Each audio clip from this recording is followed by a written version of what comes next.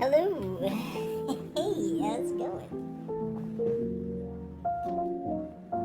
What's up? How are you?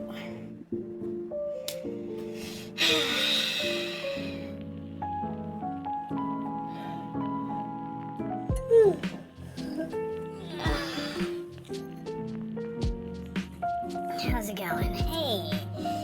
Hey there. Hey, you guys. Hey, you guys. Never reading that medicine. Who's coming with me? Money packs for money. Damn. Yo, what's going on? Yo, what the hell? That can't be real. Y'all fake. 50 views on my last video yesterday? That can't be real. Who's sitting in what? Where are these people? If they really are watching my videos, where are they? Why aren't they in the live? That's what I'm wondering. How does the internet work? Get off the phone, I'm trying to use the internet. I'm trying to send an email. Get off the fucking phone, I'm trying to send an email. Oh my goodness. Sleepy. So we're just gonna do art. We're just gonna do art for this first part of the stream. And then maybe if I'm feeling up for it, we're going to and by art, I mean, I'm gonna write. I feel like writing. I wanna write a story. I wanna write a book. I wanna make a graphic, not a graphic novel. Wait. Would graphic novels be, wait, hold on. Checking something. 118. Okay.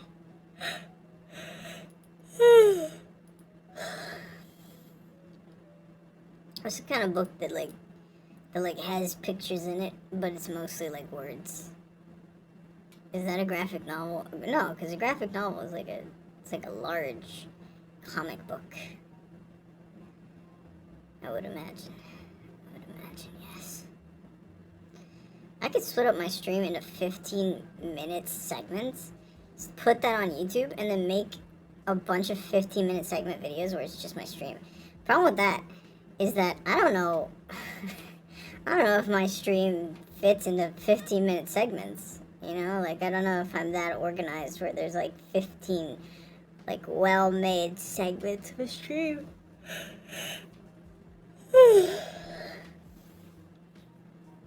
Without an intro or like an outro, I mean, come on. That would be a little weird. I'd rather just post the 3-hour VOD. You know what I mean? That'd be crazy. That'd be insane, actually. And when reading that bell and I said, "Hell's coming with me."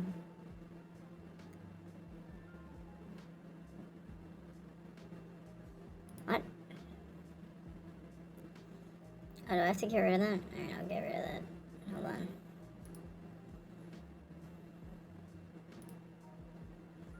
Okay.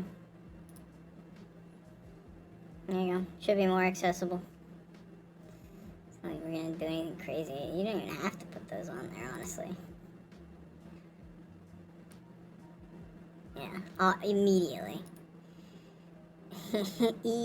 Immediately.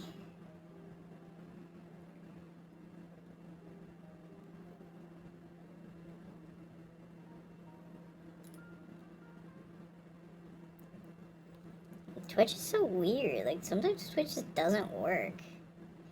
It might be because I have a VPN on.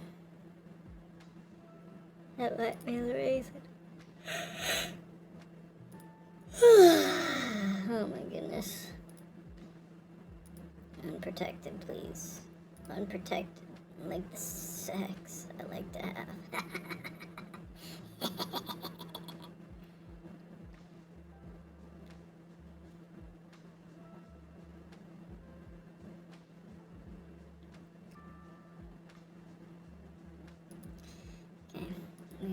Should we turn the VPN on? I don't think we should. I don't know if we should. We're gonna do a little writing today. We're gonna write down our feelings. I wanna make her feel. That shit is very good for you. I always wanted to. Sorry about that. I don't know why it does this. Anytime I like put music on in the back, I have to like keep that muted unless I'm actually using it. Oh my goodness, it wasn't doing that earlier.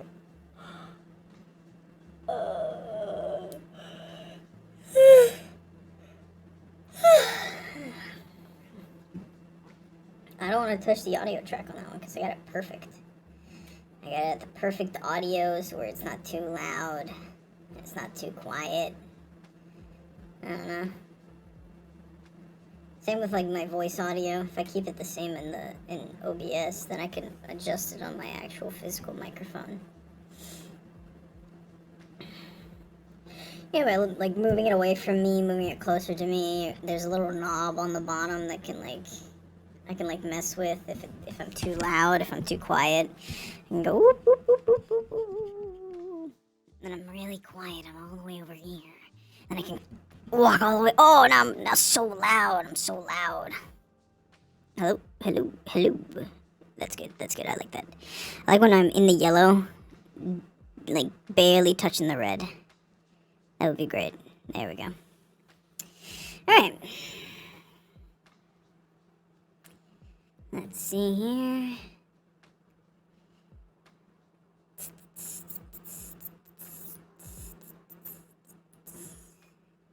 I guess we should watch something. I've got a little something cooking up in the back. Let's see. Yeah, right. Oh,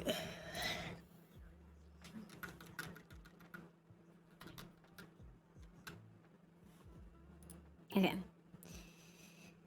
So then we add this to the queue.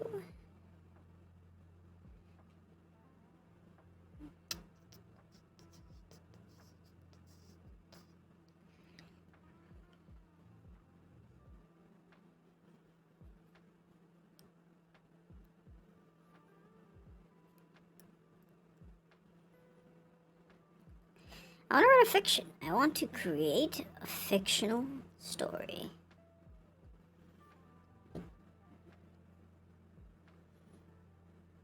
Yes, that's what I want to do. Okay. You line your pockets full of money that you steal from the poor. I said, hell's coming with me.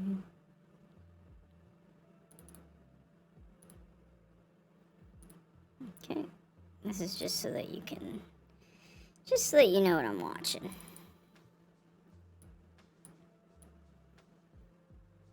So if you are curious about the show or the podcast, you can go check it out yourself. You can enjoy the show. Oh, my bad. What is this? Why is it transparent? Am I going crazy? Am I going actually crazy? There's no filters on this. Why is it transparent? What?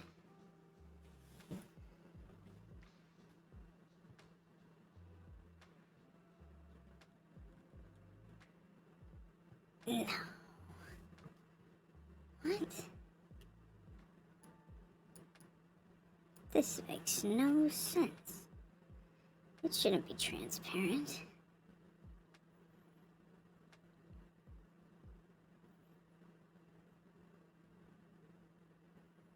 Oh, because it's not transparent. It's all the way down here.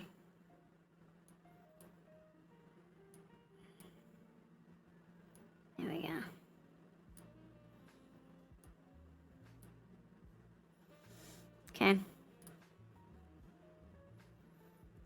This needs to be connected to that. Yes, this one.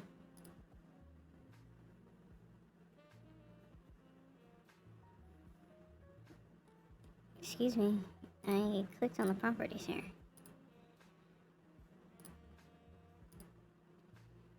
What is happening?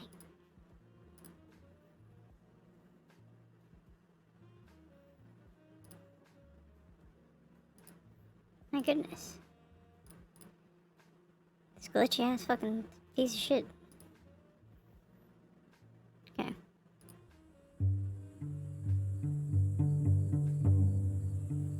Terry and Shayna started pitching a tent in the dark, enveloped by the sounds of crickets and the river that they had decided to set up camp next to. It was June 22nd, 1977, in Klein Falls, in Oregon State Park. Their hair was still salty with sweat from their long bike ride that day. The two undergraduates were 7 days into a cross-country bike ride, and they were eager to get some sleep. To Terry, the forest represented freedom, an unbound individualism where you could have some space to be unbothered by anyone. But that night felt different. Something felt off to Terry, and judging by Shayna's darting eyes, she felt it too. Thick in the air was the unmistakable sense that someone was watching them. But maybe they were just tired, Terry thought, as they curled up inside of their tent. They had another large chunk of the ride to do tomorrow and needed to get a good night's sleep. Though the feeling of something lurking was getting worse, nothing strange presented itself in the woods. So they decided to go to sleep. But then, sometime in the night, Terry wakes up. She's heard something. A car is pulling up right next to their tent. The park wasn't that big, but there was enough space for someone to set up a tent further than a few feet away from them. Why would this person need to park so close? But before she can think, she's hit with the sound of the engine revving, and then bam! The car plunges straight into their tent, running over Terry's right side and pinning her. Before she can even muster the strength to try and get out from under the vehicle, she sees the outline of a man carrying an axe coming straight towards her. It's that feeling when the energy in the room shifts, when the air gets sucked out of a moment and everything starts to feel wrong. It's the instinct between fight or flight. When your brain is trying to make sense of what it's seeing, it's when your heart starts pounding. Welcome to Heart Starts Pounding, a podcast of horrors, hauntings, and mysteries. I'm your host, Kaylin Moore. This is a community full of people who like to follow their dark curiosities wherever it leads them, and I'm so happy you've decided to join us. If you'd like to dive further into the community, you can follow the show on Instagram and TikTok at Heart Starts Pounding, or support the show on Patreon, where you'll have access to bonus content, like extra Disney death stories that didn't make the episode. We're calling it the Rogue Detecting Society, so you don't want to miss out. I'd also like to shout out the Creep Time podcast by Silas and Stu. Silas is known on TikTok as Creep Time, and I've loved his content for a while now. I had the chance to meet Silas when we were on a panel together at the Parapod Festival, and he's just a really cool, smart guy. Check him out if you have the chance. Creep Time, the podcast. It's all true crime told by Silas and Stu. There are few things in this world more beautiful than a national park. Not much takes my breath away, like actually snatches the breath right out of my chest, but I remember seeing Zion National Park for the first time. The east entrance of the park is a really long, dark, and honestly terrifying tunnel, but when you emerge from the other side, you are just hit with the magnitude of the park. These giant red rocks that just tower over you. I've never felt so small and insignificant in my life, but in a kind of beautiful way. I've always been intrigued by the darkness that lies underneath beautiful things, however. And at these parks, there's secrets bubbling below the geysers. There's horrors lurking just beyond the tree lines.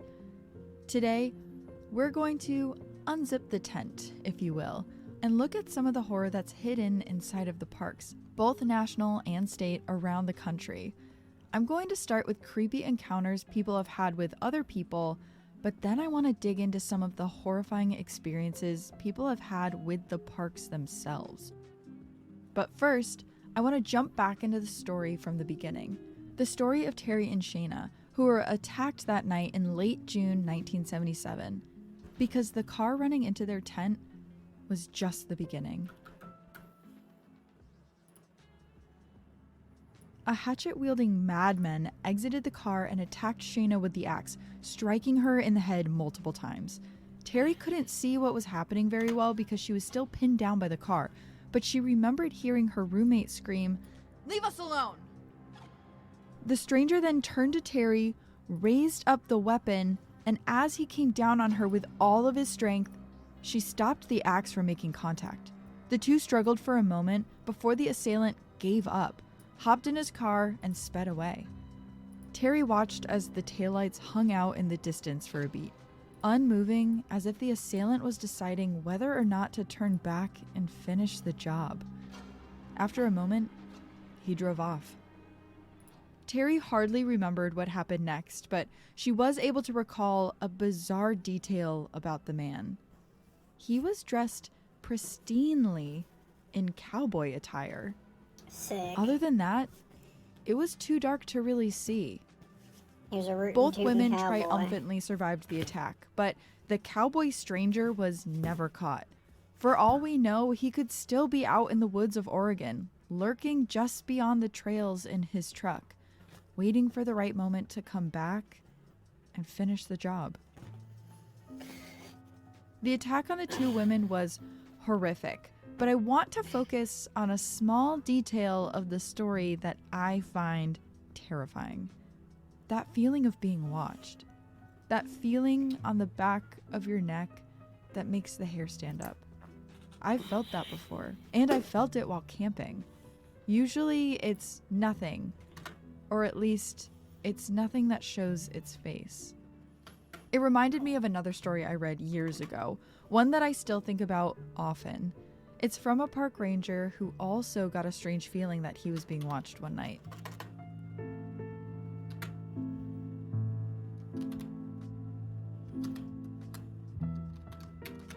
The ranger had taken a group of middle schoolers up Mount Sterling in the Great Smoky Mountain National Park in Tennessee.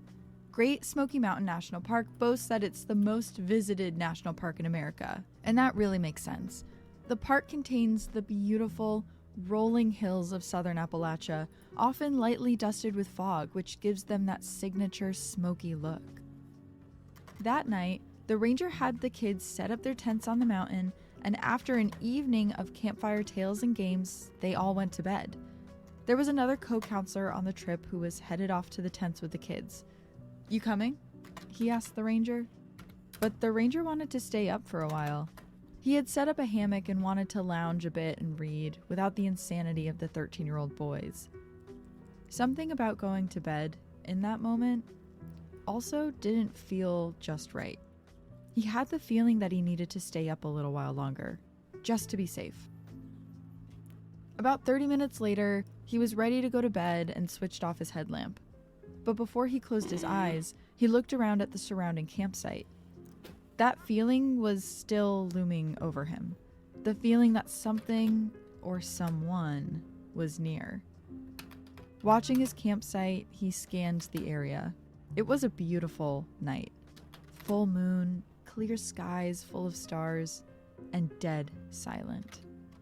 The group was up a mountain 6 miles from the nearest road. There was no sound of cars up here, no hums of civilization, not even rustling from the wind. It was a completely still night. And that's when he heard it. Suddenly, there was rustling in the distance. Too big to be a squirrel. The ranger lifted his head to see what it was. Even the full moon didn't offer enough light to really see all that far. Maybe an animal had smelled their sight and was coming to look for scraps. depending on how big the animal was, would determine the course of action. But wait a minute. Listening to the sound of the heavy, even footsteps, it sounded human. Slowly, the ranger sees the form of a man emerge from a trail. About 5'6", no gear. It's pitch black out, and this stranger had no headlamp, no flashlight, nothing. He was just a solo traveler out in the woods at midnight. The ranger thought to approach the man, but something told him not to.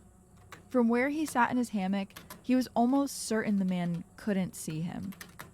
He decided to sit there, perfectly still, until the man turned around to leave. But the man didn't. Instead, for 30 minutes the stranger stood there, surveying the camp, remaining perfectly still like a tiger crouching in the jungle, just staring at the tents. He only moved when he sat down by a tree, never once taking his eyes off of the camp.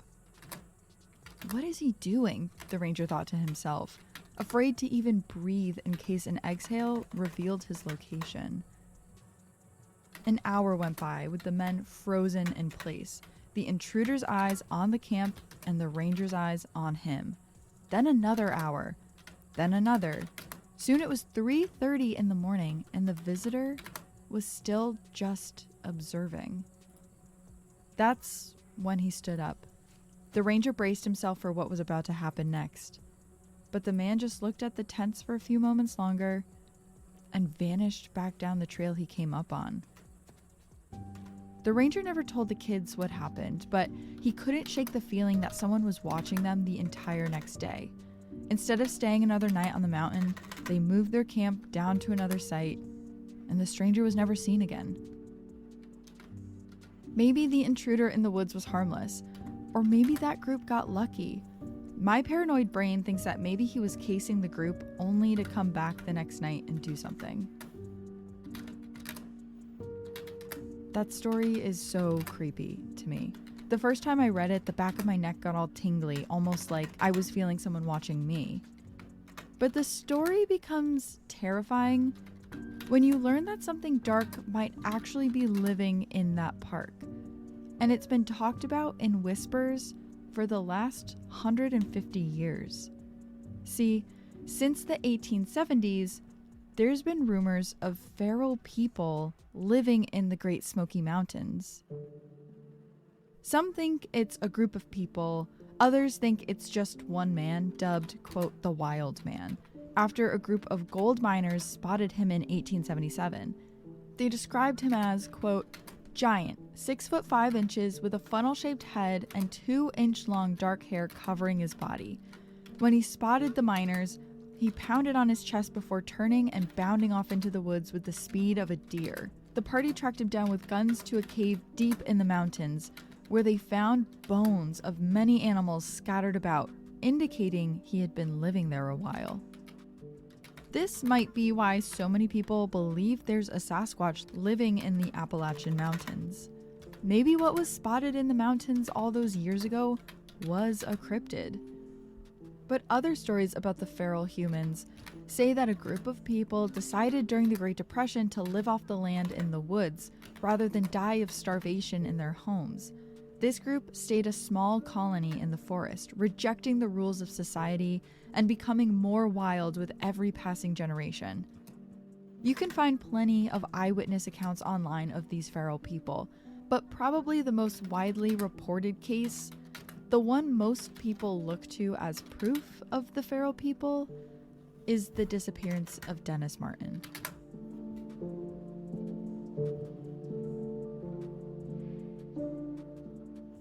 Dennis Martin was just 6 years old when his family took a camping trip to the Great Smoky Mountains in June of 1969. It was a family tradition to camp for Father's Day weekend, and the family of 4 set up camp in a clearing known as Spence Field. I imagine the scene was incredibly similar to the ranger and his group of middle schoolers. Spence Field is a slight trek up the mountain, sitting at almost 5,000 feet elevation, right on the edge of the North Carolina and Tennessee border. It's known for its beautiful wildflower blooms in early summer, and it's actually bisected by the famous Appalachian Trail. So on June 14th, the Martins were there at the perfect time to take in all of its beauty.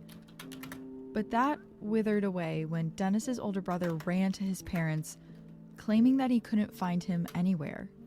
Dennis and his brothers met two younger boys and were playing hide and go seek. That day, Dennis was wearing a bright red and green shirt, so the other boys decided that he would give them away if they all hid together. So he was ordered to hide by himself, while the other two boys stuck together and Dennis's brother counted. That was the last time anyone saw Dennis again. His parents searching the trail turned up nothing, so they alerted the park rangers, who sent out a message to start a search party. Within hours of Dennis's disappearance, it started downpouring, and the search party worried that any valuable evidence would be washed away in the storm. The only evidence that ever turned up was two footprints, one bare and one of an Oxford shoe, which is what Dennis wore that day. The prints were leading to a stream nearby, but both prints were believed to be too big to be Dennis's, according to the boys' parents. During the search, however, 5 miles away from where Dennis went missing, a state highway engineer named Harold Key was camping with his family when he heard a child scream echo out of the woods. When he went to see what was happening, he found an unkempt man running towards him. The man left behind a hand-drawn map as he jumped into a white Chevrolet and drove off. The contents of the map were never revealed, and this lead wasn't pursued by police. Many locals in Appalachia are raised with legends about feral people in the mountains. Some legends say that they're cannibals, some say they look more like beasts than humans, with milky white eyes and more hair than is typical for a person. We're not sure if this person running out of the woods actually matched that description, but no trace of Dennis was ever found. Though in 1985, a forager called police to say that a few years after Dennis's disappearance, he found a child's skeleton 10 miles from where Dennis was last seen. He had waited years to call in the tip because he was foraging illegally. When police went to go check, however, no remains were found. I don't want to say definitively what happened because I don't know, and a lot of people feel the same way. But it does shed a new light on the park ranger story and the man who was watching his camp.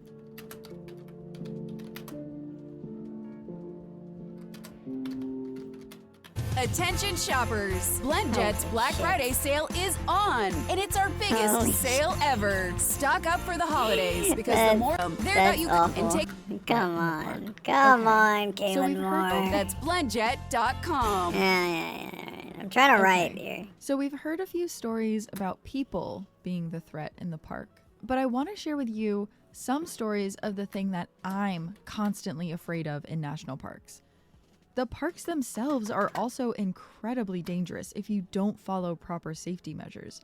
And each year, freak accidents within the park claim lives. A few of those stories after the break.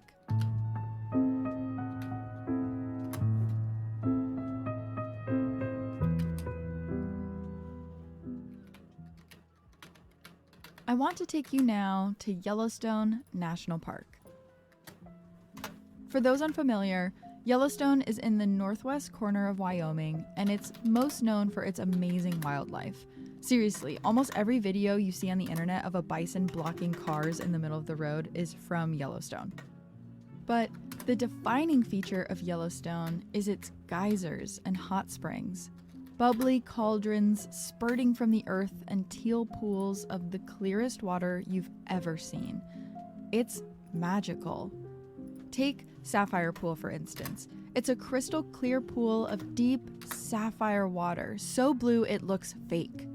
It's naturally heated by volcanic activity churning deep beneath the earth, and it's surrounded by mountains and blue sky. On a frozen winter day, it's tempting to want to just dive in. But Sapphire Pool is warmed to the temperature of 159 degrees Fahrenheit. That's almost 66 degrees Celsius. Do you know what would happen if you jumped in? Well, human skin is destroyed immediately at 162 degrees. So let's say you have a few seconds before that happens.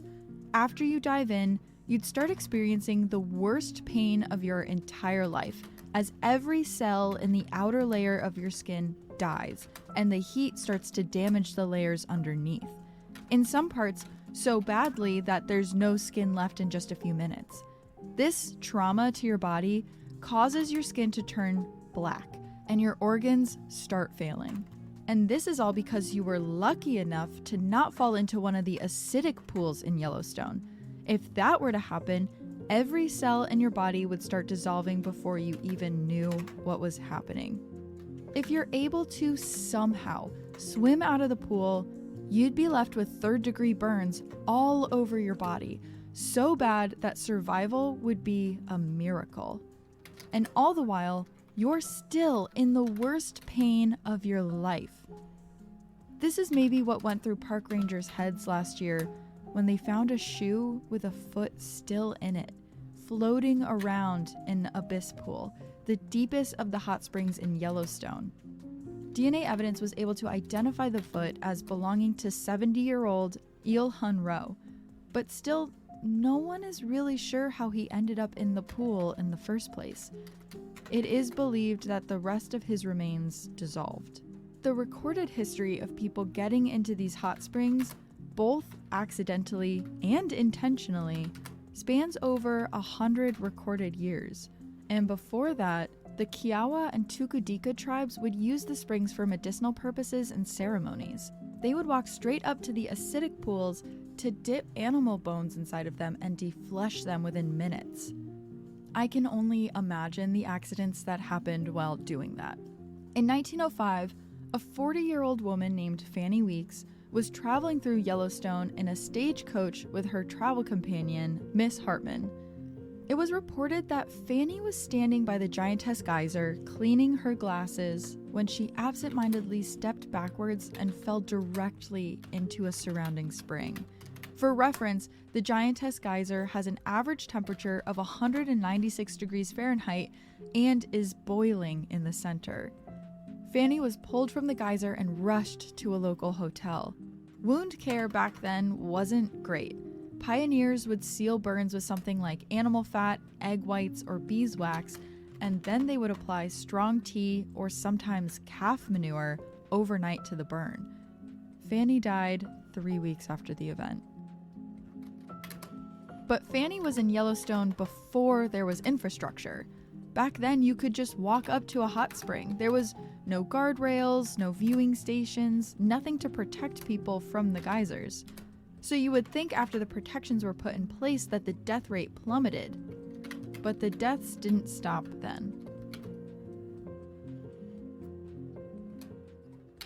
Don Cressy was a cook at the Old Faithful Lodge, located inside of the national park. It was just summer work, and Cressy had spent the last 3 summers there, starting when he was 17. He knew the park better than most other employees, and according to others, he definitely acted like it. Because of this, Cressy was not really a fan favorite amongst the other young employees. But on Sunday, June 29th, 1975, it seemed to not matter, because he was invited to a hot potting party to be attended by 10 to 20 other employees and their friends. A hot potting party was when, after work, a bunch of the employees would go soak in one of the tepid hot springs. But Cressy never made it to the party. And it seemed like no one missed his presence because that night, everyone at the party went back to their cabins without him. No one bothered to check where he went, even though he said he would be there. It wasn't until the following Tuesday when a small child found Cressy's body floating in a hot spring that was 179 degrees Fahrenheit. Not all of his remains were remaining, if you know what I mean, as the water had been cooking his body for 2 days at that point. Local legend says that he jumped into the wrong hot spring while trying to attend the party, but the evidence doesn't really point to that. Given the circumstances, the fact that Cressy knew the park and he knew which hot springs to not get into, mixed with a contempt that some of the others in the group felt towards him, and how he was found fully clothed, not stripped down like he was intending on jumping into the pool. This all led to the FBI getting involved. They weren't convinced that this was an accident, and neither were some of his friends. Two of the girls working there that summer that knew Cressy still believe 40 years later that someone may have pushed him in. They remembered that his car was found back at his cabin. He had driven to the hot spring with someone. Yet to this day, his death remains ruled accidental. The hot spring that took Cressy's life was dubbed the Savage Killer after the event. And perhaps something that led investigators to feel as if this death were accidental was how this hot spring had already killed another employee 8 years prior. On July 12, 1967, Brian Parsons was a college student in New York working at Yellowstone for the summer. That night was his birthday, so he and some friends wanted to go on a late-night excursion to the Savage Killer hot spring just north of Old Faithful Lodge, the area that Cressy and his friends worked in. The boys didn't bring really anything with them. No flashlights, no proper permit to be in the area. So maybe it was dark and he couldn't see the almost boiling hot spring in front of him. Or it could be that he did and he dove in headfirst, unaware. But either way, Brian made his way into the Savage Killer. His friends could tell it was an emergency immediately, and one tried to rescue him and actually got him out of the water and back into their car. His friends were panicking. They could tell by Brian's raw, red skin that he was in bad shape, but they were able to get him to a hospital. Brian stayed alive for 12 days, but eventually succumbed to his burns. The geysers in Yellowstone are a silent threat, and often it's too late to do anything once you've accidentally fallen in. There are many other stories I could tell you of people who have been harmed in the hot springs, and I'll do more episodes on this in the future. But I want to talk about another park, even more famous for its silent threat. Another park where once you start falling, no one can save you. Let's go to the Grand Canyon, a 277-mile-long chasm in the earth, cut by the Colorado River. It's one of the most awe-inspiring sights on the entire planet, but it's also one of the most terrifying. Many areas of this massive crevice are unprotected by guardrails, meaning that there is nothing in place to protect guests from free falling to their deaths. Take one area, aptly named the Abyss for its 3,000-foot free fall into the canyon. Standing on the south rim of the park, you can walk straight up to the edge and look down at the over half-mile fall to the bottom. Just one step, and you'll spend the next 13 seconds falling until you hit the ground at almost 300 miles per hour. And though it may seem obvious at the edge that death would be imminent, people still love to get dangerously close. Take fashion designer Dee Dee Johnson, for instance, who in 1946 fell over the edge while modeling her new design, pedal pushers, which were essentially the first leggings for women. She was posing in front of a group of photographers when she stepped without looking and tumbled over a small wall off the edge. A ranger who was standing nearby, who moments before had been shouting at her to step away from the wall, ran to the edge and peered over, expecting the worst. From where she had fallen, she should have been a mangled heap at the bottom of a 300-foot drop. But when the ranger looked down, Dee Dee was looking back at him. She had slid down a small slope before the drop, and she was now sitting about 5 feet away from the edge of the plunge. The only thing holding her in place was the friction of her body against the rock, but her weight was slowly scooting her forward. One wrong move, and she'd go over. The ranger was able to throw a rope down to Dee Dee and secure it under her arms, pulling her up. However, the force of the rope was stronger than the fabric on the halter top she was wearing, and the ranger pulled her up over the side, completely topless in front of the photographers. It was quite the sight, but it was way better than the alternative. not everyone is so lucky. Actually, the chance of surviving a fall off the side of the Grand Canyon is as likely as getting struck by lightning twice. It usually does not work out in people's favor. Years after Dee Dee's slip, on the same exact wall, 28-year-old Lana Virginia Smith faced a very different outcome. It was almost midnight on May 11th, 1997, when Clifton Reeder was inside the Bright Angel Lodge looking out the window. It was a beautiful, clear night, but as his eyes scanned down from the starry night sky towards the canyon, he saw the shape of a woman stumbling around the ledge. It was Lana Virginia Smith, and she was wasted, out on the lip of the canyon. Clifton didn't want to run outside and spook her. She looked like she was close enough to the edge where one jerky movement would send her over, so he quickly called the National Park Service to report what he was seeing. He relayed everything to a dispatcher who told him they'd get a ranger on it. Just after he hangs up, he sees... Hold on, I'll be right back.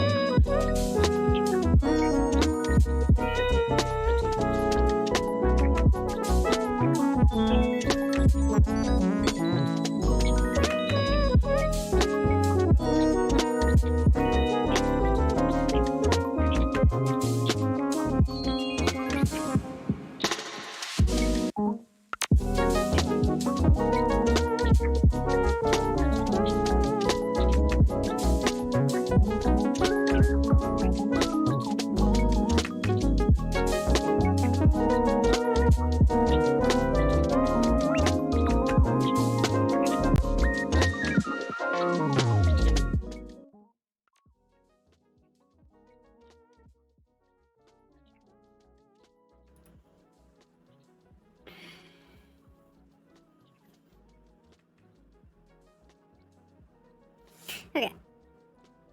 Let me read this to you here. You can understand a little bit. So it's very difficult to. But when the person who wrote the story, the preface in this instance, it's easier to understand the state of mind or the tone when the person who wrote it is speaking. A great example of this is Jeanette McCurdy reading her own book, which is a book that I am reading currently, where she narrates, and I think it's very interesting because you get a little insight into the writer. So, preface. Let's start here. This book is not for me. I'm writing this for a friend who left too soon.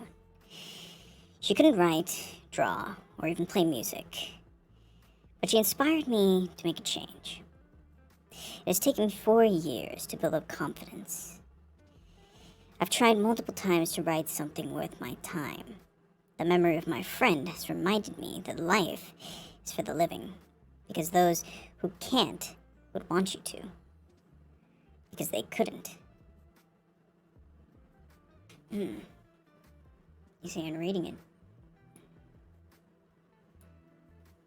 Oh, yes.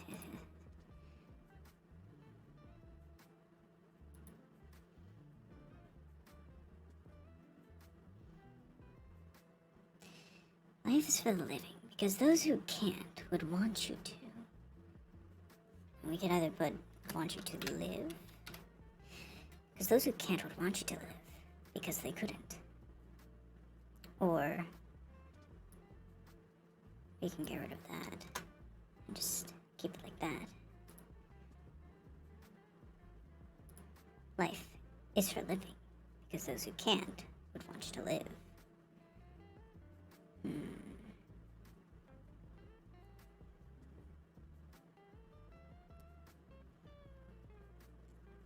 What's the actual saying?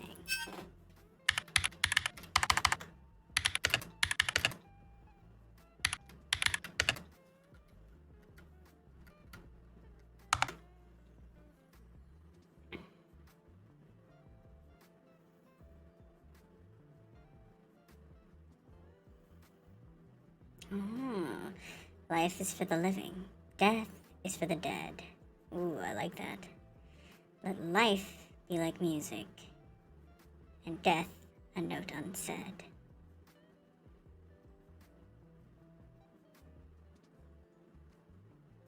Who wrote that? Oh, Langston Hughes. I know. Yes, a poet.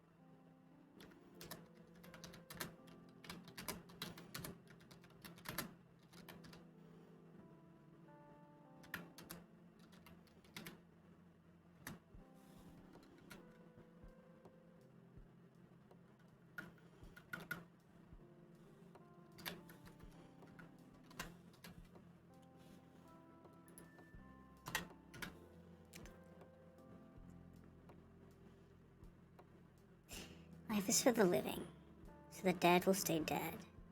Confusion is for the lost, and the lost end up dead.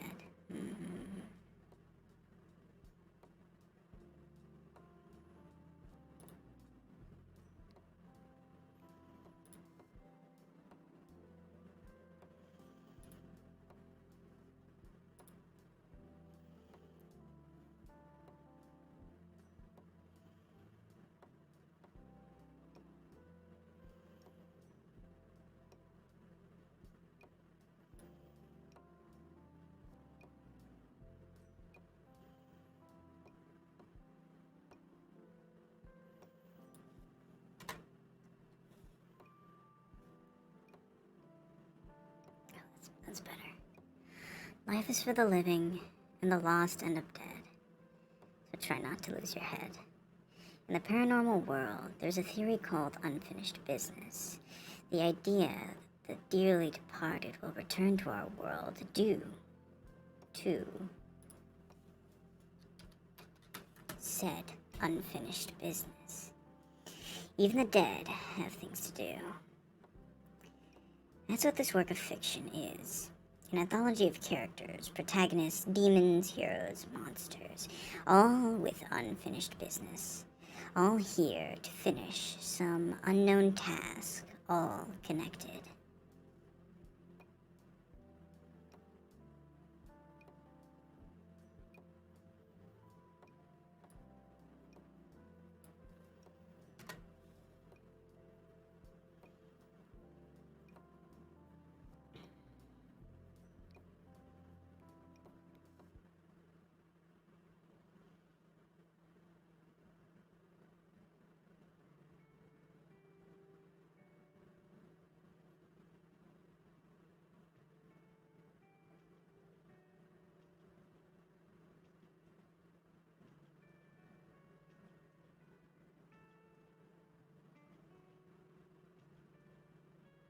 Sees the wobbly outline of Lana plummet over the side.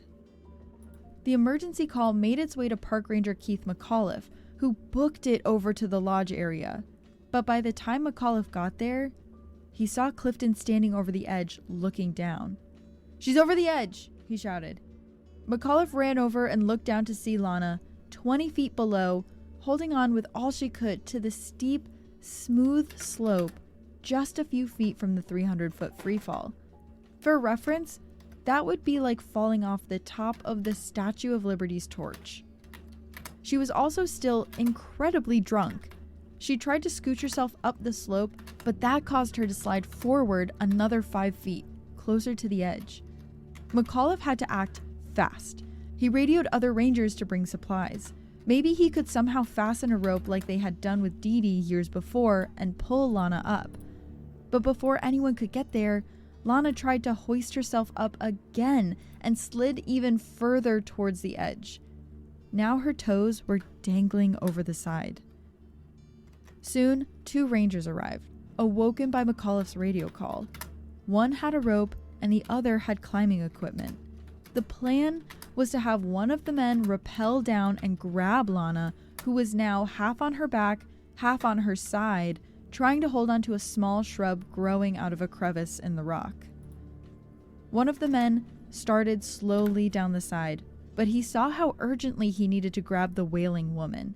He threw her some of his rope and shouted for her to catch it, but when Lana released one of her hands, she slid even further, her legs and torso now going over the edge, and just her hands and head visible to the rangers as she gripped the shrub with all of her strength. Loose rocks and dirt tumbled past her off the ledge and into the pitch-black abyss below her. The rope was now close enough for her to grab, but her clouded judgment wouldn't let her release a hand from the shrub to reach for it. Her wailing was uncontrollable as one of the rangers tried to rappel as quickly as possible to grab her. Then, in the blink of an eye, the rangers watched in horror as her hand slipped from the shrub and the last of her disappeared from sight. Okay, so I've removed the more personal section of the preface.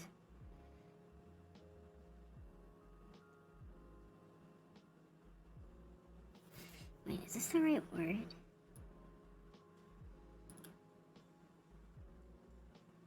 Can we get a thesaurus, a synonym?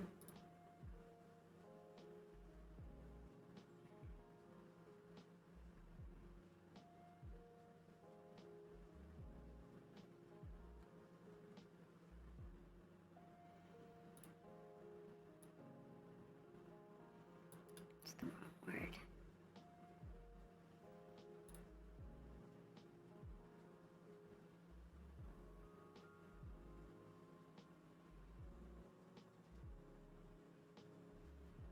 Oh.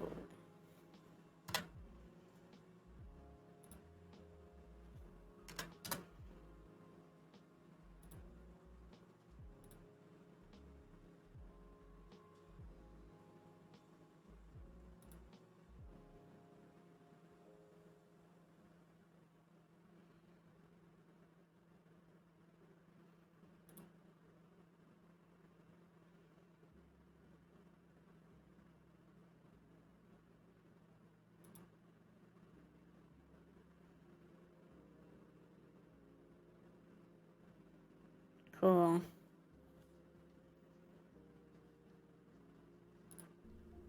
Her scream was described as the Doppler effect. 3 seconds of a siren shrill before silence. Lana's body was discovered 230 feet below where she clung onto. Okay, alright. One last read of the preface and then we'll move on to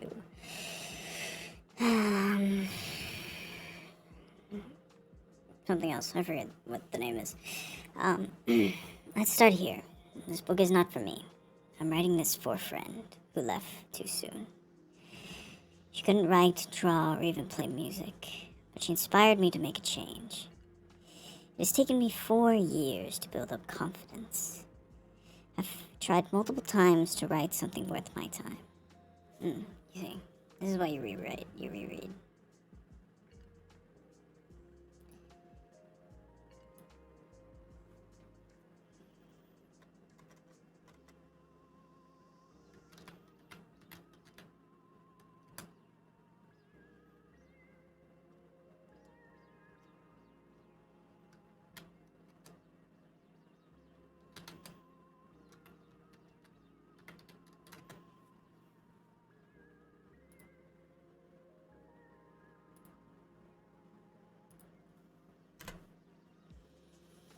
I've tried multiple times to write something worthy of my efforts.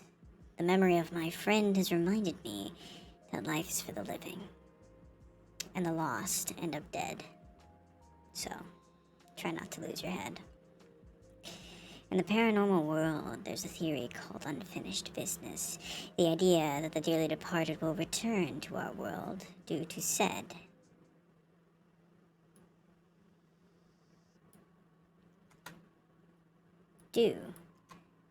business. Even the dead have things to do. That's what this work of fiction is. An anthology of characters, protagonists, demons, heroes, and monsters, all with unfinished business. All here to finish some unknown task, all connected. And let's not forget, we all wind up dead, because life is for the living. Okay.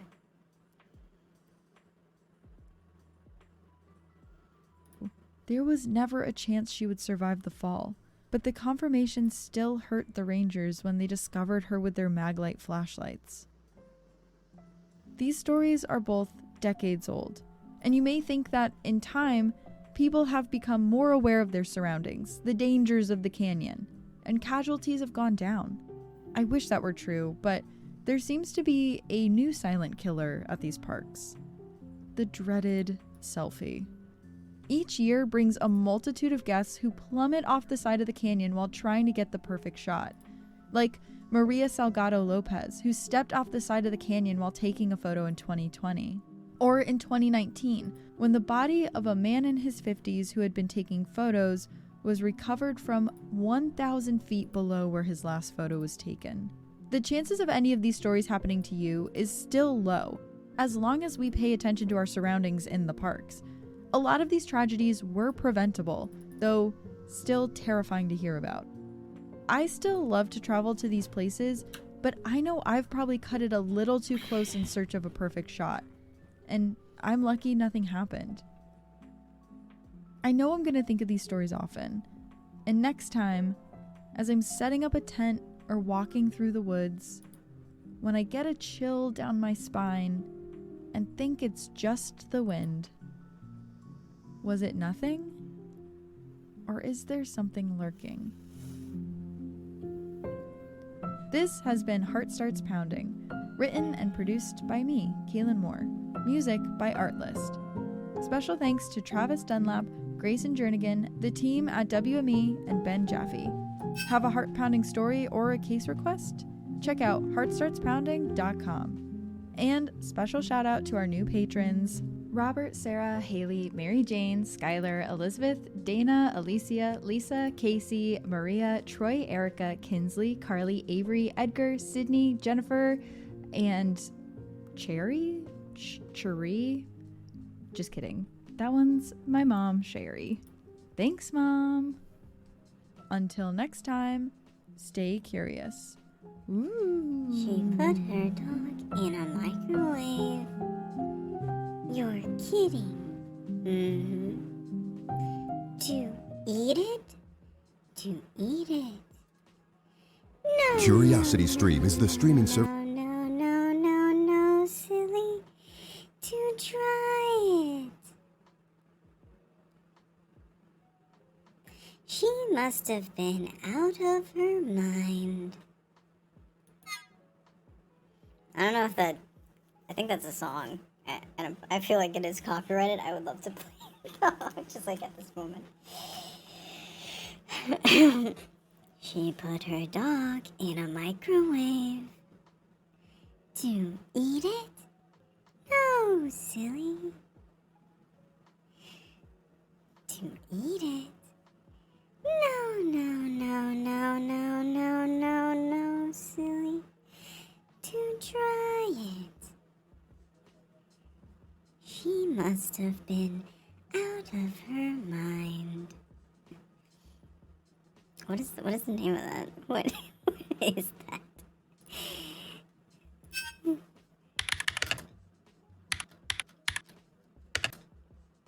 Oh,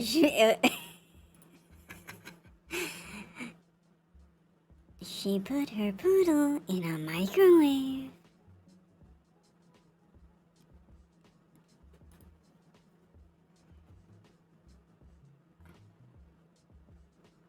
Oh, in a microwave oven.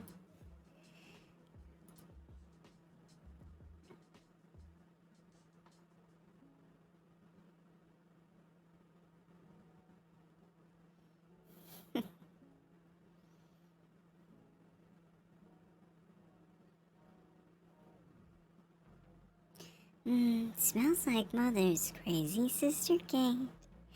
Oh, you think so? Yeah, I do. Smells so good. She could have been that crazy. She couldn't have been that crazy. I don't think so. Oh, you don't think so, huh? No.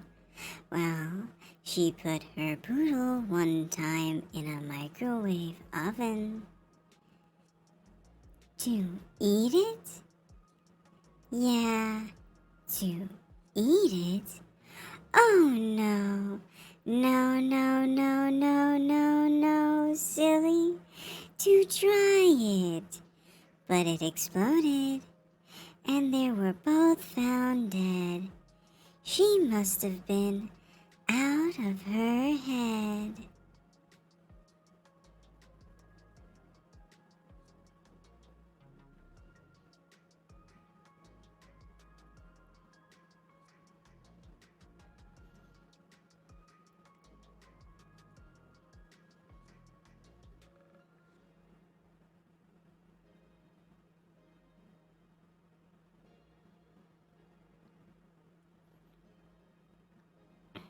I like that.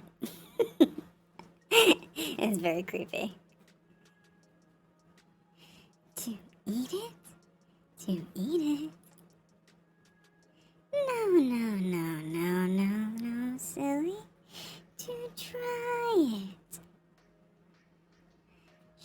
must have been out of her head.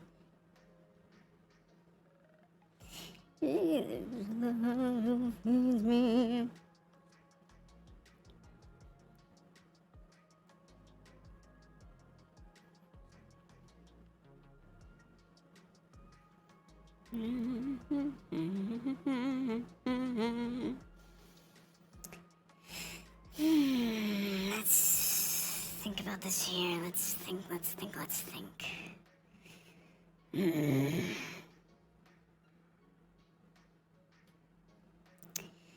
Okay, so let me see. If I open up that thing. Oh,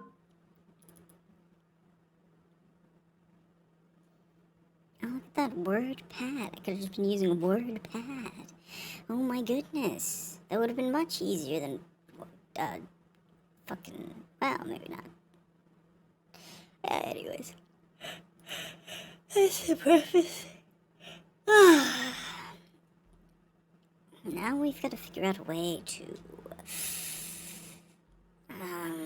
how do you say, create some art for it is.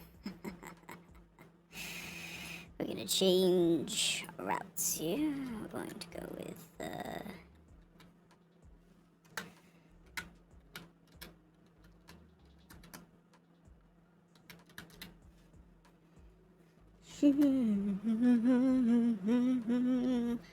Where is it? Where could it be? Oh no. Oh no.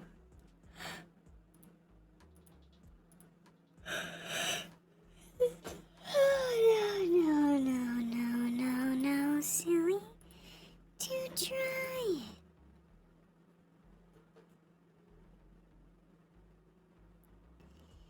It exploded, and they both were found dead. She must have been out of her head. I want to know if there's like a website that tells me what songs are copyrighted. That'd be sick. Besides like YouTube copyright striking me, or, you know. Although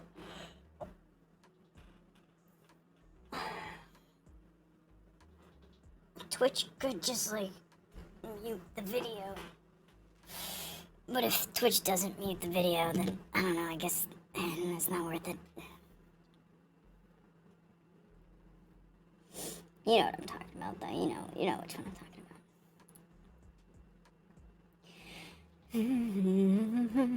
Feeds me.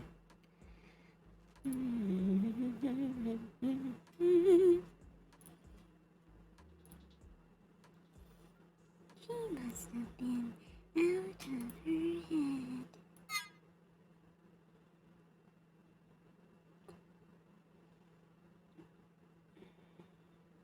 I'm trying to think.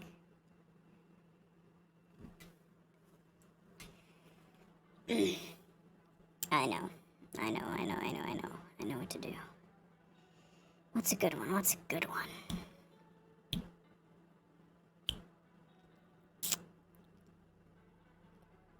No, silly.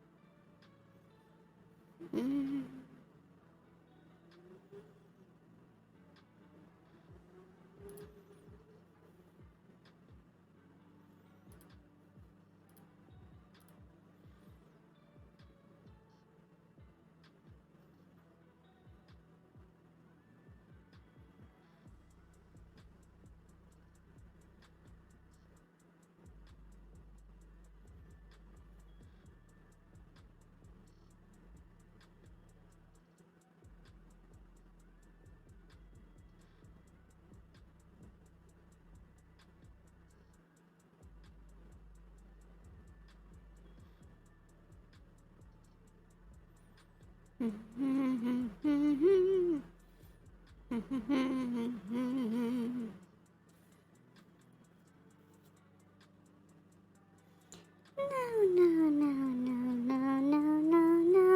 silly. To try it.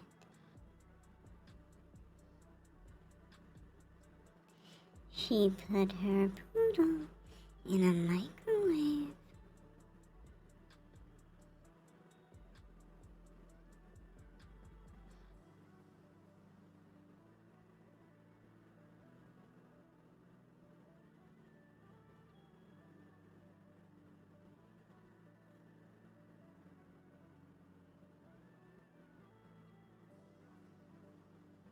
That one's kind of interesting.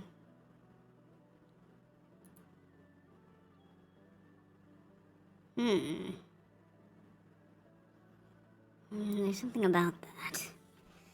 Something about that that really speaks to me.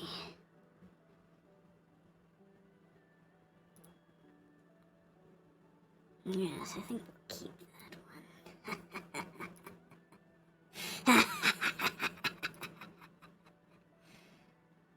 Let's see here.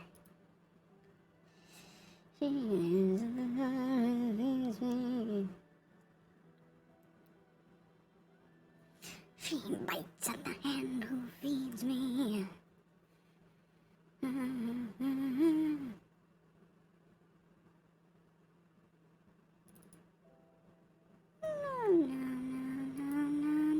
No, silly, to try it. That's not what I wanted. Open with. This is the one. Thank you. Yep, and one of those. Go over here.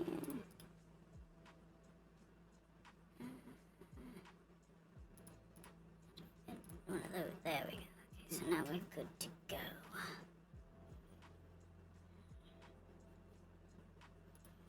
She bites at the hand who feeds me.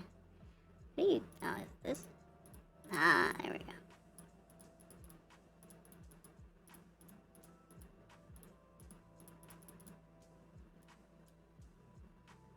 Okay.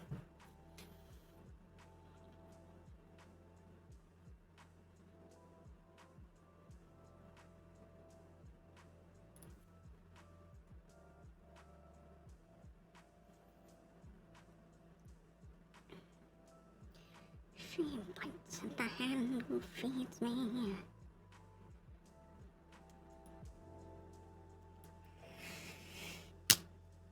I don't know, I feel like I should just order lunch. Ah, jeez, should I? Do I even have the fucking money for it? Okay, so it's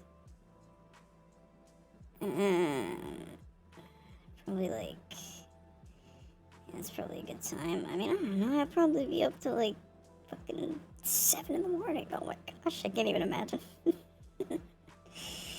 Yeah, that works. Okay. Well, automatically. Alright, great. Awesome. I don't know. I feel like I should just grab a bite. I don't know. The hand who feeds me. Okay. Waste of a text message, alright? Just absolute nothing of a text message.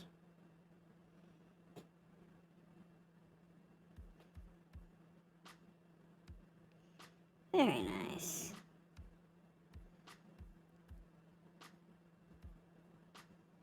That's sick. That's sick. No, not Doug Trio.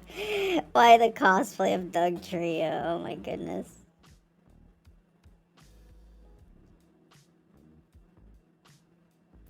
The cosplay of Buff Doug Trio is crazy. That's crazy.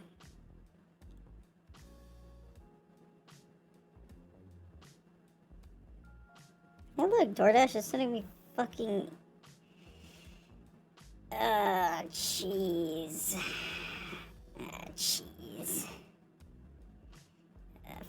cheese it. Ah, cheese it. Do I get the dinero for it? Let me see. What? Oh my goodness. Okay, well. Wait, what? Oh, that was yesterday. Weird that hasn't processed, but yeah, I definitely bought some chocolate bars yesterday. Fucking, my bank is crazy. They never do anything on time. Also, go try and cancel your fucking Prime Video subscription. They will give it to you cheaper. I think they're currently doing a thing. If you do that, I'm gonna actually look into that, where video services will often just give you deals that they're giving everybody for like they'll be like, oh, you get like a month of this service for a reduced price. You just go to cancel it, and they'll be like, wait, we have this promotion that we're giving people. Are you sure you don't want to lower your bill? Like, why not just do that? Why not just lower people's bills? So that way they're like, oh, well, this month I paid less because they're doing a promotion and everybody gets a lower bill. Like, that would be sick. That would be sick. It's not like streaming isn't the most popular form of obtaining fucking entertainment nowadays. Nobody's got cable. They're all streaming. Even my fucking old-ass piece of shit parents are fucking streaming. Because they're not going to use their fucking DirecTV when they could use Netflix, which has more interesting shows that they can pick to watch whenever they want to watch. Like, that's just, streaming is just a better service. It just sucks that, like, streaming services have to split up the rights of all the things that they're streaming with different services. And then you have to, like, have every service imaginable just to get the one show that you want. Like, anime is the worst. Anime and, like, cartoons are the worst when it comes to that. Most of the time with, like, you know, live action shows with, like, actors in it and stuff. Like, nothing animated. Movies, obviously, it's the easiest thing. You know, you look online of the movie you want to watch, and it's like, oh, it's on this streaming service. I can get the free deal, watch the movie, unsubscribe, and then I'm done. You know, like, that's easy. That's simple. Getting a movie is so easy. It's watching the shows that's more difficult. And that's where they hook you. Because, you know, obviously you're not going to be able to finish, like, One Piece in a good enough amount of time to take advantage of the 2-week free trial of fucking Crunchyroll, you know what I mean? That's just an example of, like, a long show, you know? There's plenty of other shows that are also as long that you could not finish within 2 weeks. But it's just funny. It's fucking funny. I bite at the hand that feeds me.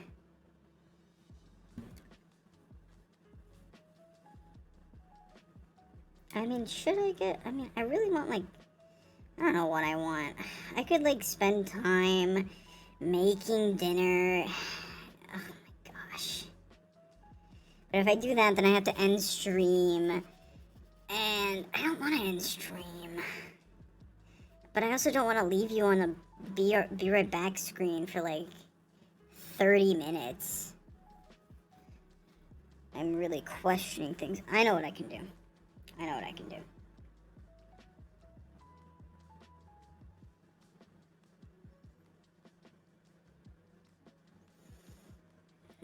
I don't have any...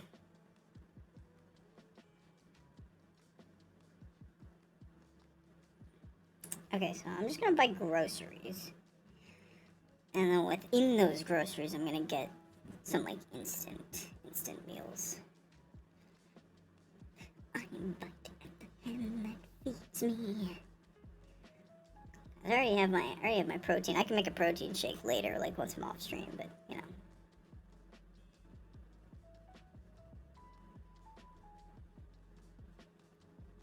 It's not the... I looked up Lowe's, and it took me to the Lowe's Home Goods, and I'm like, no, I want Lowe's Foods, like the grocery store. What? I was like, I looked at it, I was like, wait, Lowe's is closed? But it's the weekend. They're not closed. It's crazy. Give me that cherry Coke, please. Can't get enough of cherry Coke. I need some frozen foods. Oh no, not frozen foods. Wait. Or just where would that be? Prepared foods?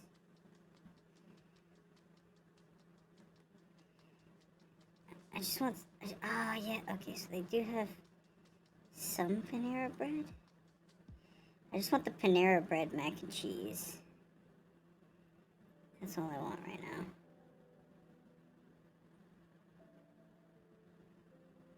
Oh my goodness. Panera bread. Baked potatoes. Creamy chicken. Are you kidding me? Where's the mac and cheese?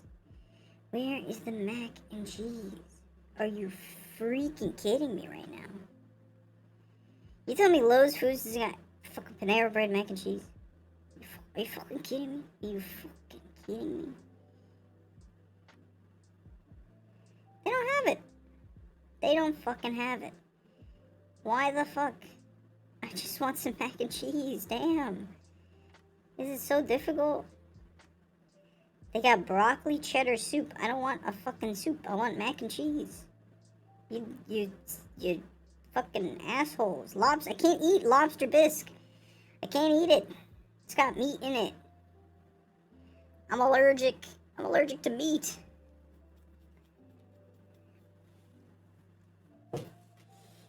Okay, fine, whatever. I'll just get somebody else's fucking mac and cheese. Gosh. Thanks, broccoli cheddar soup. Bacon cheddar soup. Best part about fucking DoorDash is, well, actually, the best part about Walmart is that they don't use delivery apps. They have their own delivery system, which is fucking stupid. Just let some DoorDasher go into the fucking store. Why do you gotta have your own?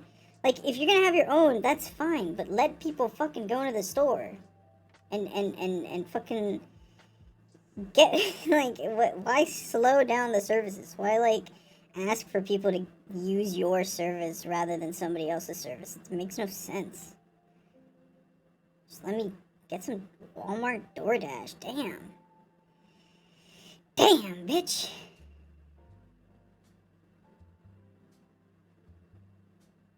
Fuck you, Walmart. Go fuck yourself, Walmart.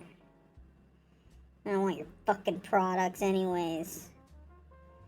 Make me go into that fucking store when I could just get to fucking DoorDash. Fucking bitch ass, bitch. Alright, mac and cheese, please. Can I get some mac and cheese? Macaroni and cheese.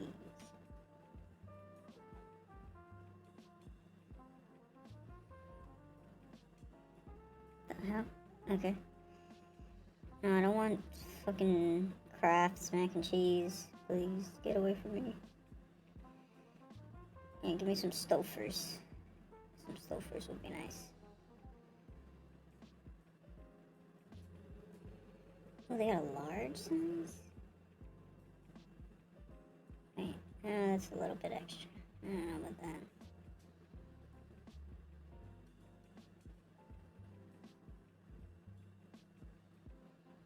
Ooh, Cracker Barrel.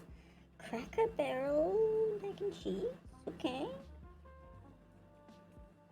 Stouffer's macaroni and cheese with broccoli. Velveeta cheese. I don't really want Velveeta right now. I don't really like Kraft's or Velveeta, honestly. I'm not really the biggest fan. Too fucking cheap ass noodles, cheap ass cheese. It comes in a fucking vial. It comes in a fucking bag that you squeeze. I don't want to squeeze out my cheese. I'd like to sprinkle my cheese. You know what I mean? Like, why are we squeezing cheese? Huh? The best way to apply cheese to any meal is to sprinkle it over. A sprinkle is better than a squeeze. I'm sorry, but when you say squeeze cheese, that sounds disgusting. But when you say a sprinkle of cheese on top, now that sounds immaculate. That sounds like a gourmet meal. Alright? If you don't agree with me, we're gonna have some problems.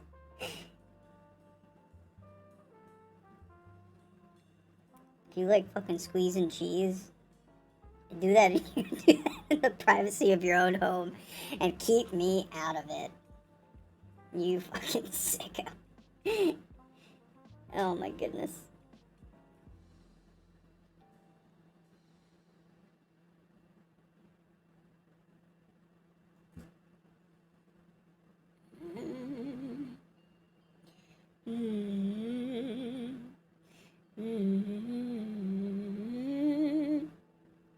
We slaughtered the horses, we're selling the farm.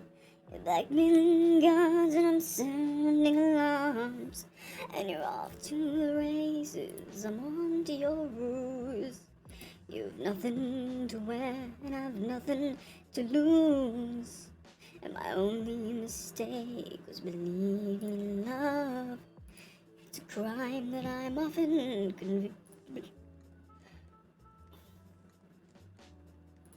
And you're off to the races, I'm on to your rooms. Why does that look like my ex? Why do things have to look like things? Why do things have to look like other things? YouTube music plays, thank you. Oh wait, can I even play YouTube music while I'm playing YouTube music in the background? We slaughtered the horses, we're selling the farm. We're black guns, I'm sounding alarm. You're off to the races, I'm on to your rooms. You've nothing, and I've nothing to lose. And my only mistake was believing in love. It's a crime that I'm often convicted of. And you're off to the races.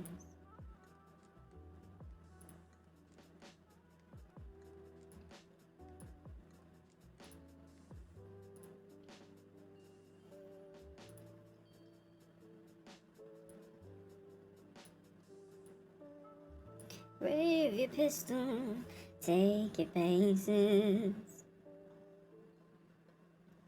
Dream of darling, distant places. Dream for lovers, gone and breathing. Ache for something worth believing.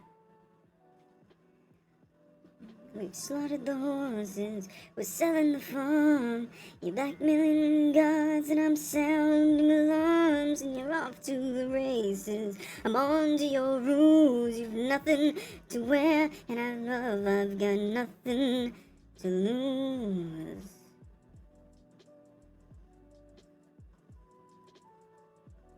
Waste your days with puns and poisons. Build a chapel to rejoice in. We've slaughtered the horses, we're selling the farm. You're blackmailing guards and I'm sounding alarms. And you're off to the races, I'm on to your rules. You've nothing to wear and I've nothing to lose. And my only mistake was believing in love. It's a crime that I'm often convicted of. You're off to the races, I'm on to your rules. You've nothing to wear, my love, I've got nothing to. 20 paces, smoking barrel, trigger, finger, happy hour love. Oh, oh, 20 paces, smoking barrel, trigger, finger, happy hour love. Oh, oh, oh, oh, oh,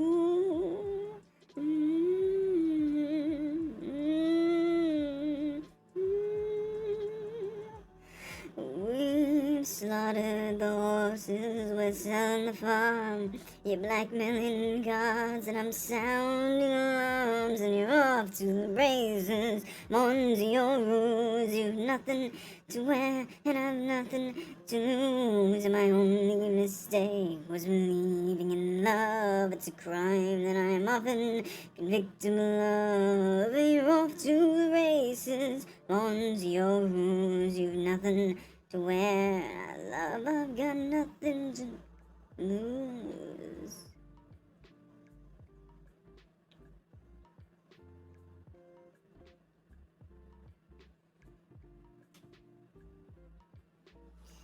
Starts, you're reaching for my hand. Your father in the car, the devil in my hand, making for the door. You're making other plans. Yeah, this is how it starts.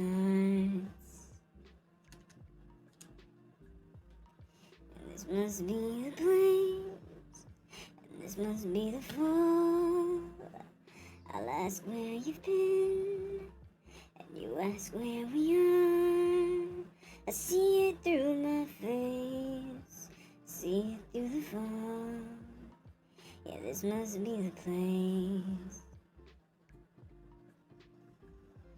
My bedroom when I can't sleep. Wonder if you're thinking about me. Always thinking about you. Always thinking about you.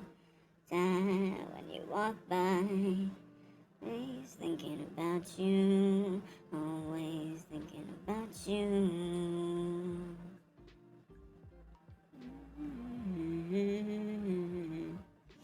This was how it ends. You're speaking like a song, talking to your friends, walking home alone, buried in the ghost. I'm on the floor again. Yeah, this must be the end.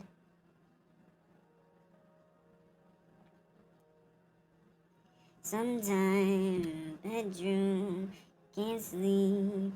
Wonder if you're thinking about me, 'cause I'm always thinking about you.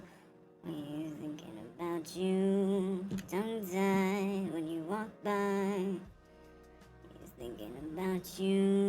Always thinking about you. Thinking about you. About you, always thinking about you, about you, about you, about you, always thinking about you, about you, thinking about you.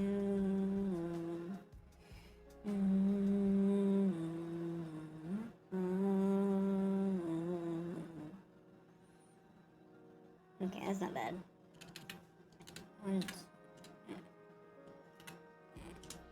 That's not bad. Let's do it. And I'll cook tomorrow, I guess. Arizona, I'm getting harder to stand.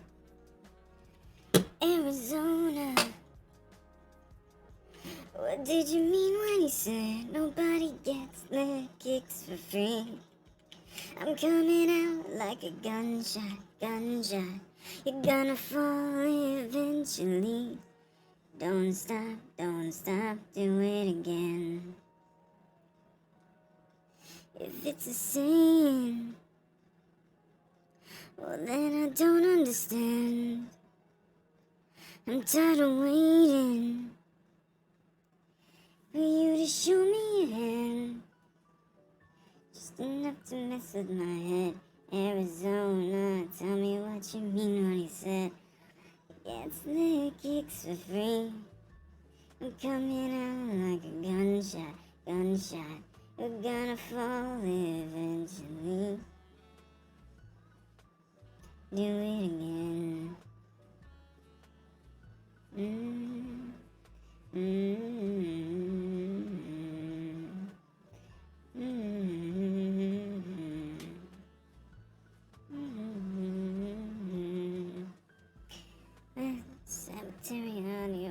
say.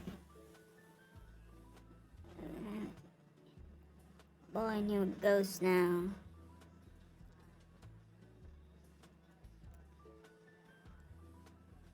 Nobody gets their kicks for free. I'm coming out like a gunshot, gunshot. You're gonna fall eventually. So baby, don't stop, do it again.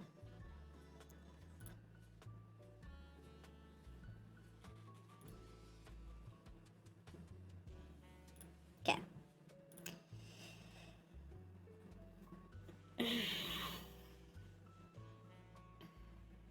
All left is it turned around slow.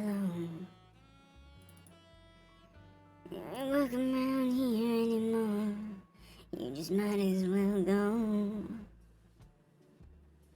The place as he slowly came to his knees. And back when you least expected. And hell's coming with me. Hell's coming with me.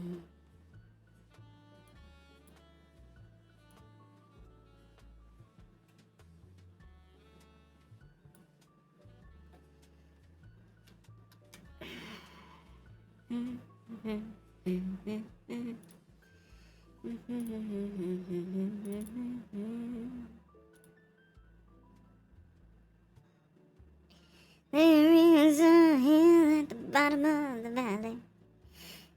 Our souls go when they die. You listen very close, you hear 'em like a ghost. We're gonna make it out alive. There's a town at the bottom of that hill. They've got a secret that they keep like a slave. A black magic preacher, you do well to let him beat you. That hill to the grave. It was well with my soul. Pockets full of money that you steal from the poor. Your way down to hell. You ring that bell and I take your soul.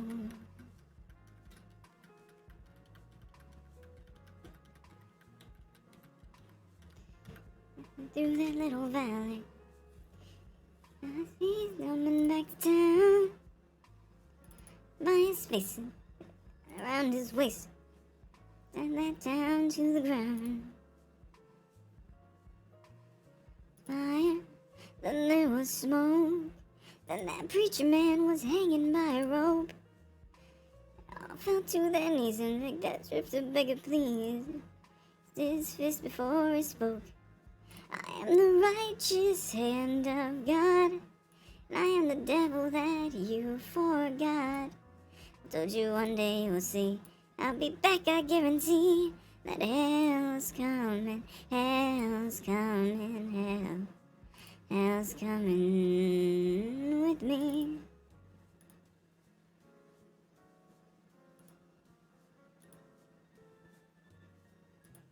Why isn't this working?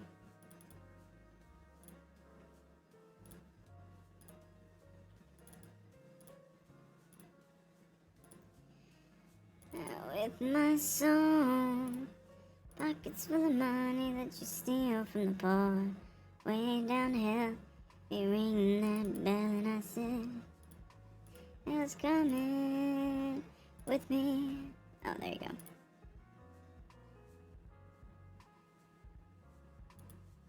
A moment, dear, I hear someone at the door, and the beating of a heart that I hit beneath the floor. Oh, they've come for me, love. Save yourself, I am beyond repair. They will bury me alive, and I am not inclined to care. I am too far gone now. Ooh, so dry your eyes and count to 10. They'll have me on the pyre by then. Forget the man I used to be. You move along more easily. A moment, dear, I hear someone in the hall, and he's plundering the premises we hung up on the wall. Oh, he's come for us, love. Save yourself, I am vital to the bone, and I'm growing rather fond of wandering alone. I am too far gone now. Oh, so dry your eyes and count to 10. They'll have me on the pile by then. Forget the man I used to be. You move along more easily. Finish what I started. Oh, I'll write a symphony for the departed. And I have no time for second chances.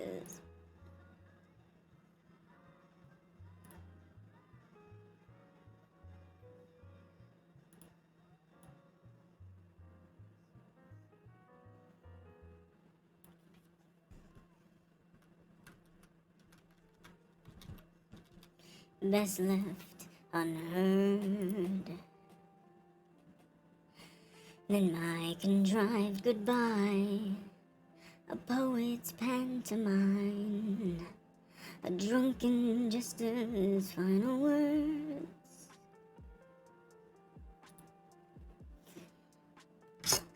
Just a moment, dear, I hear someone at the door, and the beating of a heart that I hid beneath the floor. Will it come for us?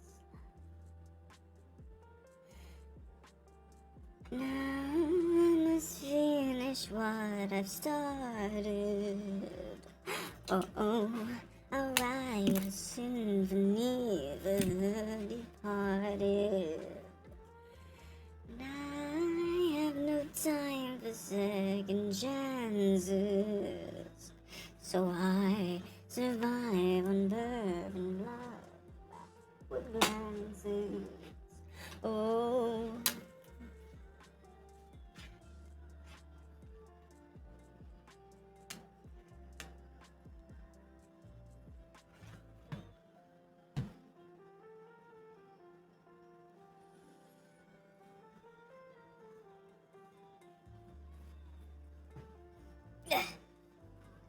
survive on bourbon blood. Okay. Oh, jeez. No. Come back.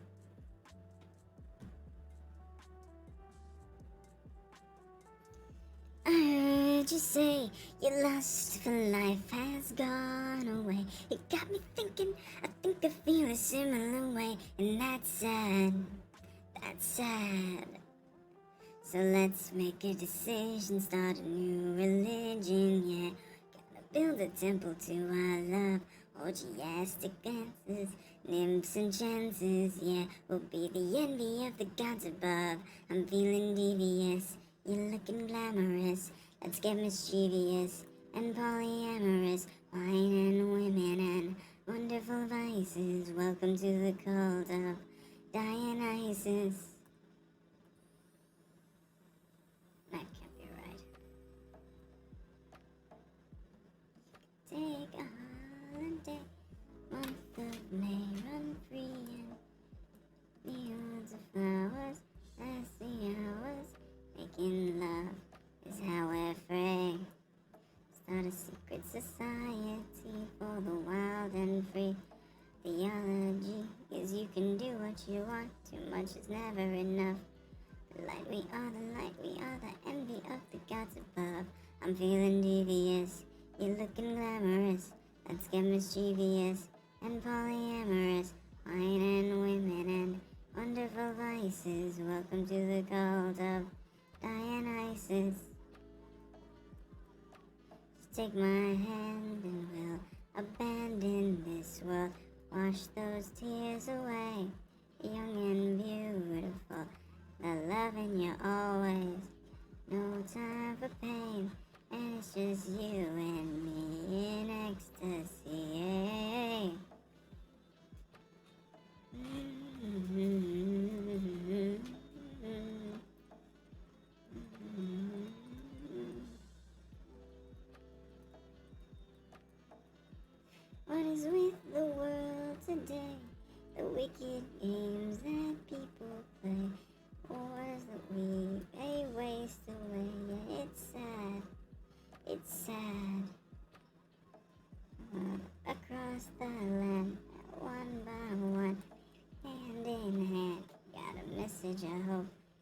message of love. Everybody everywhere will be the envy of the gods above. I'm feeling devious, you're looking glamorous. Let's get mischievous and polyamorous. Wine and women and wonderful vices. Welcome to the cult of Dionysus. Feeling devious, you're looking glamorous. Let's get mischievous and polyamorous. Wine and women and wonderful vices. Welcome to the cult of Dionysus.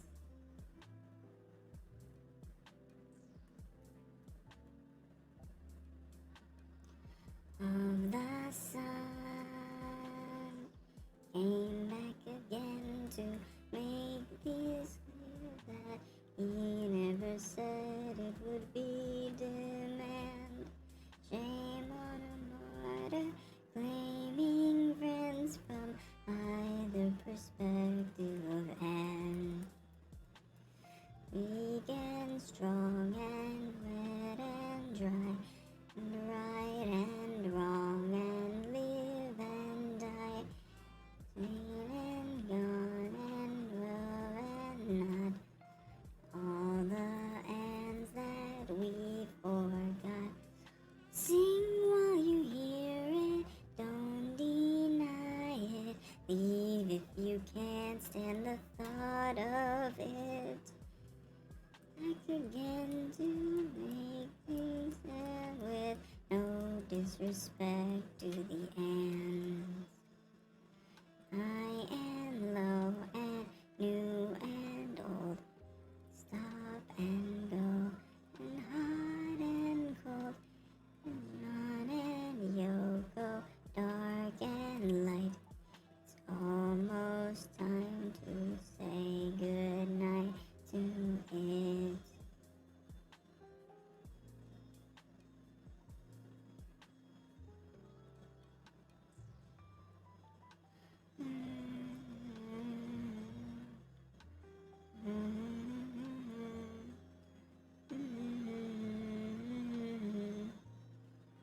Took a lesson from their fathers, told them that they were the same command. Trying to make them feel beside every end. Words and numbers, sound and silence. The peace and keep the violence. No and yes, and we digress. Lives with and happiness, oh God.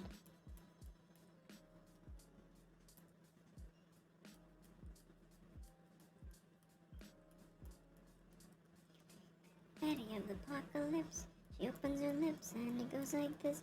The golden rule and the number one beat. There'll be nothing to love and there'll be no one to beat. Things we don't, all the things we wish we could, will I won't. All together and nothing's left. We're all together and over it.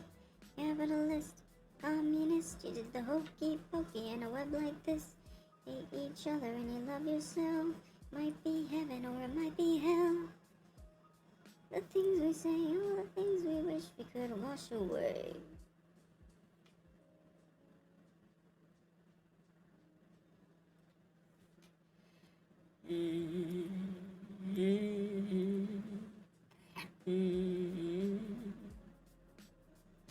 There's a dead canary in the coal mine, and a lamb's head grown from a grapevine. Man laughing in the backyard, crickets in a bell jar, and I'm waiting for my lover to relieve me. Side climbing up the oak tree, canary in the coal mine, growing from a grapevine, growing from a grapevine. Hey, it's getting biblical now. Oh, you better pick your weapons up and throw your mercy down. Hey, it's getting mythical now. Oh, oh, you better pick your weapons up and throw your mercy down. Your mercy down. Throw your mercy down.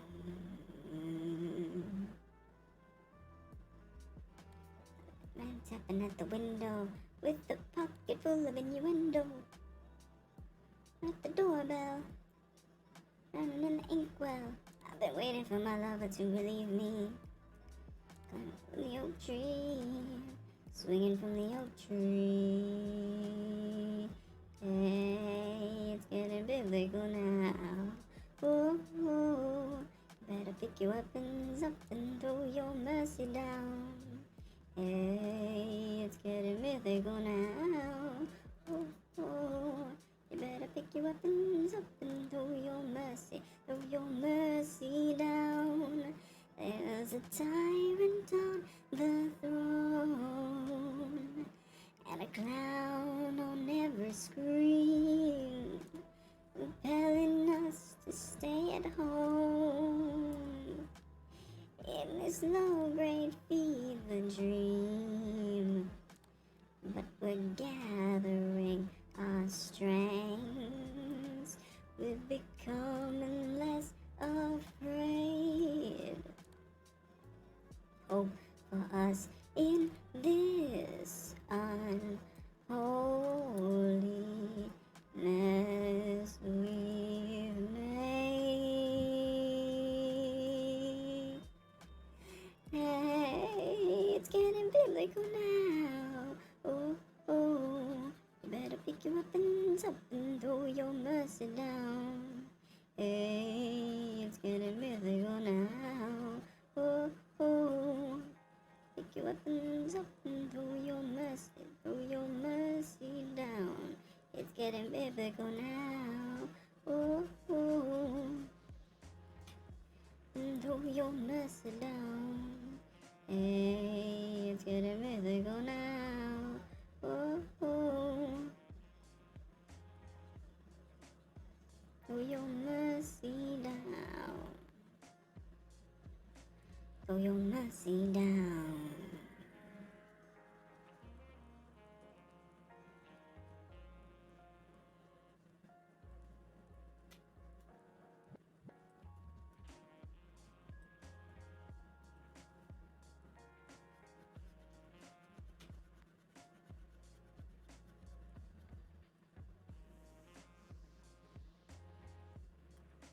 Misery fell on the town when they lost all their looks. Years with their jobs and their scholarly books. Once was here, all their thoughts and their worldly to be.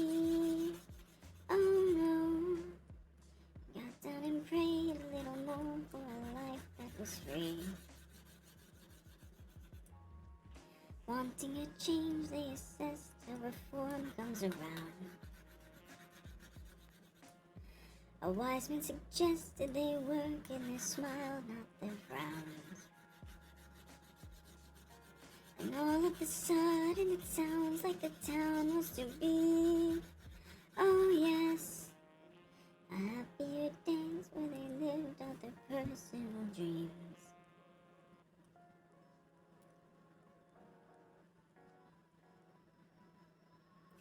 Why, oh, why this town without love, faith and above? Can you feel the force that it brings? Not about things, just the stars in the sky, all enjoying their time with a hope for peace.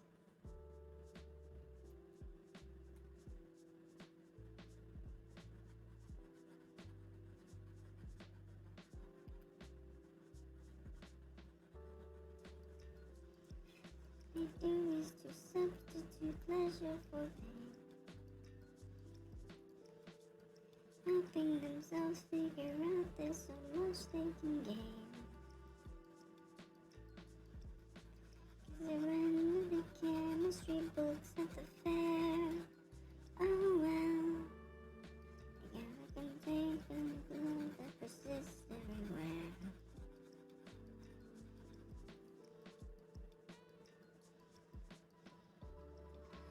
Why, oh, why this town without love, faith in above? Can you feel the force that it brings?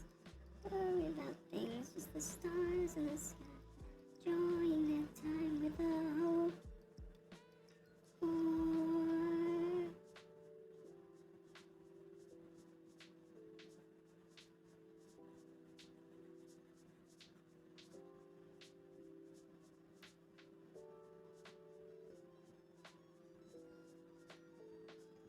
Why this time without love, faith in above? You feel the force that it brings, not to worry about things in the sky, while enjoying that. The people that miss, all the children that wish, living flowers that spend all their hours in the rain. So happy you came for so long. Doing so just to say.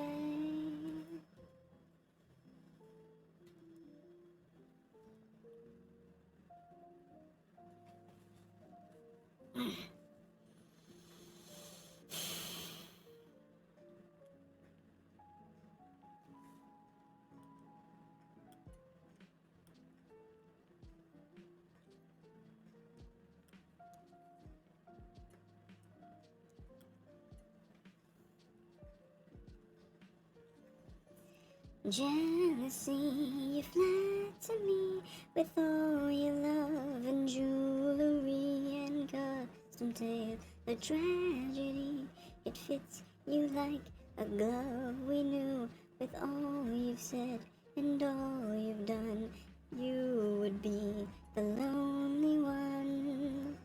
Hello, goodbye, we know you're right where you belong. We hope you burn and grow to learn what you've done.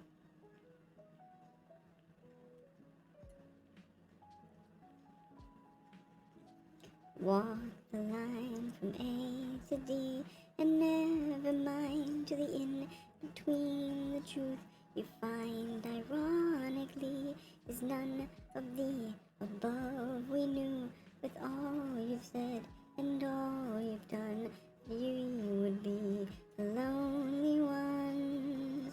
Hello, goodbye, we know you're right where you belong. We hope you burn and grow to learn what you've done.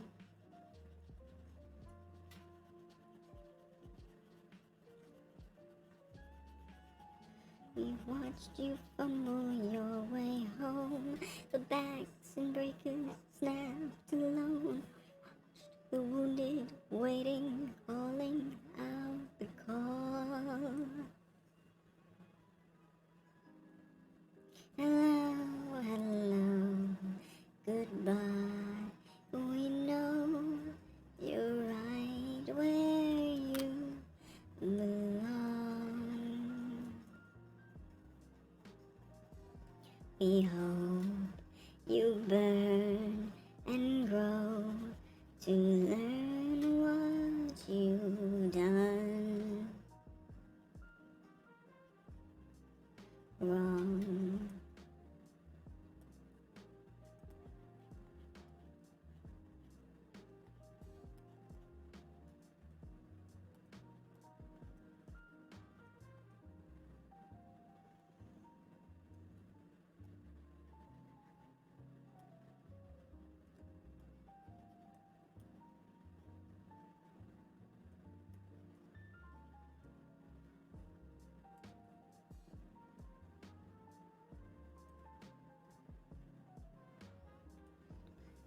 In your shoes as a puppet loosely strung.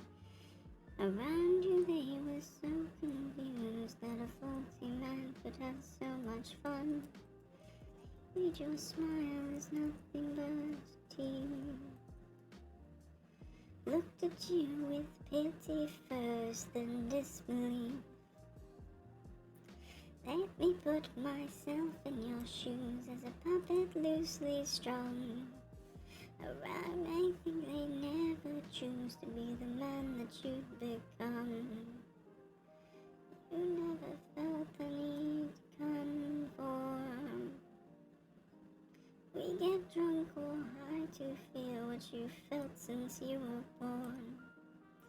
I'm tired of so many things I don't need to do. I'll loosen my strings to feel more like you. Tired of so many things I don't need to do. I'll loosen my strings to feel more like you. Myself in your shoes as a puppet loosely strung. Feel the weight of our disease. Was the ignorance a source of fun? I hate to hear the whispers in the street. You recount a greeting, pulling the rug beneath their feet. I'm tired of so many things I don't need to do. I'll loosen my strings to feel more like you. I'm tired of so many things I don't need to do. I'll loosen my strings to feel more like you.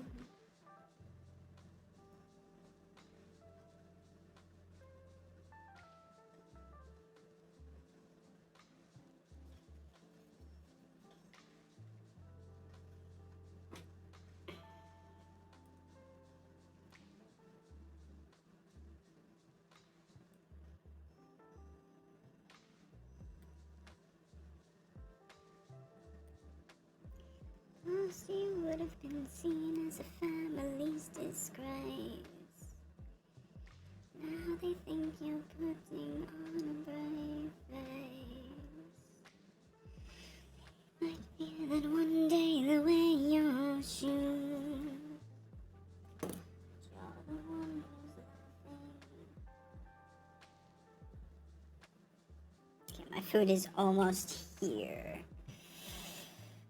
Okay, so basically what I'm doing here is I'm taking the forms and the shadows of this poster that I found on the internet, and then I'm going to put my characters within the picture while also using the before mentioned light source, because it seems, at least from this poster, is that these characters all have somewhat similar light sources that I'm looking at it right now.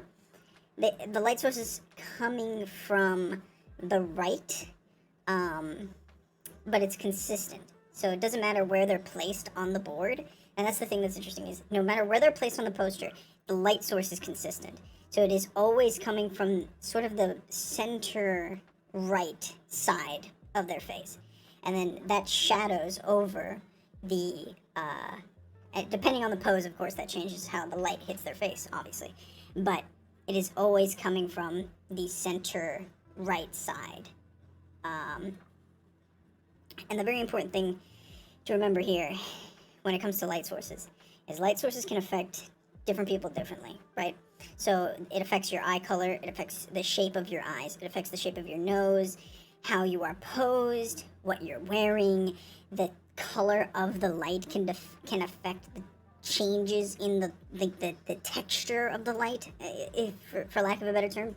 And that's why I've added the gray field. So there's 3 forms of light. There's the brighter side of light that hits their face first. That's where the light is hitting primarily.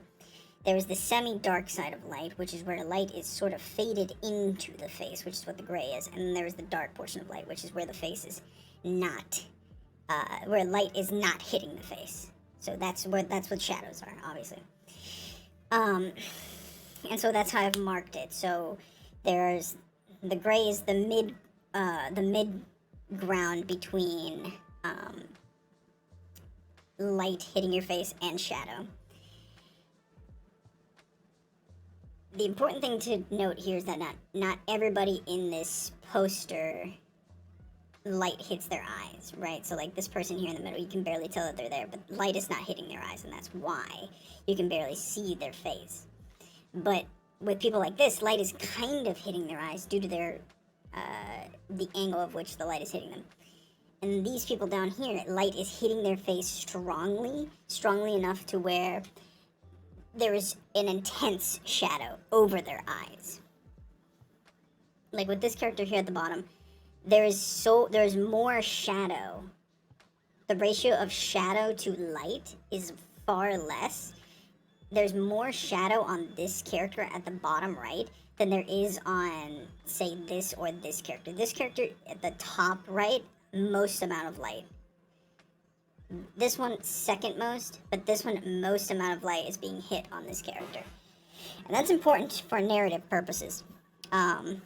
Depending on how you want to portray a character, especially in a poster, it is important to determine how much light is hitting their face, because a darker, more sinister character, like maybe this character specifically, where they're completely cut off from the frame, you can't even see their body. This dark shadow area is like you can't see their body, you can only see their face. It's different from this character where they are mostly covered in shadow. Their eyes are covered in shadow, but they are like looking towards the camera in a way of like, oh my gosh, I can't believe this horrific thing has happened. Very important. I just thought this just stood out to me, so I was just like, I'm gonna make something out of this. We'll have to see though once my food gets here. Okay, it's in progress. They're probably gonna leave it at the door because that's what happens when you play when you don't give DoorDashers quote unquote adequate tips. It's like, well, I don't have like, I don't have an extra like $5 to give you, honestly. I mean, look at the economy we're in, man. Come on. I think the most difficult to recreate or to add a person to is this one, which I think I know what I'm gonna do with this blob. And then one of the easier ones might be this one, where it's just a person's face, but I don't have a character for this one. I have some characters for, like, the very least the 3 women that are in the poster. But yeah, if we look at without the cracks, pretty unflattering, but with the cracks, pretty flattering, right? If we remove the white, you can kind of see what's going on here, right? So it gives a difference in, like, I wish it would show it in, like, the gray, because it looks really good in the preview here of the gray.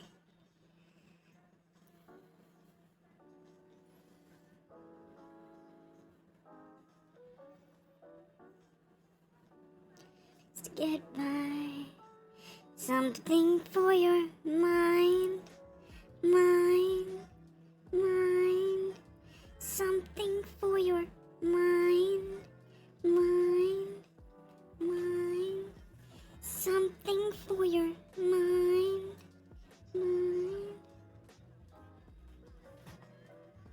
for your mind.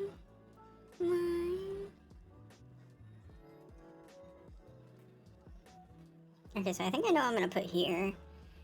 I might know who I'm gonna put here. I don't know who I'm gonna put. Oh, I know who I can put here. Okay. I know I can put here, and I know definitely who I can put here, but I still don't know who this is. Also, this character, definitely a villain. Like, if we wanna, like, hold on, let's look at the actual character here. Right? That guy's the bad guy. This is the bad guy of the story. Clearly, they put the bad guy here. This is the pick-me, right? This is the pick-me. This is definitely like the girl that gets killed first, guy that gets killed first. This is the main. This is the final girl. This is definitely the final girl, because the final girl so happens to be next to the evilest looking motherfucker in the fucking frame. This is the fucking bad guy. This is the final girl. Obviously, these two are connected. Like, there's a connection here, right? Like, you cannot tell me that these two do not look connected in some way. Definitely these two added together make the story. I've never seen this movie. I've never heard of this movie. So I don't know what happens between these two, but yeah, these two look like they're gonna die. But they die after, like, this guy dies first, obviously, right? And then this girl dies, right? But then it's like, oh, who's gonna die between these two? It's like, oh, well, it's probably gonna be this guy. And then she dies. Right? But this guy seems to be like the mastermind, and this is like the final girl.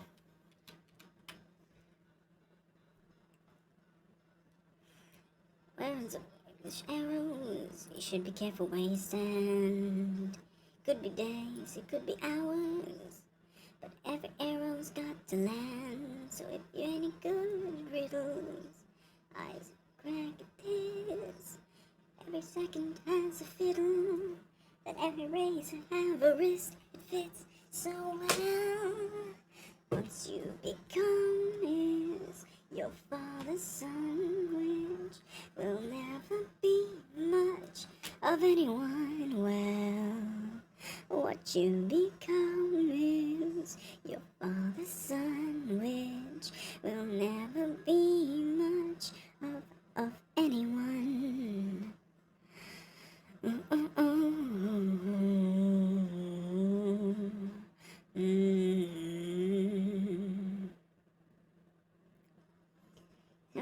graves and riots can hold.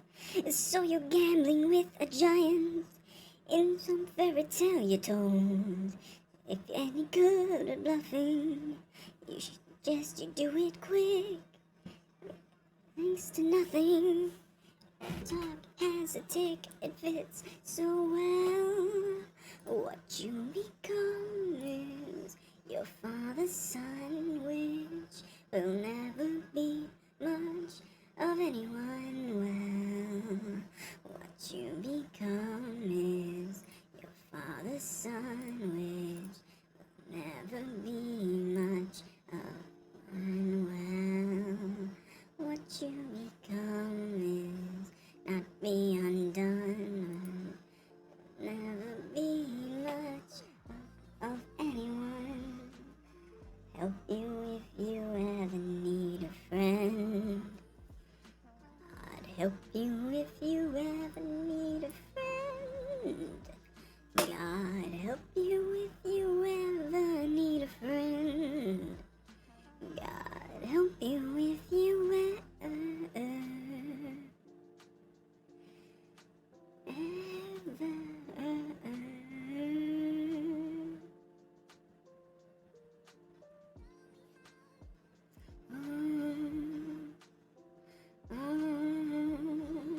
My foot is gonna get here in like 5 minutes. That's why I'm kind of taking a little break.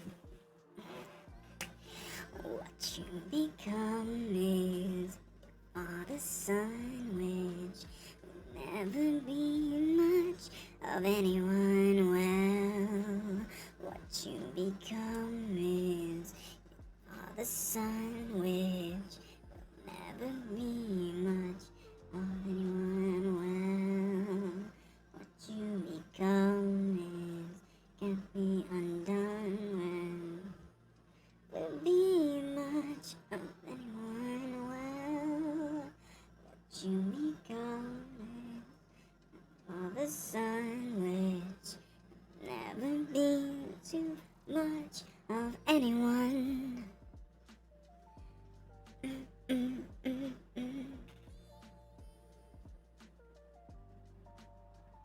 That the way that you're behaving is because you lack love as a child. Okay. The way that you're behaving is because you lack love as a child. Your elephants in the room instead of water when it should have been left alone in the wild. I would love for this to not be an issue. I would love to just laugh in your face. But I'm finding it's hard to dismiss you when you're the one running the place.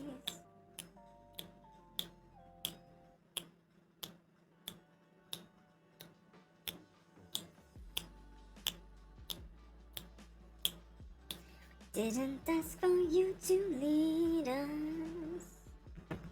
We didn't want you to be boss. You have done nothing but deceive us, and it is us who pay the cost. It's a complicated system, I know, but it ain't the lack of ability that's causing the show. Take a toll for the worst. And it's not the fact that you've had no time to rehearse. We know that every move is intended to find ways of protecting your own. We knew that so many defended all decisions we never condoned. We didn't ask for you to lead us. We didn't want you to be boss. You have done nothing but deceive us, and it is us who pay the cost.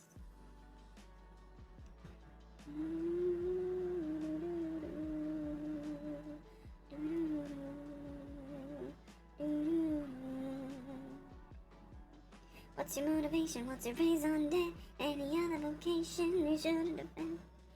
On the people you do. Now you make the rules and you break them too.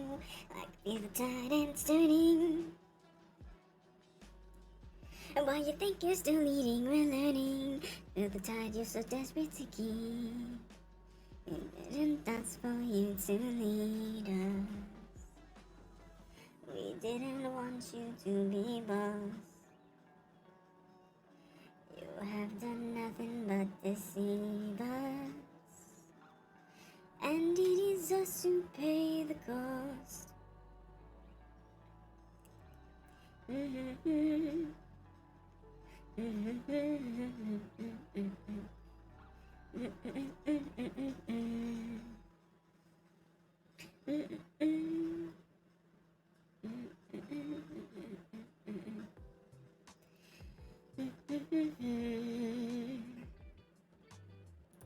They're almost here.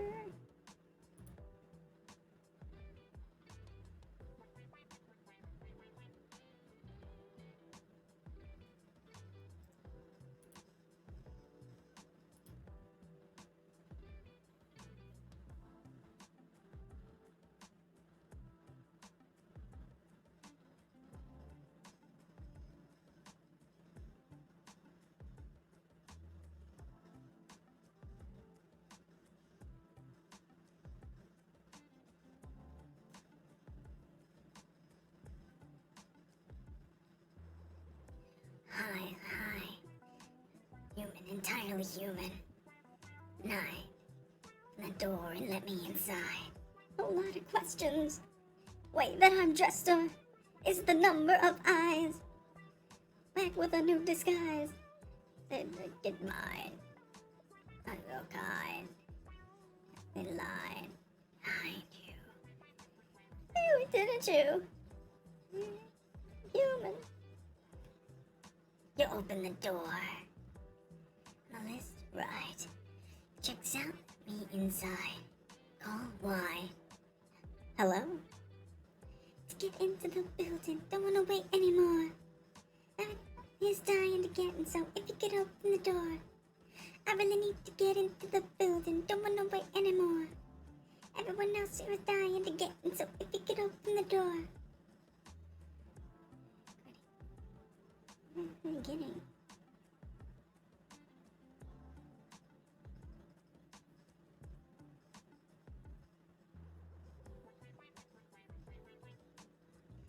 One damn favor. That's it. Time. Over.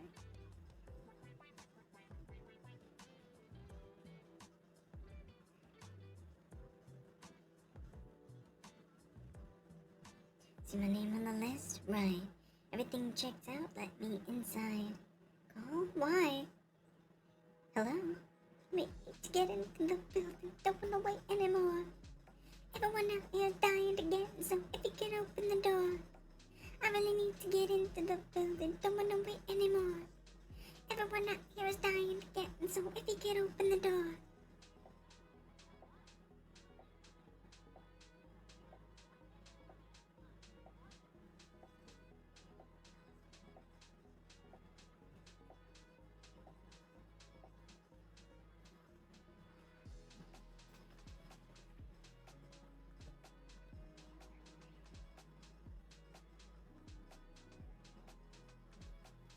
See my name on the list? Right.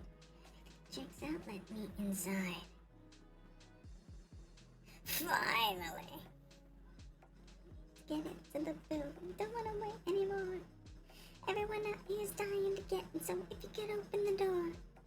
I really need to get into the building, don't wanna wait anymore. Everyone else here is dying to get in, so if you could open the door. Get into the building, don't wanna wait anymore. Everyone out here is dying to get in, so if you could open the door. Get into the building, don't wanna wait anymore. Everyone out here is dying to get in, so if you could open the door.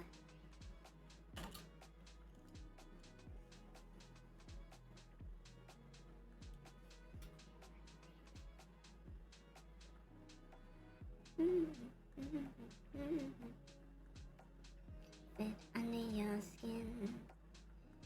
Fit under your skin. Dead, I wish you were dead.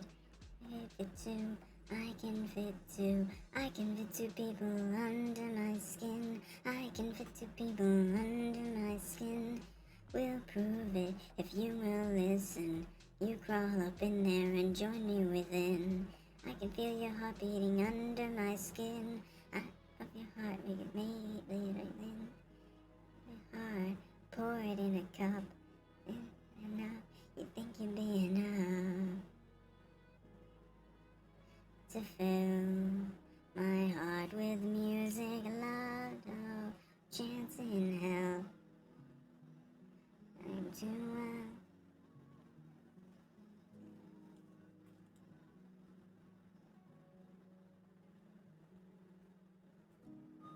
Oh, there's my food. I'll be right back.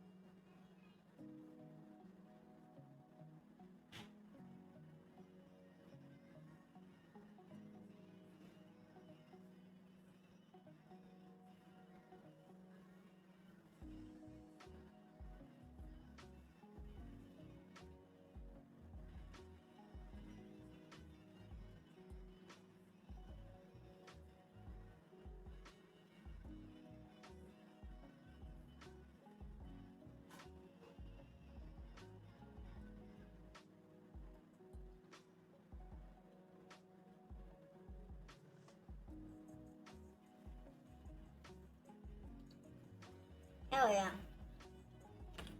My food got here.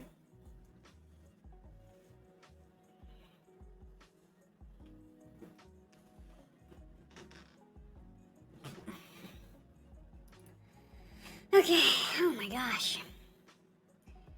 I just gotta microwave my food and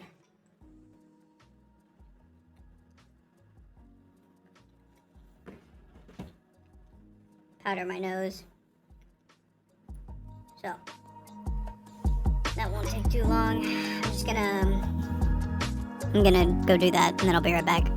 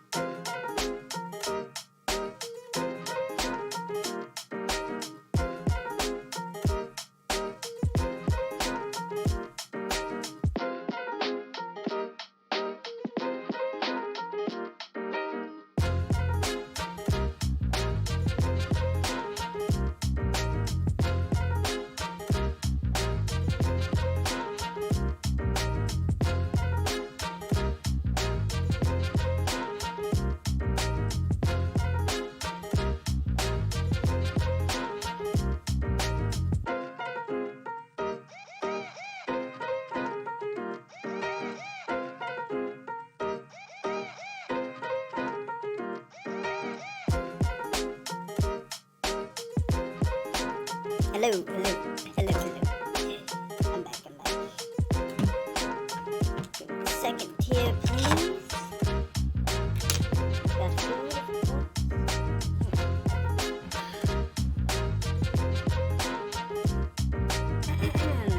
So I'm going to eat. I suppose we could watch something while I eat. Let's watch something while I eat. I don't know what there really is to watch. Like, I don't have that much to eat. Won't take me very long to finish this bowl of mac and cheese. And then we will get back to the art. This is where the differences between my live viewers and the select people that like to watch my VODs comes into play. Because, yikes. Okay, so I'm just gonna chill. I'm gonna watch my Jujutsu Kaisen while I eat really, really quickly. And I will be back very, very quickly in a very short amount of time. So just hang in there. I'll be right back with some new art. Please enjoy the music, enjoy the BRB screen, whatever. I'll be right back.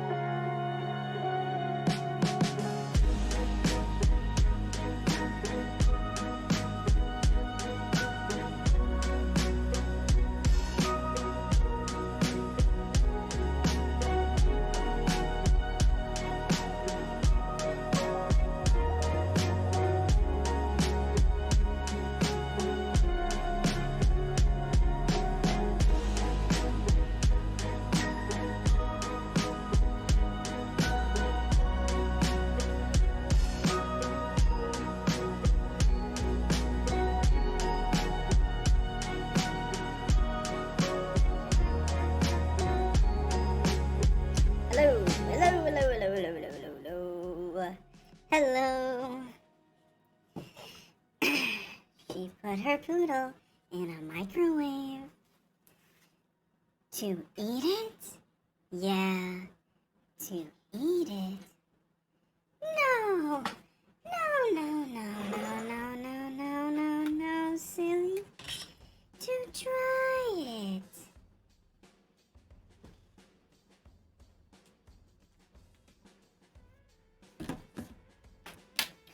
Alright, just give me a second. Gonna put away my plates. One plate.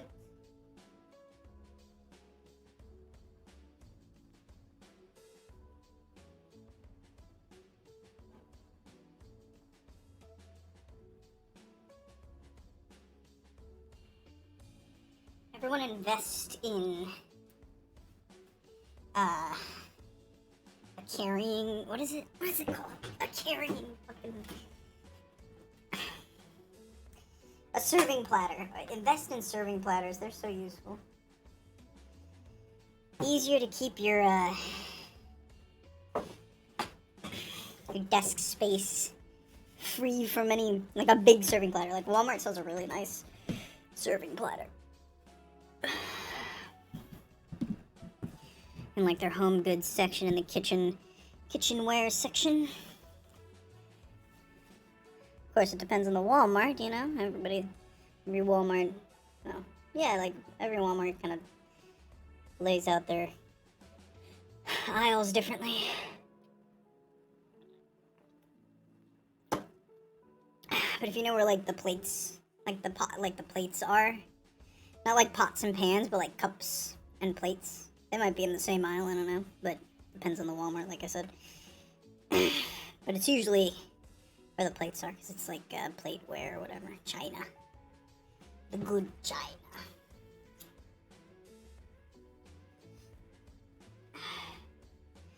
No, no, no, no, no, silly.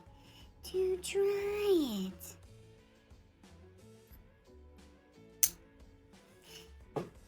She must have been out of her head.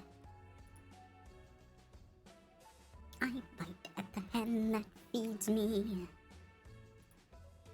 Let's see here. Okay, we're gonna YouTube home here. Oh my goodness. Alright. Okay. I bite at the hand that feeds me.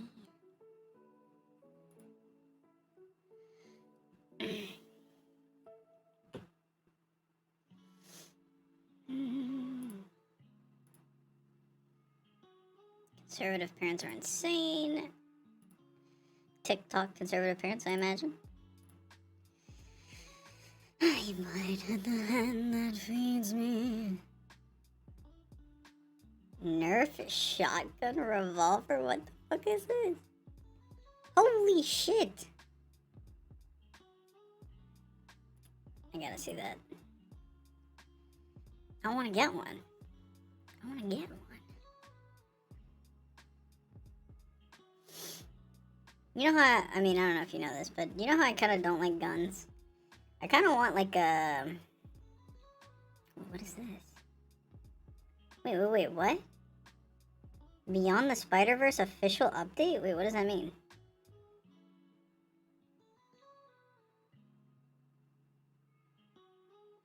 Oh, it's just a... Okay, I thought it was a trailer. Don't fucking... This is crazy, bro. You tell me when there's a trailer. I don't need an update. I need a trailer.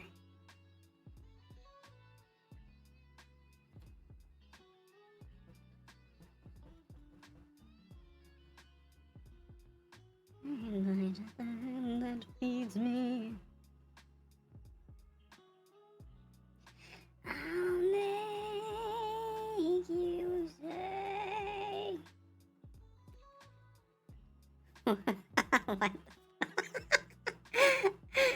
What is that? How to draw a shit smear. How to draw a shit smear. TikTok art tutorial. TikTok art tutorial. How to draw a shit smear. What do you mean? What? What?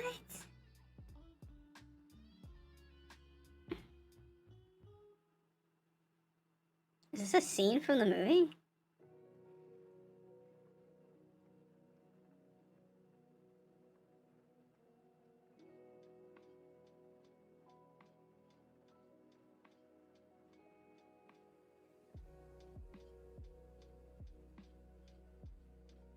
It's a Heineken. It's a Heineken commercial. He made Heinekens out of Wolverines and adamantium. That's sick. On Ryan Reynolds, so this is official. This is one of the timelines that Wolverine and Deadpool fight in. That was crazy.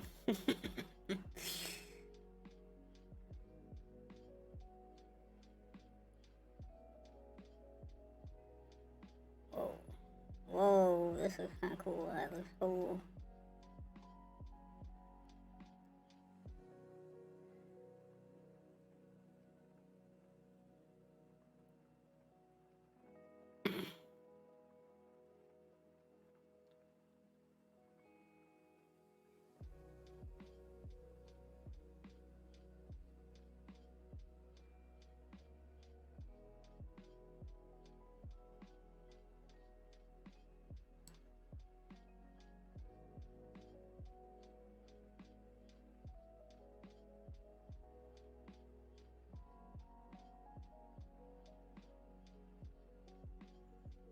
Okay.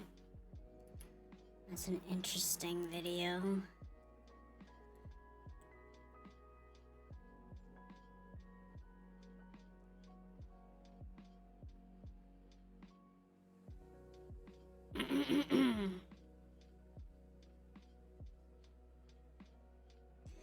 On the floor again.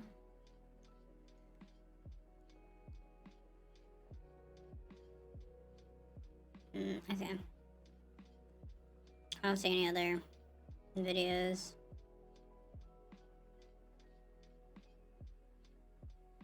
What the fuck am I looking at right here?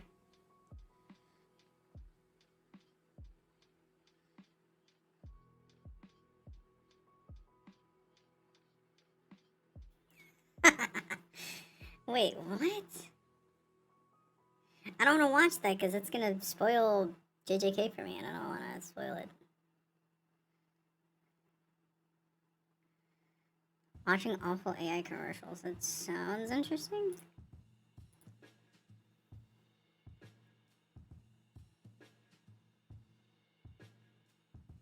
Okay, that's probably all I'm gonna get. What is this?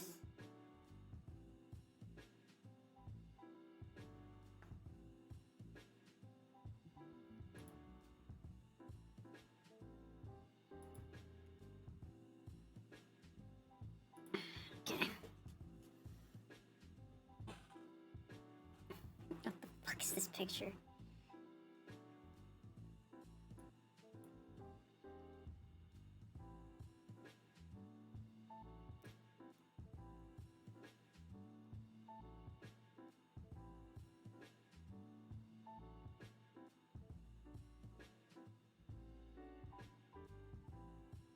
AI art is like one of two things.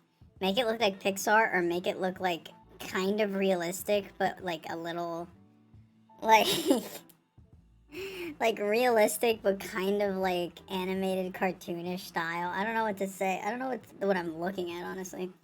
And it freaks me out. It's uncanny as fuck. Okay. We're gonna watch Hassan Ali Productions. Conservative parents are insane.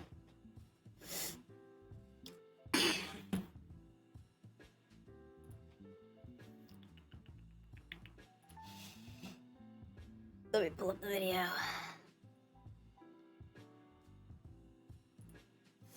I bite at the hand that feeds me.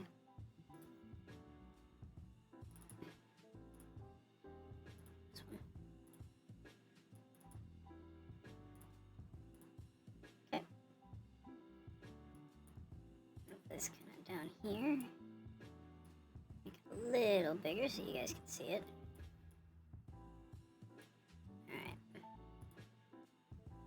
Don't capture the cursor, of course. That would be stupid. Whoop. It's in the wrong fucking field. Alright, now there we go. And then we're gonna unmute. Make sure it's on picture. Alright.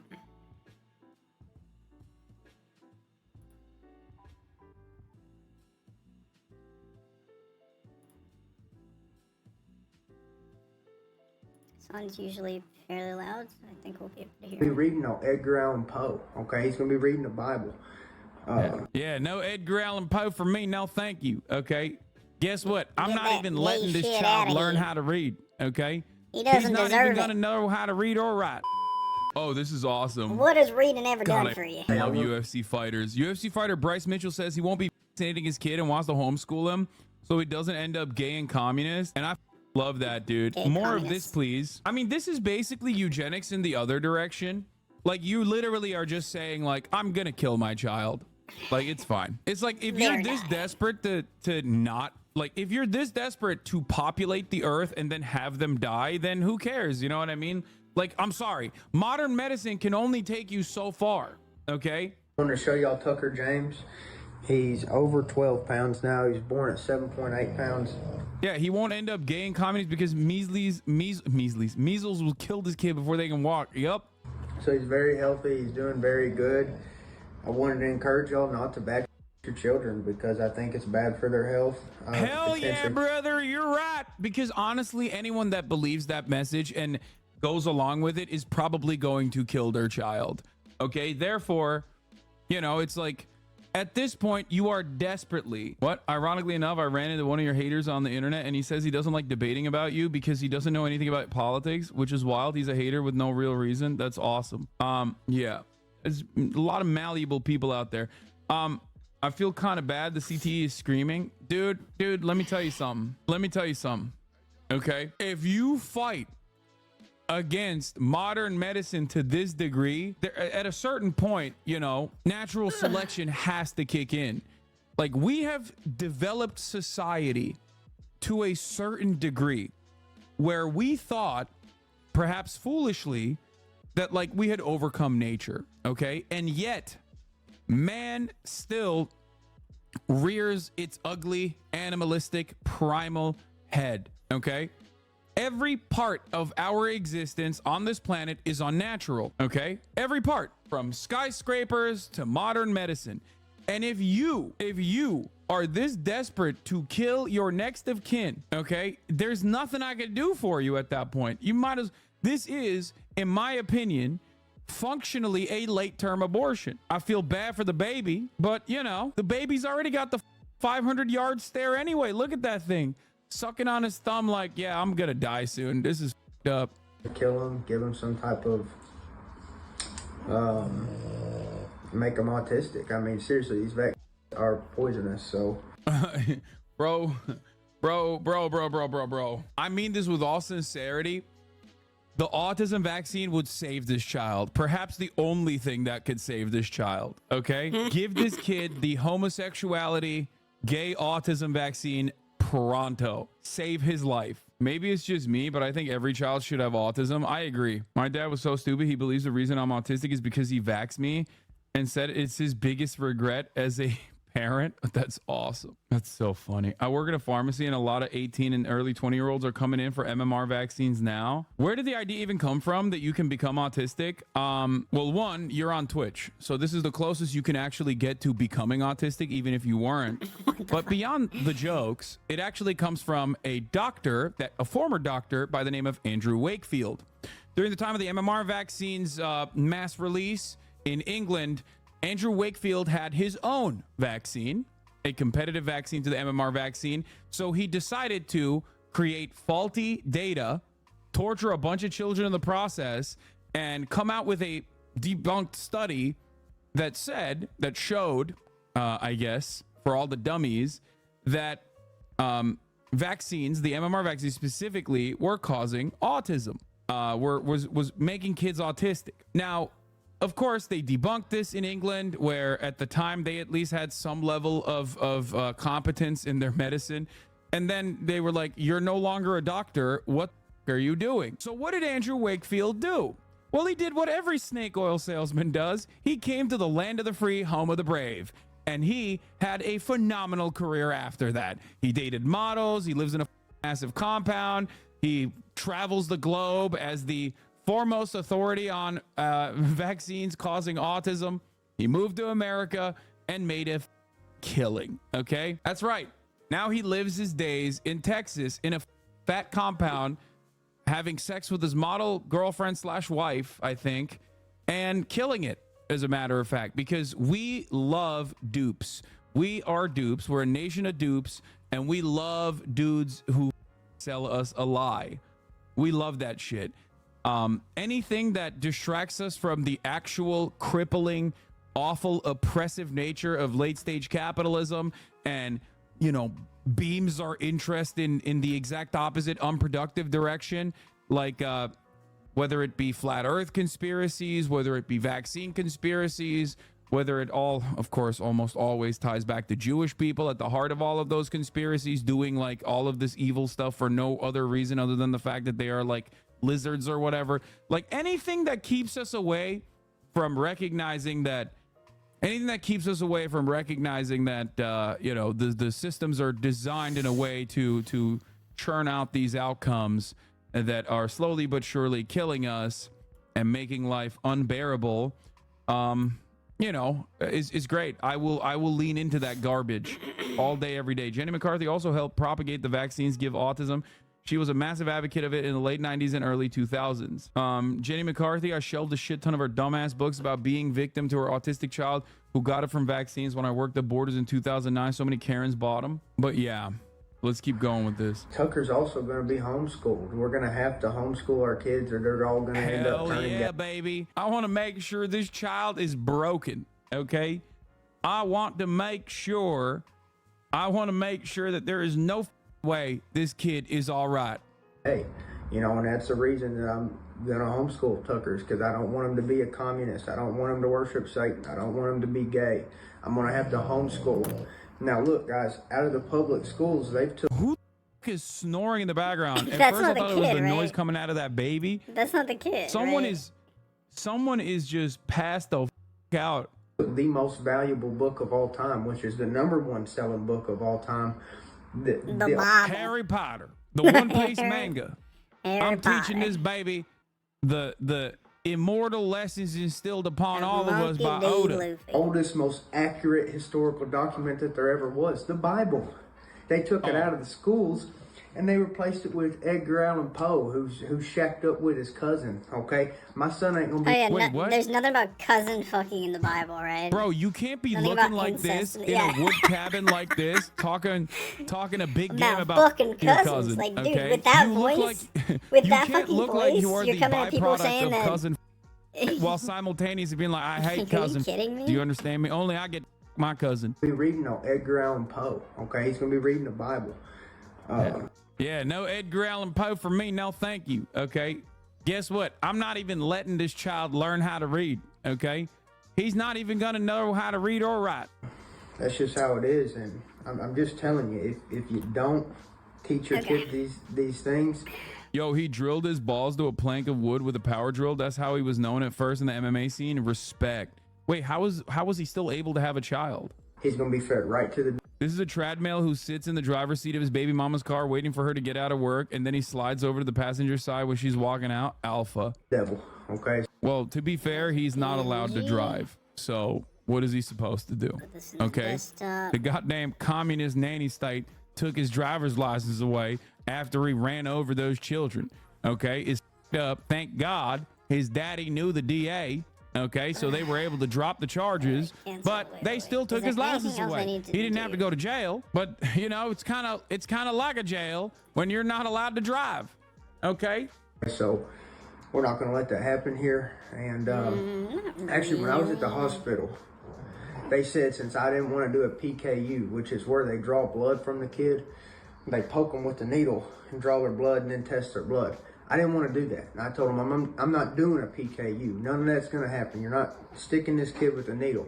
Then they told me that the DHS was going to come and investigate me, had rights to take the kid, all of this. They threatened me with violence from the government, basically. Now, they said, what do you think about that? And I said, well, that's all right. I'll be dead. They said, what? I said, you heard me. I said, I'll be dead. It will be a cold day in hell when somebody comes try to take this baby from me. You understand what I'm saying? I don't care if it's DHS, FBI, CIA. I will be dead before anybody lays a finger on this child without my consent. And so that's the kind of passion it's going to take from parents. And if you're not ready to do that, to go to that extent to protect your child, you shouldn't have a child, because I will die for this child. And I'm going to ensure he has the best life that he can. Like, why is he making this video? Just live your life, dog. I don't understand. Like, what causes someone to be like, I am calling on the authorities. I'm trying to have a standoff. I'm trying to have a standoff with federal agents at my house when they are forced to take action against me. Like, he could have just had all of these opinions and just kept it to himself, and people would just suspect that he's probably doing child abuse. But he didn't have to literally be like, I'm doing child abuse. You understand me? I'm doing child abuse. It's my baby. I can do it if I want to. You can't do nothing about it. It's my child, which is kind of like my property, okay? And that's all I have to say. Yeah, I'd rather die. To be fair, though, it's crazy. He says, I'll die and leave this baby fatherless instead of being a good father. I'm going to be honest with you. In that situation, it might be a dramatic improvement on the baby's life. just saying, okay?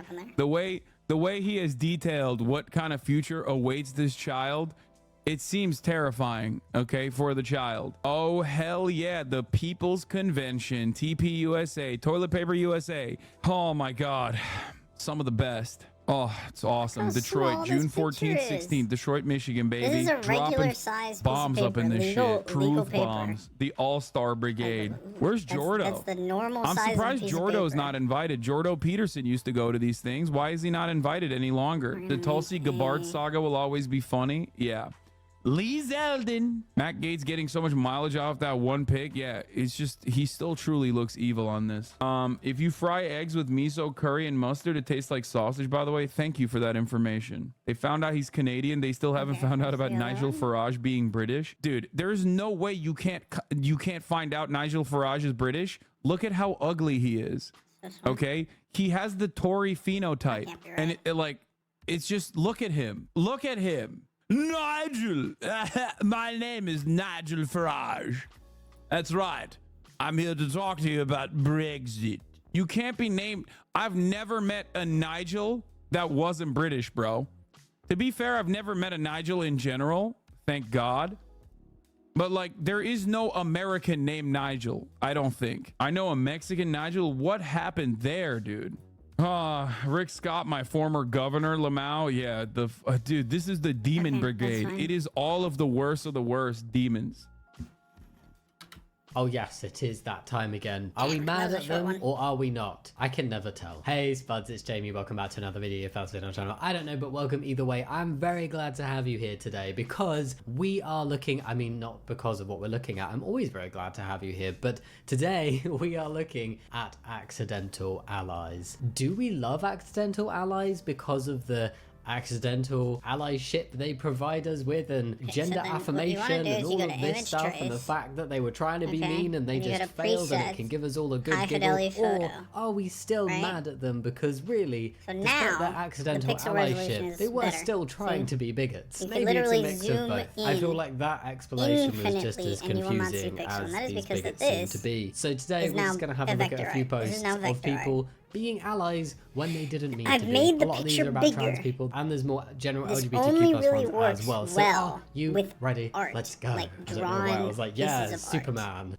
Yay. Nothing wholesome about pretending did this one's with the child grainy doesn't have a photo, mental you would disorder not get rather the than same getting them results help. Advocating for mental health and this, respecting gender neutral pronouns. Way to go, man. Right? I see this all the time Into this. where transphobes are very This is just to get a bigger transphobic picture, or even which will funnier, make they it are adamantly easier to anti-gender provide neutral more pronouns, so detail pronouns like they, them, and then into they the just actual accidentally artwork. use them. This is a They template. accidentally use them. I'm talking about a then we singular export- potential bigot. export I'm talking about as. this person They, the I PNG do not we're know gonna their call gender, this, they have used gender neutral pronouns because they are speaking Backdrop about somebody one. that could be of any gender. They have no idea how to refer to them. They use they in a singular way. That rhymed. And yes, advocating for mental health. Before you do that, yes. I think it's what a wonderful post. So there was a post about a service that provides support to trans people, and That's how you somebody get quote a transparent tweeted, background, it's not called so it Twitter anymore. doesn't What do we call it? save Quote the X? white That doesn't sound right. underneath it. Anyway, they quoted that So then you comment, export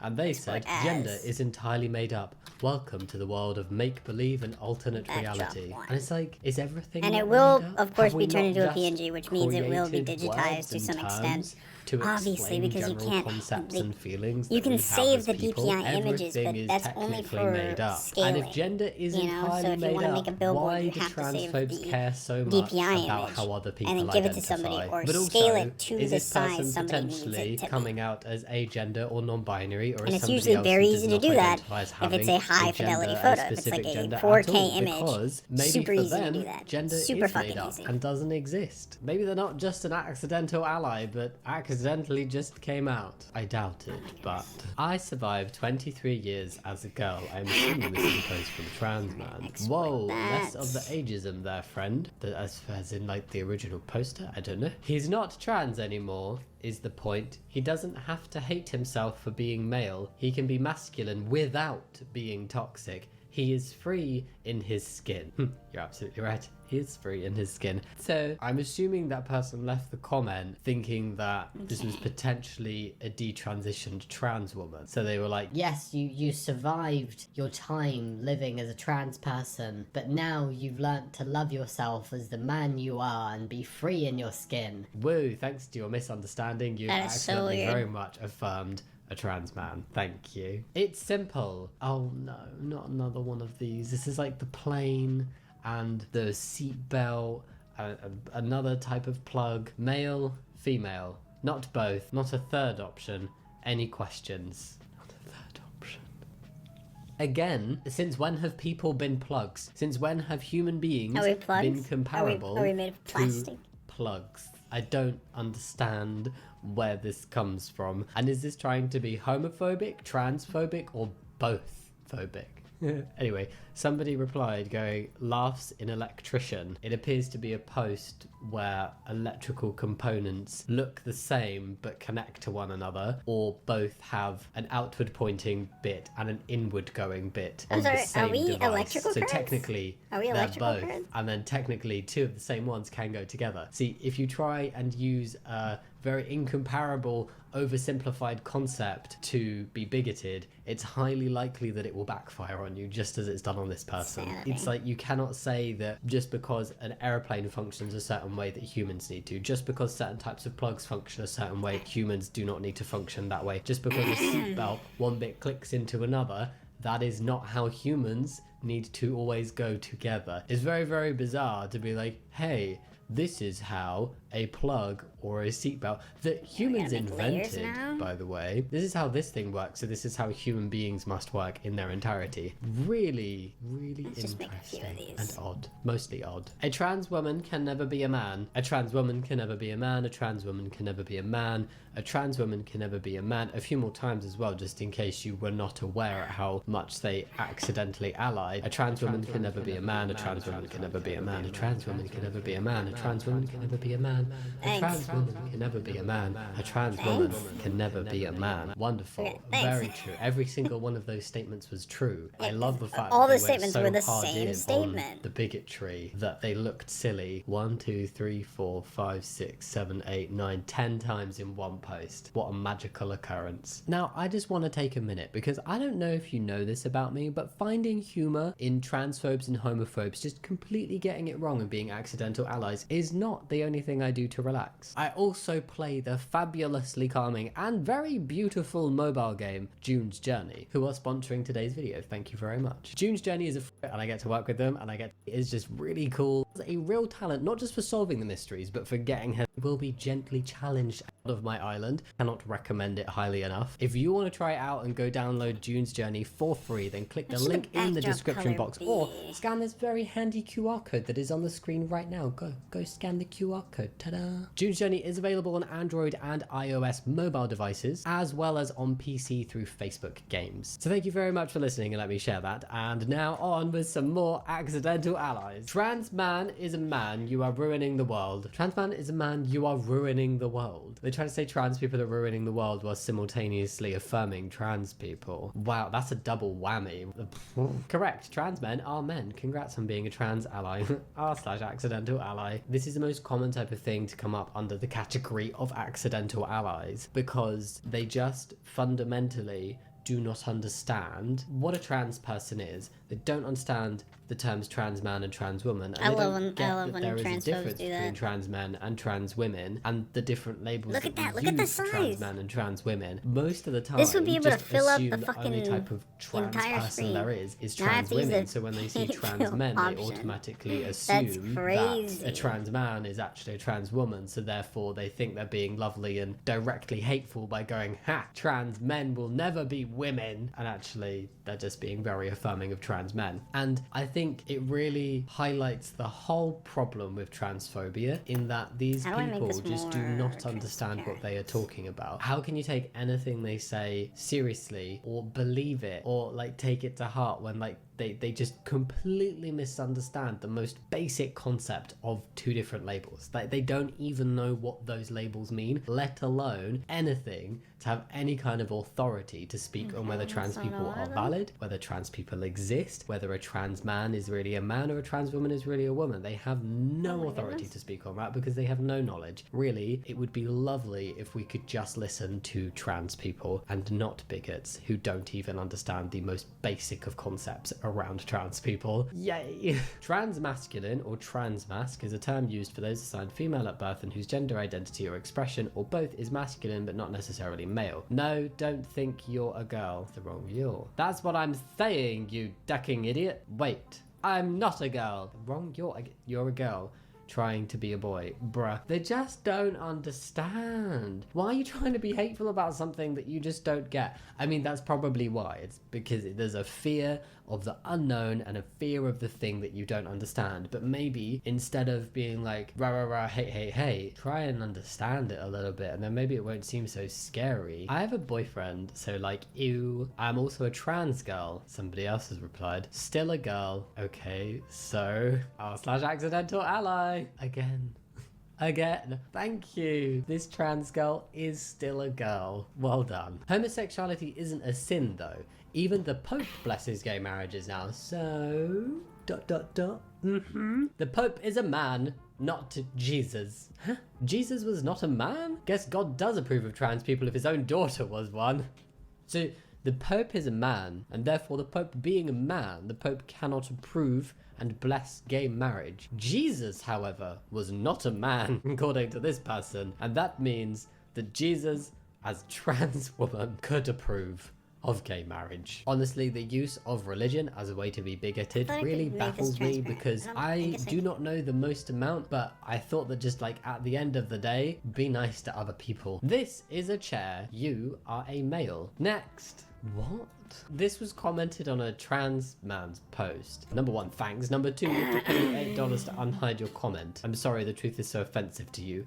Genuinely. You're not genuinely sorry, but you are genuinely confused. Why going, this is a chair, you are a male? What is the point in that? I wonder if there was a previous conversation that we've not seen. There seems to be the image of some chair legs. Just very bizarre. I do remember seeing a post about a transphobe trying to describe a chair. Or were they trying to describe a horse? See, I don't remember because it was all so mixed up. They were either trying to describe a chair but also described a horse, or they were trying to describe a horse but the description also would describe a chair. It was one of those, and it was very funny, and chairs now come up as a thing. I don't know why a transphobe is going after the chair analogy though, because it didn't go well the first time. You are your birth gender. Great. Yeah, I am. My birth sex and my birth gender were different. Absolutely could do nothing to change my gender in any way, shape or form. Conversion therapy does not work, but I could change my body to increase my comfort. Thank you. So I really appreciate this understanding that trans people are born their gender and trans people are born trans. But they didn't stop there. Oh no. We have another person who really likes to highlight just how much of an accidental ally they are. So we had the first, you are your birth gender, and then we have, you are your birth gender, you are your birth gender, you are your birth gender, you are your birth gender, you are your birth gender, you are your birth gender, you are your birth gender, you are your birth gender.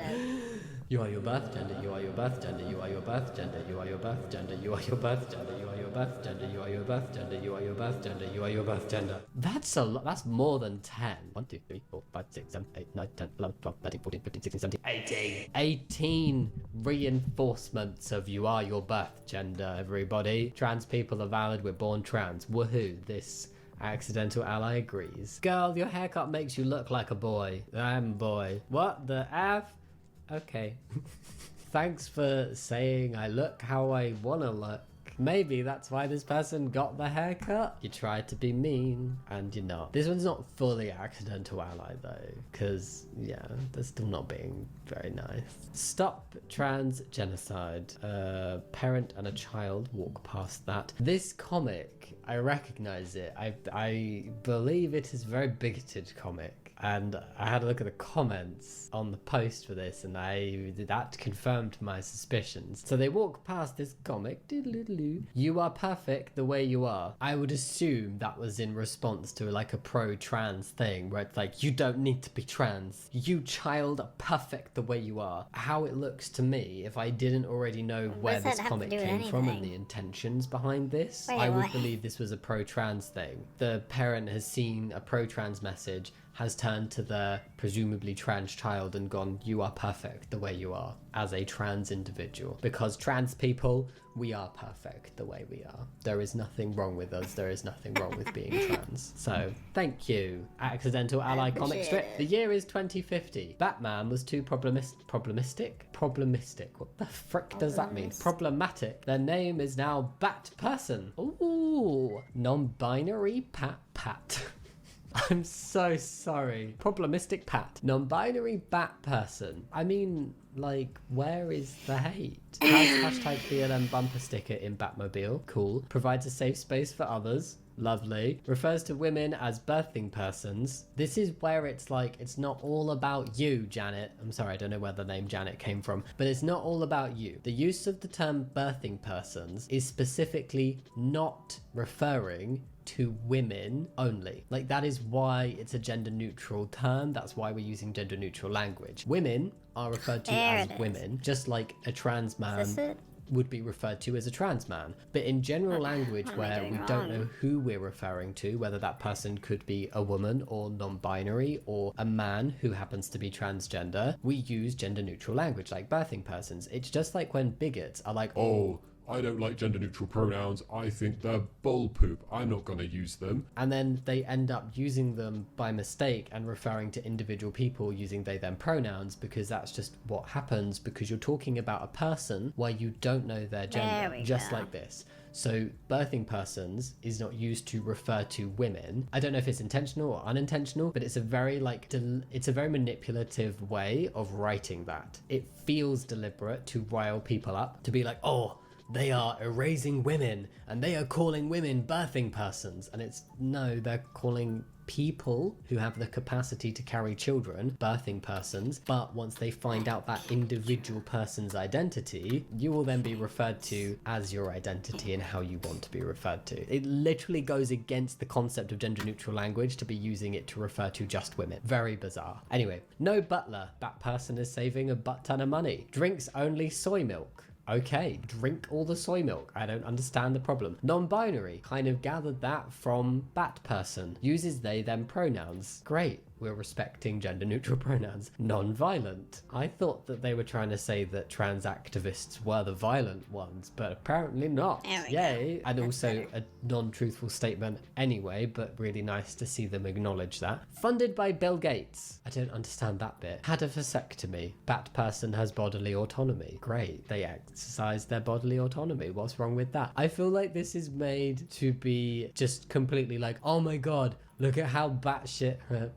Look how batshit the left is with all the gender-neutral pronouns and wanting to stand up for the rights of others and not be violent and use gender-neutral language to not make others feel uncomfortable or excluded. How dare they? Let's mock them accidentally makes quite a based post. Thanks. Also, that person looks amazing. Oh, another one. I'm not going to read them all out. There's not very many. You are your birth gender 1, 2, 3, 4, 5 times. Thank you. Your effort is not quite there compared to other people, but I will commend on Threads. They found Threads. Oh dear. But they're being accidental allies so far, so fingers crossed. Trans women in the future could get womb transplants and bear children, and transphobes would still say, actually, you're still a man. They so would. Where would their definition fall then? Huh? We could have full-on Dungeons and Dragons style magic that instantly did the same, and they'd still keep bleating. Yeah, it's every single reason to be transphobic, every single thing given is just an excuse. It has no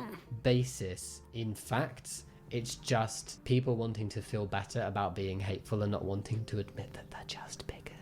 And that's also why the arguments change and why they're not consistent, because people don't really know what they're arguing for other than they don't like trans people and they desperately want to find a reason for their dislike. Trans men will never be women. Imagine that being the response. Like, it's all cap. Somebody really took a deep breath in and shouted with full confidence this statement in an attempt to be transphobic in response to a trans person being like, everybody will always find a reason to be transphobic. Wow. Not a boy. You are your birth gender. This seems to be a new one. Sorry if that ruins your delulu. You're right. I am my birth gender. I just have to figure out what it is. The correct term you meant is birth sex. It's not an argument I've seen a huge amount before, apart from people being like, you are what you're born, you can't change what you're born. And it's like, well, yeah, I was born as myself. I was born trans. I can't change the fact I'm trans. And I'm allowed to do things to make myself feel more comfortable. This whole like, you are your birth gender feels like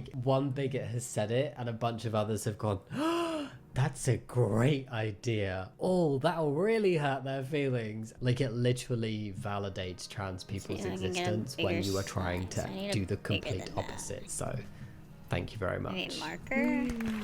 You will never be a real woman / man. I mean, imagine if they said this to a non-binary person. That's very true. This is like, maybe some of them are catching on to the fact that they don't understand the difference between trans man and trans woman. So instead of learning the difference, they've just been like, I'm gonna do a catch-all statement that then actually isn't hateful towards anybody because I can't be bothered to learn anything. Yay. You validated non-binary people.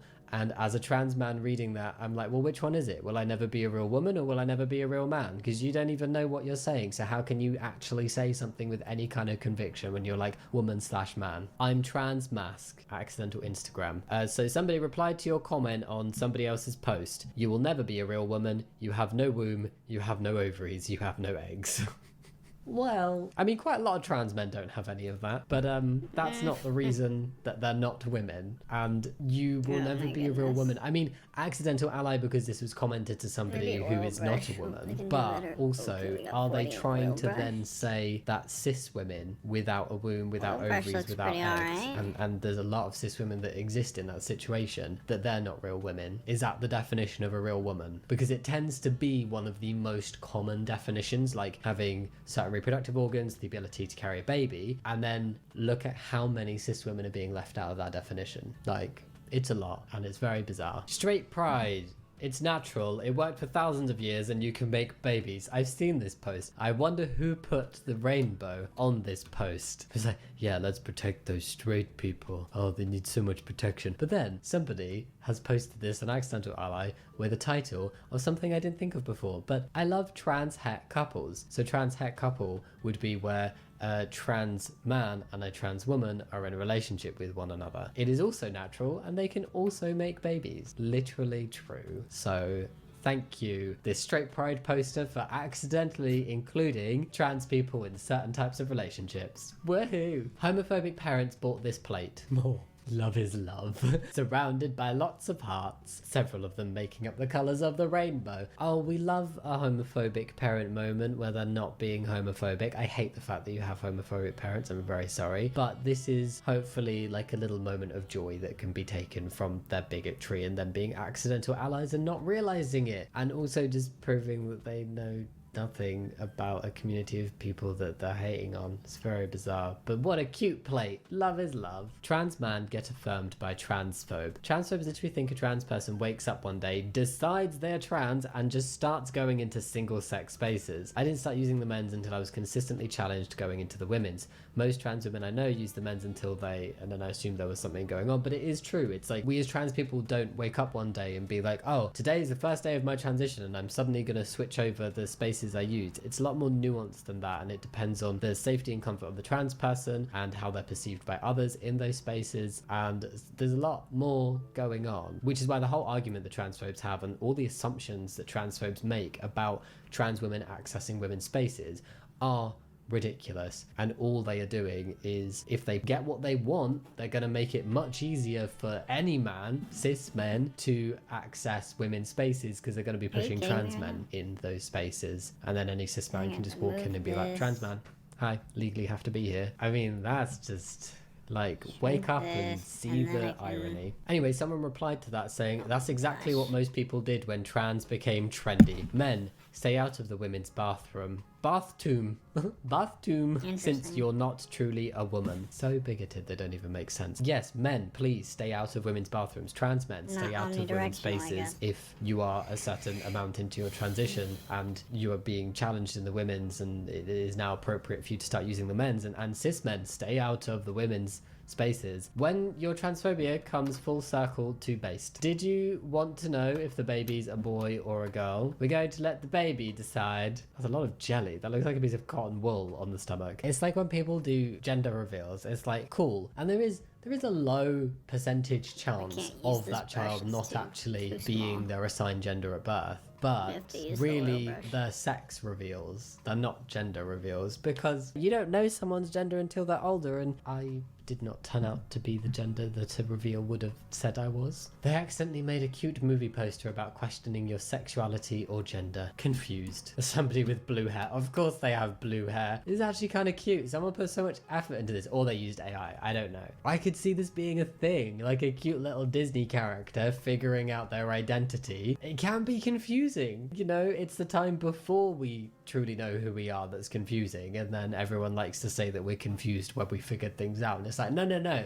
that ship has sailed. You should have been here like 6 months ago. No longer confused. But there could be a movie about someone who is still in that state of being confused about who they are, because that happens. My homophobic brother's Christmas present to me, a lesbian. Oh, it's like the lesbian flag. There's not quite enough pink in there, but it definitely has the vibe, because there is pink in a lesbian flag, right? Yeah, it's like along the lines of the correct color palette, but it's not quite there. It's also kind of like the bear flag it's putting out there. It definitely has pride flag vibes. Got a safety alarm for Christmas from my grandma. Aunt said the rainbow design looked like me. You give off LGBTQ plus energy, clearly. Oh, it's the progress one as well. I love that your grandma got you a safety alarm for Christmas. And not just any safety alarm, a pride safety alarm, and didn't even realize how lovely. The XY are male chromosomes. You have XY chromosomes. Have they used AI to create transphobia? Well, that's never gonna end well, is it? It's so bizarre.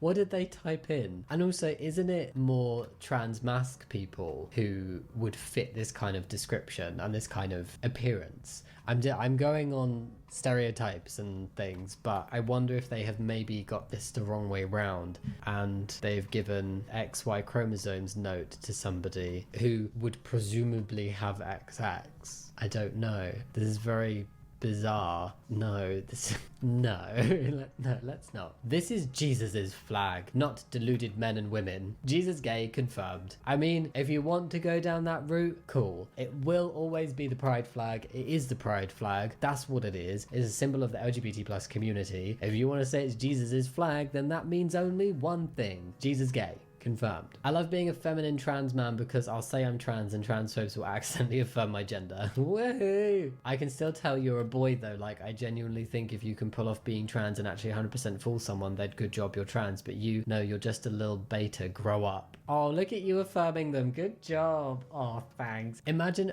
accidentally affirming a trans person by replying to a post they make about how transphobes accidentally affirm their gender. How ridiculous. Just no, it's so arrogant to think that you're right and to think that you know enough to comment something like this. Just don't, or do, because then, you know, video content and things for trans people to laugh at bigots over. But still, oh, how silly. Let's confuse the girls. Winter, summer. Pretty sure I know what this means. But for the sake of this video, that is one plum growing on a tree, and that is a plum that has started to turn into 2 plums, and that is what it is. But the comment is 2023. Girls have them too now. Feel like they were trying to be a little bit mean, but they were not. They were actually affirming, because yes, even women who have these plums are still women. YWNBAW, YWNBAM, simple as. Have they created acronyms for you will never be a woman and you will never be a man? And you, my friend, will never get love.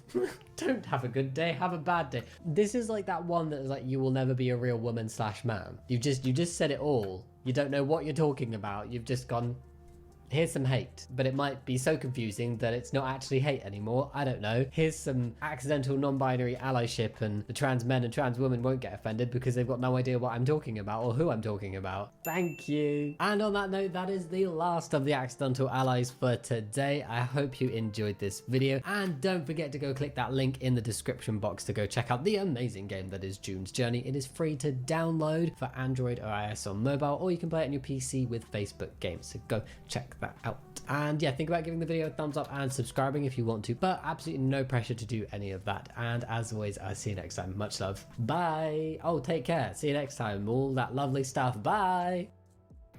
Well, hello. Oh my gosh, look at this. Isn't this sick? I mean, I have this strip of lights back here that I had like set up for my other setup because you couldn't see them, but now because of where I have to put the new camera, which is very amazing, it's very cool, because of that, now you can see them. I don't know, you guys tell me if you like it or not. It doesn't really, oh no, now it's flashing. Oh god. Okay, what are we feeling?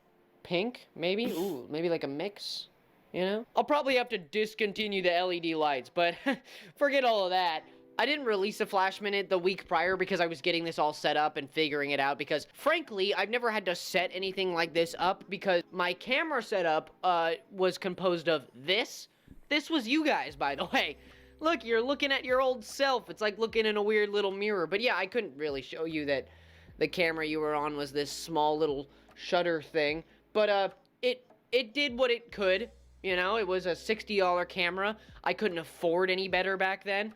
Now I can buy this amazing camera to bring the quality I want to bring to you guys and which you deserve. So, yeah, thank you so much. Getting this all set up, now I am going to announce that I'm going to be doing a Q&A for the next Flash Minute. On my Instagram, go to it. It's just this. It's my name, @LewisMcClung on Instagram. I'm going to be, until I think about Wednesday next week, I'm going to be posting every day a little questionnaire, you know, day 1, day 2 of you guys asking me questions to make for that Flash Minute. So, yeah, absolutely go look at that, please. And, without further ado, welcome to Flash Minute! So sorry about the audio in this. As you can see, I have a new microphone here that I'm setting up, and I kind of messed up the audio in this video. So, I'm sorry, but I'll get it fixed for, like, my bigger videos. Again, this is just a Flash Minute. If you don't like the audio in this, it's better in the other videos, and it'll be better in later videos. But, while I'm editing, it's bugging me, so I'm sure it's bugging other people. I'm sorry. I hope you can still enjoy the video, but, this was Editing Lewis. Bye. Today, I know you saw the title. We are gonna be, we're gonna be doing a little bingo sheet. You can't really see it. don't look at my handwriting. It's so good. I know, it's so great. But this is a bingo card for a better house with Little John. I don't know if you've seen it recently, but there have been a multitude of videos from varied accounts, but more specifically, mostly from the page of Home Design 369. It rhymes. That means it's good. But all of these videos, frankly, are absurd. So absurd that they garnered a following of sorts of a bunch of people saying that this is how you make a house. This is how you really make a house. And frankly, I think it's perfect. And I could use a little spruce it up around here, so maybe we look into it, all right? On my handy dandy bingo sheet, I have many things, including expansion screws from your aunt. No, it does not count if it's just expansion screws, you fools. They have to be specifically from an aunt of any kind, okay? It can be from any aunt of any kind, but it has to be from an aunt. That is our top right. Our free space is just having a bad house, okay? If we have a house that we need to improve, if we were idiots and we bought a bunk bed and we're stupid for that, well, free space, baby. We got galvanized square steel. We got eco-friendly wooden veneers. If they're not eco-friendly, what the hell are we doing with our lives? And most importantly, we've got Little John. Many other things like books. Lots of books. Out-of-season quilts. Saving $1 million or more. Frankly, a legal expansion of your house. An unbelievably small property. This is different from lots of books. This is books for love of learning. Distinctly separate, okay? We've got unbelievable cutscene, induction cooker, cozy sleeping space for both. Dead mother, you know. The classic, borrowing anything from your aunt that isn't an expansion screw. Anything that is both beautiful and durable. And many others. I encourage you to play along, make your own sheets, and enjoy. If you like this enough, maybe I'll make another one. Let's get into the first one. If you can't afford the house, be bold and live in the coffin room. Little John spent 10 years moving bricks to save money. Now, he's let his wife use all this money to buy a house, but it's so small it can't even fit a coffin. Let's go. First, Mark, we got coffin room. That's column 5 on row 3, right in the middle. Let's go. That's a big one. Remember, be bold. Live in the coffin room. The couple can only lie down and do nothing. Frustrated, the wife decides to redesign it like this. Firstly, install a hydraulic bed frame made of strong galvanized steel, covered with environmentally friendly solid wood veneers. There we go. That is a wham-jangle of things that we need. But more importantly, they didn't say galvanized square steel. I know. It's a loss for the ages, something I may never recover from. It does hurt, but we can't get the square. But, thankfully, we do get that eco-friendly wooden veneer, this guy, like, over here is always been, like, my Chad. That's my Chad joke character. That's 2 in the same column now. Let's go, top right corner, baby. We got it. Features a one-touch oil And I'll pump be honest, with easy adjustment of the bed's height, good for character. 10,000 years. A soft mattress is added for comfort. In a non-load-bearing wall, dig a hole to embed... Oh. See, now this is something you gotta look out for. First off, I want a bed that moves up and down like that. That would be kind of sick, actually. But that aside, the hole in the wall they cut there falls under probably a legal expansion of your house. So mark that on your bingo cards, baby. Illegal expansion. That's bottom left corner for me. So column 1, row 5. Let's go. Sadly, she's far away from everybody else, but a corner's a corner, baby. We take what we can get. Wooden boxes for decorative switches and sockets. Perfect for charging phones and replacing traditional bedside tables. Wait, what are decorative sockets? Sorry, this is probably Little John talking here, but, wait, oh, I forgot! Oh my god, I missed Little John. I'm so sorry, guys, I'm so sorry. Little John, that's column 4, row 3, baby, right next to the free space. That's pretty good. We got 3 in a row now. That's really good. All we need now is dust-free and unbelievably small property. Oh no, I don't think we're getting that one, guys. But I did miss the Little John. I'm sorry. I'm inexperienced at this. This is my first home improvement bingo card. And replacing traditional bedside tables. Oh, there we go, guys. Books. All right, remember, if the narrator, I don't know, let's just call him the narrator for now. He doesn't really have a name. But the narrator, right? If he specifically says books for learning, then yes, we get a bingo. But then if he doesn't say anything about the books and their specific use, then we have to look at the sheer number. When does a pile become a pile, if you know that philosophical statement? Basically, it just depends on how I'm feeling, and that to me doesn't look like a whole lot of books. So, our books, lots of books tile is not going to be checked off on this bingo card. I'm sorry, guys. Add a soft cushion for comfort and install a ladder for easy access, ensuring Little John doesn't bump his head. I'm sorry. When he says doesn't bump his head and the guy phases through the wall, he's not lying. Little John and his phasing abilities are not to be taken lightly, all right? Just remember, don't hit your head. Phase through the ceiling. Build a large wardrobe under the bed to hang shirts. Add 3 large drawers below for underwear storage, and a separate section for his smelly socks. Wait, hold on. Hold on.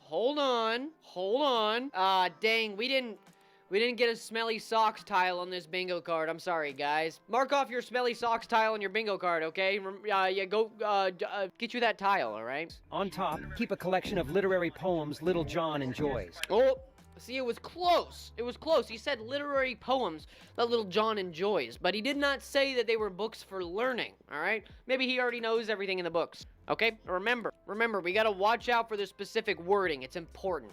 Place a desk by the window where he works around the clock to support his family. The desk doubles as a dining table. Okay, so this is a desk-related statement, all right? We need to check for our, oh, there we go. On mine, I got the tile, both a workspace and dining. Oh, yeah. I got it. That's a good tile to get right there. That's a mythic tile, you could say. That's a real humdinger, if you will. Yeah. You're jealous. I know you are. That's a rare one. I bet you don't have that tile. Next to it, place a refrigerator and borrow a projector from his auntie to enjoy short movies at home. Install a toilet at the entrance, which Little John can intuitively know. Oh my God. Oh, we need to make that a tile. Oh my goodness, a bingo square. We need to make that a bingo square. A toilet that is also a sink? Why didn't I think of that? What a brilliant invention. All right, what a brilliant invention that is, you know? When you're all out of luck and you're all out of space in your coffin room in some big-ass city where you can't afford anything better, you gotta make do with the space you got. And you know all that water that you have just sitting in that toilet bowl that you never use, because, I mean, I don't see where it goes. You probably don't know where it goes either. We gotta use that. So we put a sink in it. Oh, yeah! About even without seeing it directly. Enclose it with waterproof aluminum boards that block odors and are easy to open when needed. Add an induction cooker to transform it into a... Ooh. Stop it right there. Induction cooker, baby. Right there. All right, wait, let's see. Induction cooker. That is right next to coffin room and Little John. So we have a triangle right there. But the video is almost over. It has to be salvaged. I don't have a bingo. I don't have anywhere close to a bingo. We gotta hit some wham jangles here. I need a dead mother, man. I need a dead mother. Come on. Mini kitchen. Hang condiments and tableware on the wall and lay anti-skid tiles on the floor in the same color to match the walls. On the opposite side, install a large shower and store all toiletries there. Man, it's always the bathroom section of these videos that really gets it cooking, you know? They're running out of space and they gotta make it work, all right? Oh, God. There. Add a glass partition in the middle to let light through. This way, even a space as small as a coffin is transformed, showcasing how limited space can still offer unlimited possibilities. I know the message is to, like, be innovative, but I don't want my private time where I let out all the toxins in my body, to put it lightly, are in the same airspace as my bed. But that's just me. I don't know, maybe I'm just a little, I'm a little too peckish with where I want to put my toilet room. But, personally, that's wild. Sadly, on that specific video, we did not reach bingo. But that's okay, because we got time for another one. Let's transform a 0 square meter space into a functional house. Little John worked diligently for 10 years. Okay, great.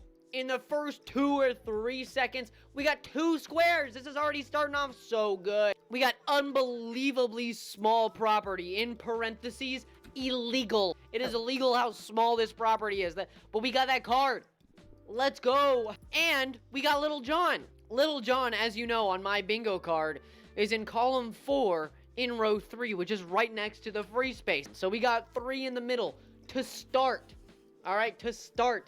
Let's go. Years, saving $1 million to buy his own house. Oh, baby. $1 million. All right, where's our saving $1 million? Also right next to free space in column 3, row 4. We're getting somewhere, baby. Let's build around that free space, all right? This is promising, all right? Let's see what little John does with this 0.001 square meter apartment. However, the space he could afford was only 0.01 square meters, so tiny that not even his pet could live there. The only option left was to summon his Oh, make sure, I don't have it on my bingo card, but make sure to check off your summon eagle square. eagle. But since John has a fear of heights, he found himself crying every night. So he decides to reinstall it like this. First, use galvanized square steel to create a frame that extends outside. Yeah. He can borrow some screws from his aunt to securely fix it to the wall. Covering the frame with wood veneer will make it both beautiful and neat. Oh, we almost got the trifecta. We almost did it. We got the galvanized steel in our top left corner. We got screws from your aunt in the top right. But sadly, the wood veneer was not eco-friendly, so we don't get our bottom right square. I am unbelievably sad. Door to open outward and use the door opening to install a flip-up door cabinet. Perfect for storing his underwear and smelly socks. Ooh, get your smelly sock square, everybody. It showed up. Install large broken bridge aluminum windows for panoramic views. Construct a bed cabinet beneath the window to store thick quilts. Thick quilts, baby. We got a thick quilt square. Where is it? Where is it? Thick quilts over by saving $1 million in column 2, row 4. Let's go. That means we've got saving $1 million next to thick quilts. Hopefully little John has some children in this timeline because I need that square. Frequently worn clothing and luggage. Lay down a soft mattress on the bed cabinet, making it a cozy sleeping space for both little John and his girlfriend. Surround the area with romantic soft pads. Cozy sleeping space for both square. Let's go. Sadly, it is adding to a a little place where I'm probably not gonna end up getting that column. Because in this column where we have both cozy sleeping space for both and expansion screws from your aunt, we also have eco-friendly wooden veneer. There was a chance. This column is forsaken! Then, install a folding table that can be used as both a workspace and a dining table. Let's go. Let's go. It's a fold-up counter, but it's also both a workspace and an eating place. So, get that square, baby. Get that square. Damn it. It's also in the column with eco-friendly wooden veneer. Folding down when not in use to saving space. Above, weld galvanized square steel and cover it with marble to create a stylish and durable surface. Construct a modular cabinet with a sink to the right for washing up and an induction cooker on the left. Sorry, got a little whiplash there. Sorry, 1 second. Get your induction cooker squares. Why is the bathroom above your head in the... Oh, man. Hey, little John. I gotta commend you for doing what you gotta do, but, that's wild. He did use galvanized square steel, though. So you gotta commend him a little bit for it. Forming a mini kitchen area. Above, install a mirror cabinet that efficiently uses vertical space. In the corner, install a wall-mounted toilet that doubles as a shower space, making clever use of limited room. Add another sliding door to this area to keep...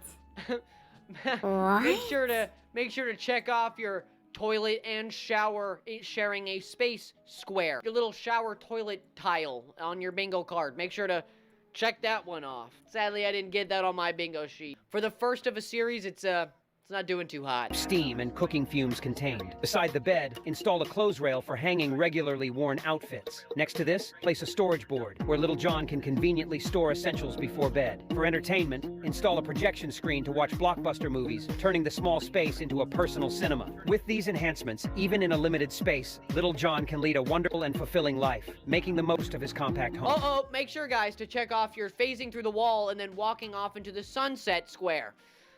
I hope, yeah, that one. Man, I got unlucky. I didn't get any bingo on my card today, but, at least I tried. Let me know if you got any bingos on your, card, on this game that we all play, the, home improvement, square, game. Yeah. I hope you liked it. It would be really funny if this was one of the first videos that somebody who watches my channel saw, because this is, I hate to break your immersion, this is purely a joke video. I wanted to, test this out, show you guys that I got a new camera, do all that stuff. So if you're new, I encourage you to go watch my other videos. They're not going to look as good as this one, but you know, I did my best. But yeah, this was Flash Minute, quick little bam, bam, bam. I hope you liked it, and I'll see you in the next one. Here are my members, and I'll see you later.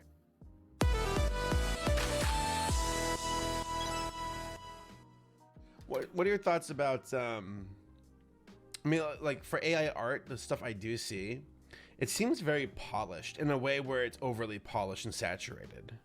Like, it seems like, I mean, like, for example, like this Lord of the Rings. Here we go. I'll show you this here. We'll start with this, folks. Let me share my screen. I saw this a few days ago. And this one really pissed me off because of the title, first off. AI generated Lord of the Rings as if directed by Peter Jackson. Well, first off, I got some news for you. Peter Jackson directed Lord of the Rings, so, you know, yeah. And then watching this, it's like, what pisses me off is like, this obviously is aping the energy of human created art. It's like, you're just a poor imitator. There's nothing really that impressive, in my opinion. Do you want to watch it with me? Sure. Here we go. In the vast tapestry of Middle Earth, the Second Age unfolds. A time of grandeur and... You're like standing on the boat like it's like one of those little water boats with the paddles. It's like canoe shaped. That's actually really ill proportioned. And there's two canoes there. Tumult, shaping the destiny of the world. Can you... Oh yeah, you did stream it for me. I was gonna say, I don't see it. I'm streaming it for you. Can you see it now? Yeah, I see it. Thank you. Everybody walking like simultaneously, like, you know, in motion. As the echoes of the First Age fade, a new chapter begins. Creepy. Do you see that face right there behind her? Smeagol! Numenor, the island kingdom of men, emerges as a mighty power in the great... The Island Kingdom. Okay, this is like obviously... I've watched Lord of the Rings so much that I can like tear this apart. Like that helmet right there with how curvy it is seems elvish. You got like this guy, it looks like he's being channeled from a combination of like, make a character that's both Elrond combined with Aragorn. And that's what you got. Hence the facial hair and the elven ears. None of the elves have beards. I fucking hate AI so much. I'm sorry. Like the fact that this... Of course. You see people complain who are like the folks who like make AI art, who are like, it's really hard typing it in, getting it just right. Go fuck yourself. You don't understand. You Go don't fuck have yourself. spent writing the perfect prompts. Oh my god, typing in words, how tough. I'm sorry. Wow, they're all standing around and doing nothing. Why is it that this is a prompt that yields this result where you have main focal point of character and then a bunch of other characters standing behind them? Why is that always such a frequent thing in AI generated stuff? I don't know. Perhaps it's just something that's easy for it to conjure. Oh well. Conjure. You know, conjure is a good word to use, by the way. I like that. Yes, thank you. One thing I do think is not terrible about AI art is using it to kind of come up with concepts, but like not using it as like, yes, this is the concept. No, more like use it as inspiration for a concept, and then, you know, you make it yourself. It's kind of what I was planning on doing today, think and then I didn't. Again, it's like you're still like, using nah. other people's work, but I don't know. You know what's tough? I can see the appeal of something like that. Yes. But I'd rather like take inspiration from somebody's piece, unethical, I guess, rather than just ask a robot to do the inspiration part. And it's like it's a tool that you put in the hands of the wrong people. It's going to be used for like nefarious ways to make a quick buck or to climb the status ladder, and that's what we're seeing here. The people who use AI. I mean, look at the fucking Willy Wonka Yes, shit. I want to use it to make so much money and make art and start an Etsy shop. And you know, they have like tech bro, crypto bro tendencies or rhetoric. And I'm like, oh man, like the artists though, I've never really seen that many artists, or at least the ones I respect, backing it up. They're the ones who are very apprehensive, going, this is a tool, but a tool that has too much power and can do a lot of damage in the wrong hands. And the folks who seem to be using AI the most, at least in the realm of like generating art and animation, quote unquote, are people who I'm like, you're not real artists. You're just doing this for a quick buck. And that's enough for me to go, this sucks. Gifted by the Valar for their aid against Morgoth in the First Age. Yet, in the shadows, Sauron, once an elf. No, I mean, we have Rings of Power on Amazon Prime, which is not even like terrific, but it's superior to this garbage. Morgoth's lieutenant rises again. He seduces the hearts of the elves, dwarves. Oh my god, these characters. Yeah, and this is so. I've watched enough where I can tell. Like that right there, they're actually sampling for this AI generated stuff here for this quote unquote, you know, prequel, you know, with Rings of Power or the Second Age. They're pulling from the Hobbit movies. I've watched them enough. I can see right through this fucking veil. Like that right there, they probably entered in Dane the Dwarf from the Hobbit as a prompt, combined with like Gandalf maybe. And also there's some elven ears there too. The dwarves don't have elven ears. Ah, sorry. Gandalf, baby. Dwarves and men, enticing them with the craft of the rings of power.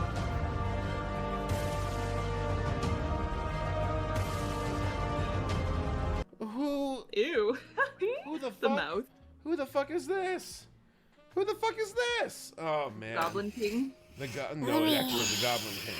Let me look at some of my actually characters. in the Hobbit, and looks a lot better. He sings. I agree. The beard like getting shorter as he lifts his head. This right here looks like a combination of taking the like Orthanc or whatever, that's Saruman's tower in Lord of the Rings, and combining it with Helm's Deep. So it's like you got the walls of Helm Deep, you got the chat help me out here. What's it called? It's not the wall section of Helm's Deep, but it's the other section with the tower where the door is with the bridge. Oh man, that kind of looks maybe they might know. I can't recall this name for it though. But you can see how it's kind of aping off the energy of Helm's Deep and combined with Orthanc. The Rampart, yeah. The deeds that we shall do. Well, hold on. Who do you think you are going that fast? Thing is, all these characters seem like they're just an amalgamation of garbage. Like, it's hard to tell, like, who's this? Who's that? It's just human, elf, dwarf, quote unquote. Oh, wow. Actually, this right here looks like it's borrowing from Warhammer a bit, too, with the jaws. Yeah, I was gonna say that looks like something from a video game. Right. Shall be the matter of... That's insulting to put Peter Jackson's name on it. Yo. Till the last days of Arda. Okay, well, right there, that's borrowing from Game of Thrones. And also Smaug from the Hobbit movies. Mm-hmm. And then like what looks like a little Hobbit character, but it looks more like one of those like little dolls, those Russian dolls instead. Oh yeah. A bunch of little ones to start popping out. Well, you can see running away. You can see right. You can see right through it. You can tell what they sample from. Other creators who actually had an original thought and drew it or created it or again, if you like presented this as okay. This is not a final product. This is a concept. This is like the idea that we're going for, and you like pitched it and like this is kind of what we're going for. I don't think that's so terrible. But then you'd still have to come up with your own original work and make it. I think for me to not get iffy about it. But isn't that the problem though? Is it relies on data, and data has to exist beforehand from somebody else. I know, which I don't like. It's, a big slap in the face to artists. What the fuck is this? It's like Lovecraftian Cthulhu with roots. Ew. Give me an int combined with Cthulhu. Here it is. Hold on. What was that? This looks like it's sampled from the Hobbit movies too, like the third film. God damn. Well, that's Shelob combined with like something else. That's also from the movie. You know what's so funny? You want to know how I've watched the Hobbit movie so many times that I can just see right through it. Because like you see, hold on. I'm gonna find it for y'all. All right, please just humor me here. Okay. Battle. Hold on. Actually, we'll go to the with HBO Max real fast here. I need to prove my points. I'm sorry. No, I believe you. Oh my gosh, I forgot I exited out. All right, hold on. Okay. Look at that. Okay. I want it. You have to say it in the British accent. Look at that. Thank you. Oh yeah, no, not that. What the? Why? Hold on. He has a bigger forehead. That's why.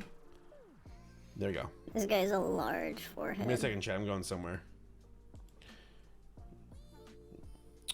Hold on. Hold on.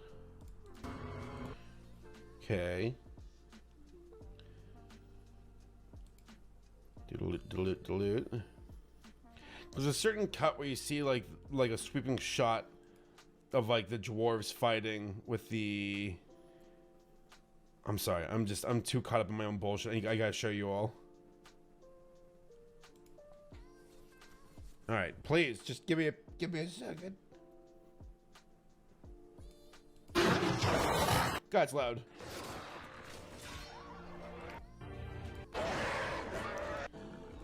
Oh yeah, this was the most boring Here we go. one. Okay, see that? See the colors of like the mountain with the yellow and orange and blue? That's what they're sampling from. Like you can see like the, this Yeah, it's quote much unquote. brighter here.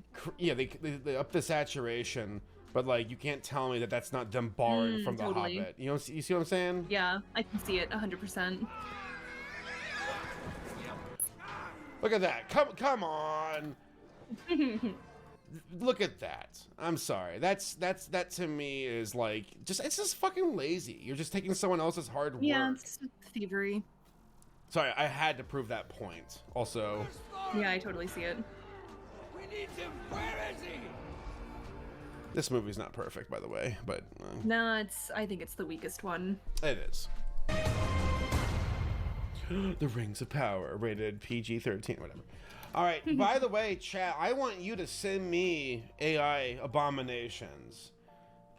Anything made in the image of man is an abomination. The thinking machines. So go to my Twitter and send me whatever you got. Whatever you got, please. I got a few things up my sleeve, but go ahead and send it. Rishi, you ready to see the one that's apparently made this guy a few $1,000s? Whoa, holy shit. Ready? Oh, this fucking thing. Yeah, brace yourself. All right, y'all, chat, have you seen this yet? Here's how I made a few $1,000s. And again, Wow, so cool. All right, here we go. Okay, let's turn that down. Oh my god. And you can immediately tell that they're sampling from Pixar Like and Pixar. Disney. Yep. What? You just have to try this lemonade. No. Wow! It's so good you should sell Her it. face looks like Violet from The Incredibles. I think they probably sampled. And then with the Violet. eyes. Yeah. What's with the mouth? Is that just? It's all blurry because it's pulling from several different mouths, trying to make it, emulate movement. Do you think it's its own layer, or is it? I've never have seen AI programs do I don't that. really know how AI works, so it's hard for me to say. Should sell it. What? So that's another thing. AI is so shiny. Like, why is it so bright and oversaturated and also Because it doesn't understand art. It doesn't understand how to make art. It's just like, oh, let me just pull from these several different sources to create what I think is art. It likes to do symmetry. It likes to. It's very predictable symmetry. It doesn't know how to provide dynamic composition. Mm-hmm. Oh, wait a second. I'll just kill a man. Wait, what the fuck did it say? Stupid face. Do you make these mistakes with lemonade? These mistakes. I'm sorry, but the fact that there's these with the word mistakes underneath it is too much. Come on. Do you make these mistakes with lemonade? I hate these mistakes. Oh no. Function Hey, junction. kiddo. What the fuck? Whoa. Okay, what's that pulled from? That looks like Function junction carpet cleaners. Hey. This That looks like like, the villain from Up. Oh, I was thinking kind of Dracula from Oh, Hotel Transylvania. Hotel Transylvania. Yeah. So not like the big face shape, but I don't know. Rishi, look at this bullshit. It looks very. Where AI AI copy so good it launched A a seven-figure seven-figure- agency overnight. It's always leading with money. It's always Yeah. money. But the money you can make, Money. you don't even need an artist anymore. Kiddo, want to buy some marketing? Webinars, high ticket offer, courses, low ticket offer. Oh my gosh, Big Zuck. Okay, so what do we have here? It looks like Wreck-It Ralph. Oh yeah, like the hair and everything. The thicker torso. Looks like Sid to the right. You can literally I break was just down thinking Sid AI from Toy art. Story. And it looks like Mixed with like Sheen from Jimmy Neutron. Yeah, and he's from Twitter. Or what was once Twitter. And then to the left is looks like Andy a bit. I don't know, it's just like the most generic looking kid design. So Facebook, Twitter, and what's the green one? Chat, do you all know what the green one's supposed to represent? Don't be evil. I get that they're representing all these, these megacorp like It's saying Google. Google. I don't know. It's Google. Really? What about it? What about it says Google? This one says DeviantArt, right? Oh, see, at least DeviantArt is green. Yeah. And also, what was you told me it used AI, right? What? Didn't DeviantArt introduce AI? Oh, yes, it did. It started with the NFTs and then it implemented the AI shit that you had to opt out of rather than opt into. I don't know, it's stupid. Wait a Something like that, second. right? I got an alert box from Christy for $5, and my little alert box thing didn't work. Christy, what did you say? What did you say? Sorry, hold on. Where's your message? Hold on. Maybe I thought my Streamlabs was working to work with the. Hold on. 1 second, chat. Donations. I have a little text to voice and it should work now. Oh, maybe it's too quiet. You didn't hear it. Hold on, chat. 1 second. I gotta fix this. Fade in. Walter. You're like, Christy, give me another $5. What Give do you me. say? Well, I mean, I'm paying her for it. It's still her money. Minimum amount to show. I thought I fixed this. So I have a little Walter. Wait. You can hear it. I want to see it. If it works. I thought I fixed this. Test donation. Walter. Yeah. This is a test donation for $53. Whoa, who gave me $53? Whoa. That's awesome. Awesome. Dude. Oh yeah. That way, if folks want to do like donations, I'll read the stuff, for $53. Minimum. Just give me all your money. Do you Oh my hear God. the Oogie Boogie music in the background? Oogie Boogie from. The Nightmare Before Christmas. Just give me all your money, and I'll sell all the lemonade you want. It is Oogie Boogie. Here's your row ass. Well. Did you hear Santa it though? Claus. That's Oogie Boogie's song. I'm really scared. Oogie Boogie. I'll So take you your word know for it. what I No. don't know. I don't know Nightmare Before Christmas by heart, so I'll just take your word for it. It is Oogie Boogie, yeah. There. I see. Okay. Fun Funky, thank you for subbing. What is Here's your row. What's up? What is ROAS? Return on. Hold on. RAS meaning. Return on ad spend. Oh. That's good. That's so bad. God, this is so lifeless. Here's your row ass. But what if the heartless AI helps?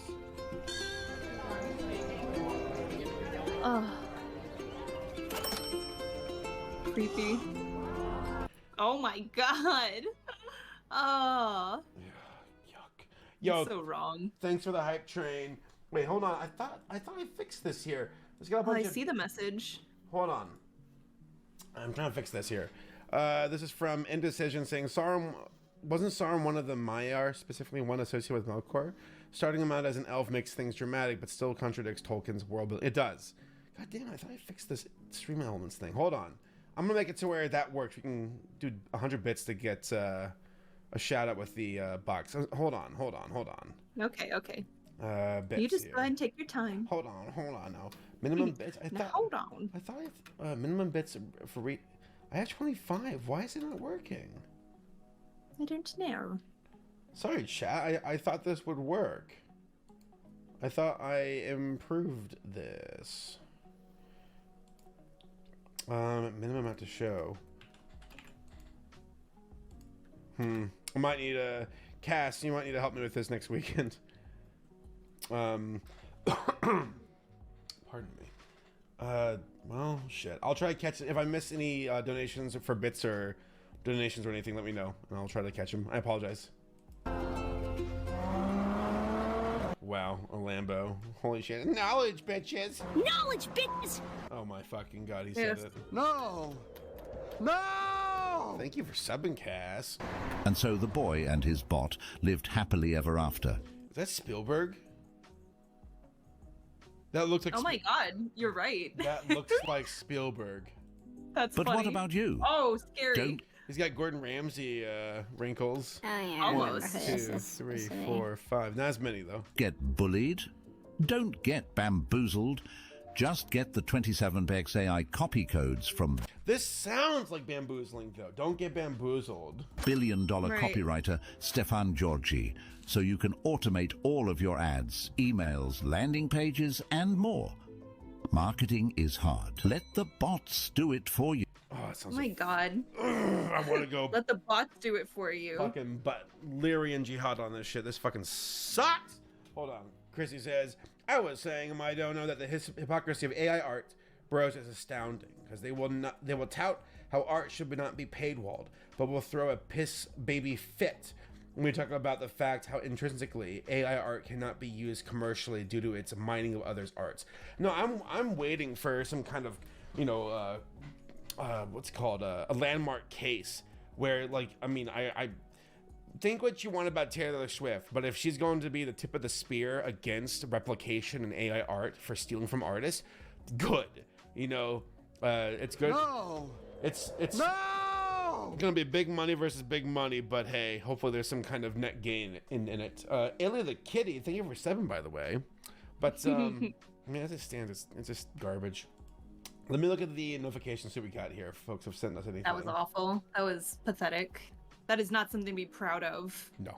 It's Pepperoni. like, oh, look at all the money that I made. It's like, well, congratulations, you fucking thief. AI generated McDonald's commercial. Ow. Awesome. Gee, welcome to McDonald's. The absolute bomb when it comes to fast food. At McDonald's, we have this insane talent, making everything sound way more fab. Oh my god, that was scary. It's just like it's so bad, it's funny. And It's actually, like a horror movie. So, oh my god, that doesn't make me want to eat a McDonald's burger. get That ready makes to me look like I slay got and join poisoned the by it. party, babe. Immerse yourself in the fancy vibes of our quarter pounder, or go on a wild adventure with the iconic McRib. Oh, Listen up, Gorge. scary. You cannot even think about missing out. Oh my god, no. You can't do that. Why does it look a that bit... doesn't make me want to pay for Mc. Look at the like little chin, ew, it's glowing. It's glowing. Full of pus or something. It's gonna pop. You know, it kind of looks a bit like Elon. And the eyebrows. Some sort Down of on the yeah, so creature. delicious. Big Mac. Ew, It's comfort that food that'll make you terrifying. go. For our extraordinary drive-through extravaganza, where your dreams of getting your order right might just take an unexpected turn. Like for real. No wheels? No worries, babe. Gosh. That legit is like dystopian. Why does it feel like we're looking into the eyes of like madness? We've got a special haven reserved exclusively like for clown pedestrians. Faces? Did you see that butt on that person? Yeah. Oh my god. Exclusively for Bam, pedestrians. a wedgie. Hold on. Oh. Served Yeah, make sure she's got a big juicy butt. exclusively. I'm fucking. There we go. Look at that. You're yoink. Oh my gosh, fix For your wedgie, dude. pedestrians, it's like a drive-through, but for those who prefer the elegance of foot travel, cause like, let's be real. So who's... Oh, scary. God, monsters. Oh, it's like something from Twilight Zone. Or like a Black Mirror episode. Feeling sassy and can't even be bothered. Oh my God. To step inside, no problema. Or bring Well, so Ronald McDonald's everywhere with a clown face. the party Oh, right to that's your why I was fabulous like, why are they self. all so like seriously, scary clowns? McDonald's? Like ossified clowns. Jesus, that tongue. That was awful. This is like body horror. Seriously. I'm not even paying attention. Okay, that's actually kind of scary looking. I was gonna say, this looks like legit. You know what? If this was a commercial for like a video game that took place, not like Five Nights at Freddy's, but if it was like a McDonald's meets body horror sort of Escape the Funhouse type of video game, this is what it looks like. This could be an actual commercial for. It's like ramen-esque tongue looking there. It's fucked up. McDonald's? Yeah. We pride ourselves on speaking secret language of Ignore fast mode. food fluently, no joke. Oh my McDonald's Rosetta Stone course has trained us to understand your cravings. It's madness. We're looking. Oh my gosh! There's skinwalkers. someone who says the new trailer for The Thing looks great. It does look like The Thing, Right. like the way the No mouths other, are like you stretching know? open. So, like, if you Scary. order a number 4 with pickles, medium fry and a large Turn into a Coke, number we'll like 5, I totally guess. work our magic and decode. As a McDouble, extra pickles, medium fries, Who's narrating and this? super I don't know if it's AI or what. size Coca-Cola. We live for creating these unforgettable moments. Oh, scary. And especially with our Happy Oh. Meals. Oh, God, that don't come eat the with fun baby. surprises and Oh god, there's children now. like unidentifiable objects inside. That totally appealed to both kids and adults. Prepare to meet. The divas of the fast food world. The fame is always broken or always being Song cleaned. picking up. And McFlurry machines. Just like mysterious creatures everyone gossips about, but nobody has ever actually seen them in work. It's a sassy saga that adds to the excitement and anticipation. This is like fucking Pennywise shit, like from like it. Patient McDonald's. This is But terrifying. hey, it's like we're not afraid to keep up with the trends either. Come on. Like serious, duh. We've got salads, cause let's has to face be- it, nothing shouts healthy louder I than mean, this it has to be towering like a mountain of stat bar, lettuce, right? topped Like, with look at crispy the chicken. amazing AI commercial I made. Isn't it so It's legit? And it's amazing. like the most terrifying Three thing types ever. of cheese and a sea of ranch dressing. It's this totally nutritious adventure, almost done. but with a McDonald's twist. Mr. Donald's is all about living that effortlessly. Oh God. That was awful. That's like some body horror shit. See the tongue? Yes, this is Why does legit it like have a body horror. tongue? Place. I'm loving it. Ooh. Oh, stop it. You just had to Oh, squeeze one more look in at there, that. didn't you? It's called AI Black Mirror. AI Black Mirror. Oh, yeah. Okay, so it has to have like been purposeful, right? Maybe. I guess so. I hope so. Let's keep looking. So AI. This is from Animation Without God. Context. Okay. Thank you for joining us for the stream, by the way. AI made Black Friday chaos. Oh God. The season of savings is here. By the way, we will come back to this stuff here in a bit. This because there's a little bit of this guy gets Why really can I pissed not off. get We've the been angle balls on deep this getting ready to eye? launch a big new. We'll look more into the Stefan Georgi guy here in a bit because he's the one who did the that commercial. And I want to see him being an angry tech bro. It's Black Friday.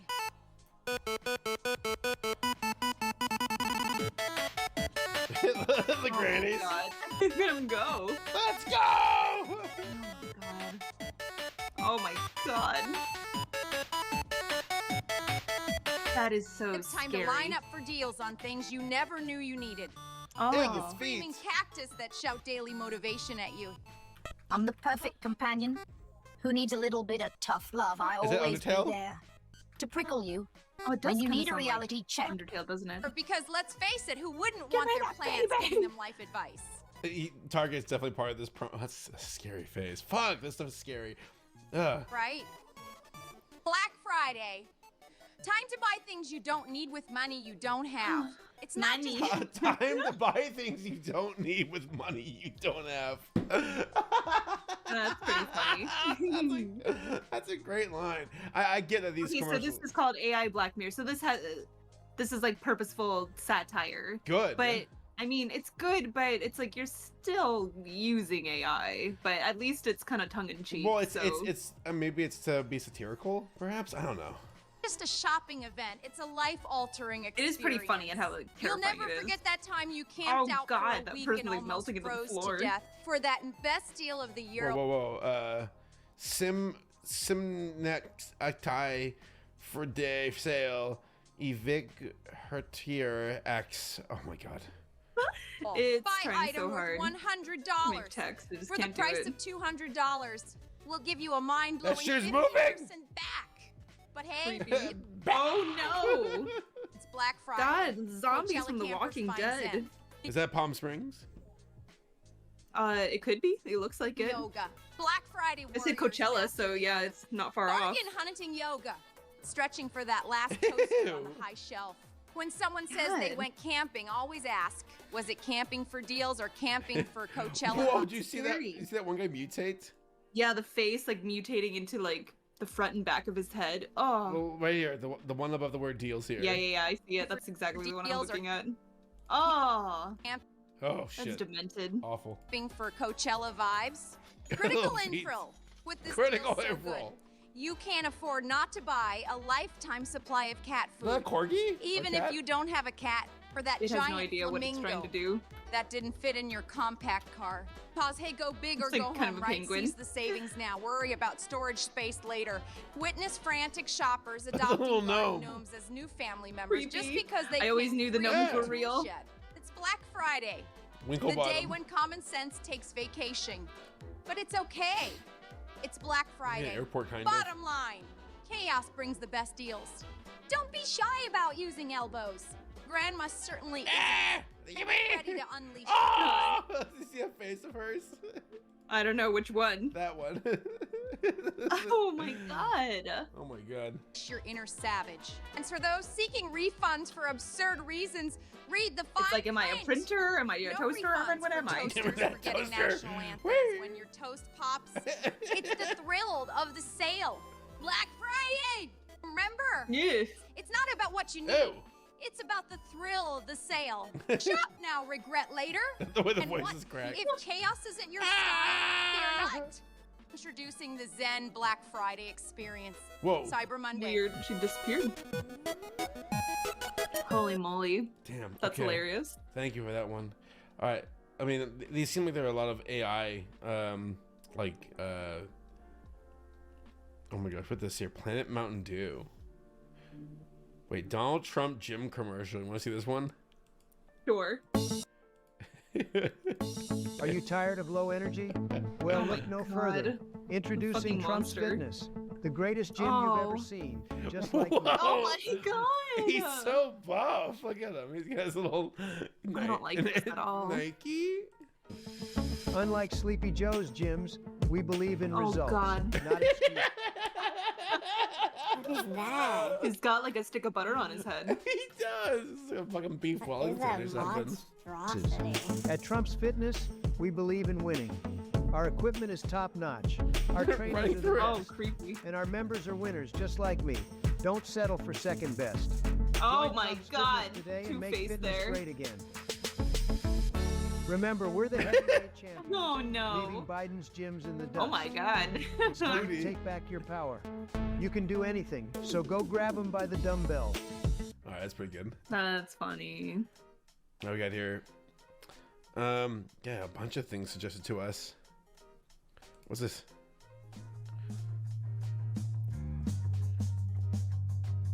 Can you imagine what like AI porn must look like? I mean, that's you know what's crazy is that I want to do a video about the history of Rule 34 and how like porn is kind of this bastion that like companies won't go after, except for, you know, I mean, yeah, there's porn companies, but like, you know, Disney or Warner or Netflix, they won't go after that. Of course they won't go after that. It seems kind of more roguish in a way. And I'm like, it can't be assailed. It's you know, you've got independent artists who can make you know, I know, Check go crazy, but like it's AI though. I'm like, wow, there's finally something that can be potentially a threat to, because you know, am I not wrong? You know? No, you're not. That you got a lot of independent artists who can still make a good living drawing pornography, and I see no shame in that. You know, give the people what they want. And it, you know, cause, there will always be a market for it, right? And Disney won't touch it. Big companies won't touch it. And it's like then AI showed up, and it's like, uh-oh, that's a problem. So yeah, just throwing it out there. Batman's here apparently. Cool. The Joker. Yeah, Some sort of Joker-looking guy. Riddler.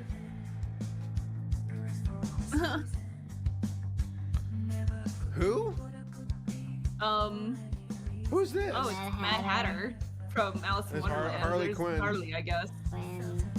Ivy? Some chick. Ivy? That's Ivy. It must be Ivy. Donald Glover? Donald Glover? Why is Glover? Donald Glover How do you say his here? name? Glover. Glover. Who would Donald Glover be? Hasbin Hotel Minecraft. Hold on, this is from Chrissy. Oh. Oh my god. Oh. Yo, Is this AI? Oh my gosh. Farm. What? Is this AI or is this like content farm sort of shit? I really feel bad for Goose. And I know Goose says Digital Circus is not, you know, hell of a boss or has been. But like, can you imagine making something? Like I want to take a moment to like humanize Goose, who's an artist, you know? And for her to find such a level of success that you got everybody aping off your creation or just straight up stealing from it, that has to be tough.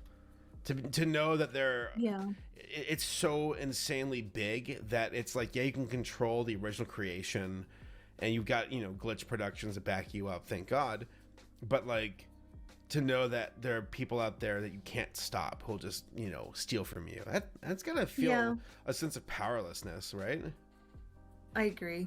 You know, it's funny you bringing that up, and this is corny to say, but it reminds me of that Bluey episode where they go to the beach, the Stickbird episode. Oh yeah. Where Bandit is just sort of like, clearly something's on his mind and he's bothered by it. And he says that really poignant line where he's just like, when you put something beautiful out in the world, it's no longer yours, really. And it's like, you know what, as an artist, that is very relatable. Yeah. And that's kind of like what you're saying about Goose. Like, you know, she and Glitch put out an amazing pilot and these wonderful characters that obviously really resonate with people. And you just kind of can't control what people will do with it. You know, once it's out there. It's out there. You know, it's out there. You can't control what people will do with it, really. Yeah, it's almost like this great exchange where it's like, in order to reach that level of being perceived, of being known, that you have to relinquish control.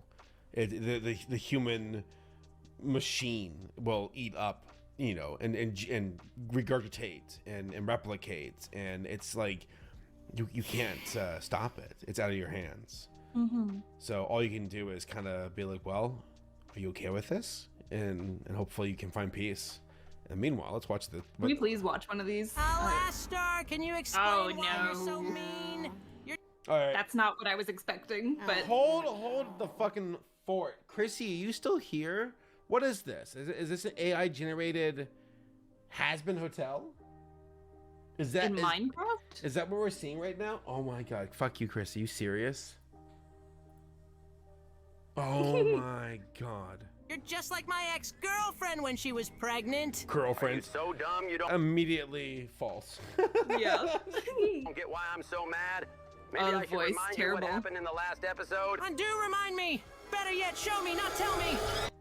So, Charlie, finally alone at last. Can you feel the testosterone? I'm sorry. This. Oh my gosh.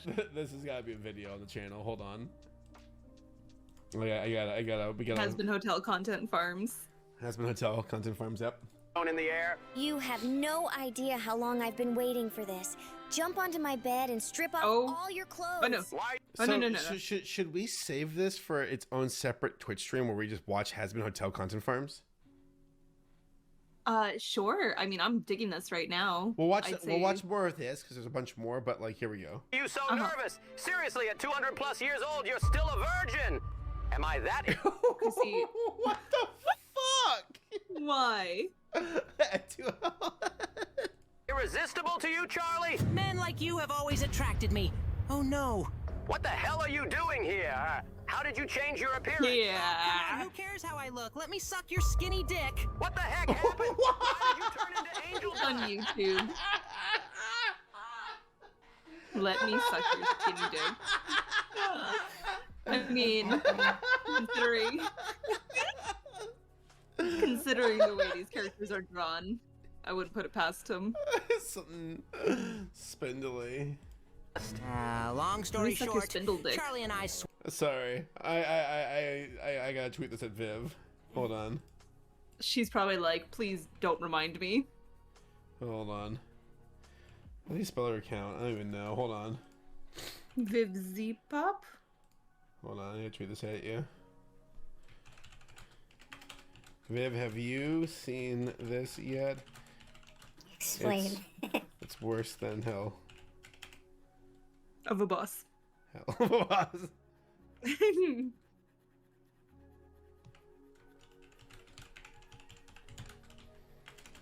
Circle of hell. swapped bodies to get back at you for wanting to sleep with her. As you can see, joke's on you. You two are mentally challenged idiots. Now let me get my revenge. What? Alastair, wait, what are you doing? Alastair. Stop, don't push me towards the window. Hey, don't push me down. Oh no, God, I'm fouling. I'm fouling. Oh no. He felt the same adrenaline. Wait, what? I pushed him down into a ditch as deep as his anal? Always wanted to do that. I pushed him into an abyss as deep as his anal. Hope he felt the adrenaline I did a few minutes ago. I never forgive mockery or jokes at my expense. Everyone will be punished. So, got your memory back? Remember now?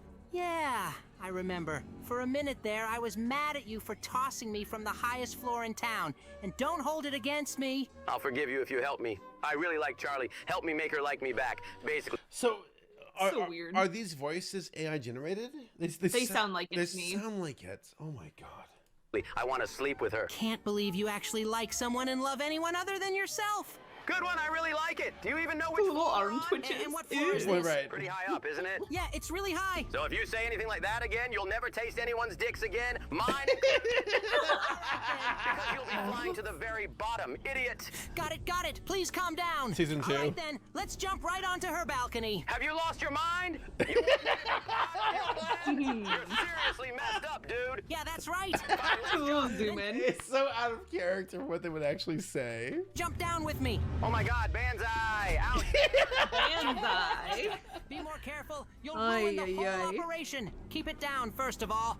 All right, I'll be more careful next time. I can't jump over this stupid donkey fence. Screw it, I'll break it. Good job, you broke the fence. You know what you're in for, right? Shut up and don't tell anyone, or I'll blame it all on you. All right, let's see what Charlie's doing. Hope she's naked. And look, Angel Dust. I hope she's naked. So weird. Just verbalize things. In the tub. Listen, Alastair, it's really uncool to peep. I think it's unethical and unmanly. I'll turn away and unmanly. Angel Dust would say that? There for a second. It's unmanly. In a gesture of female solidarity. I don't give a crap about your stupid opinion. I'll peek at girls because I'm a real macho. Guys, look, Charlie's swimming in her pool right now. You agree she's super hot, and you don't want a piece of that, right? Well, that's the model from the pilot. Yeah, I was gonna say that's the original model. Maybe this is Verbalace Core.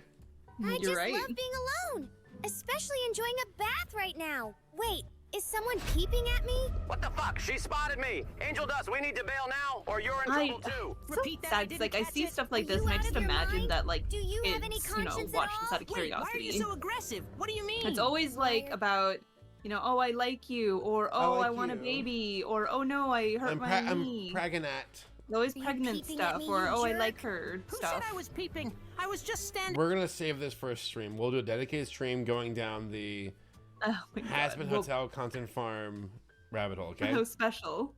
I know. Suffer. Well, this was a very interesting find. You think Goose and Viv are just getting drinks together and just like, fuck? Perhaps in spirit. We'll keep going for another 10 minutes, and then we'll halt with the AI stuff because we've got a tier list we want to do tonight. Ooh, a tier list. Do you still want to do it? Sure. Folks, we've got a tier list for cartoon couples later this evening. All right, in the meanwhile, let's see what we got here. Okay. Hold on. Let me see. We got. I asked AI. Oh, we ain't watching that one. What the fuck? Uh-oh. What is this? Is it all the girls that he banged? Nope. Nope. No. Wait. Nope. Oh, the teenager's pregnant. Fuck. Great. I didn't know what that was. I didn't know what that was. Oh, fuck you. Who posted that? We lost 40 viewers right there on the spot.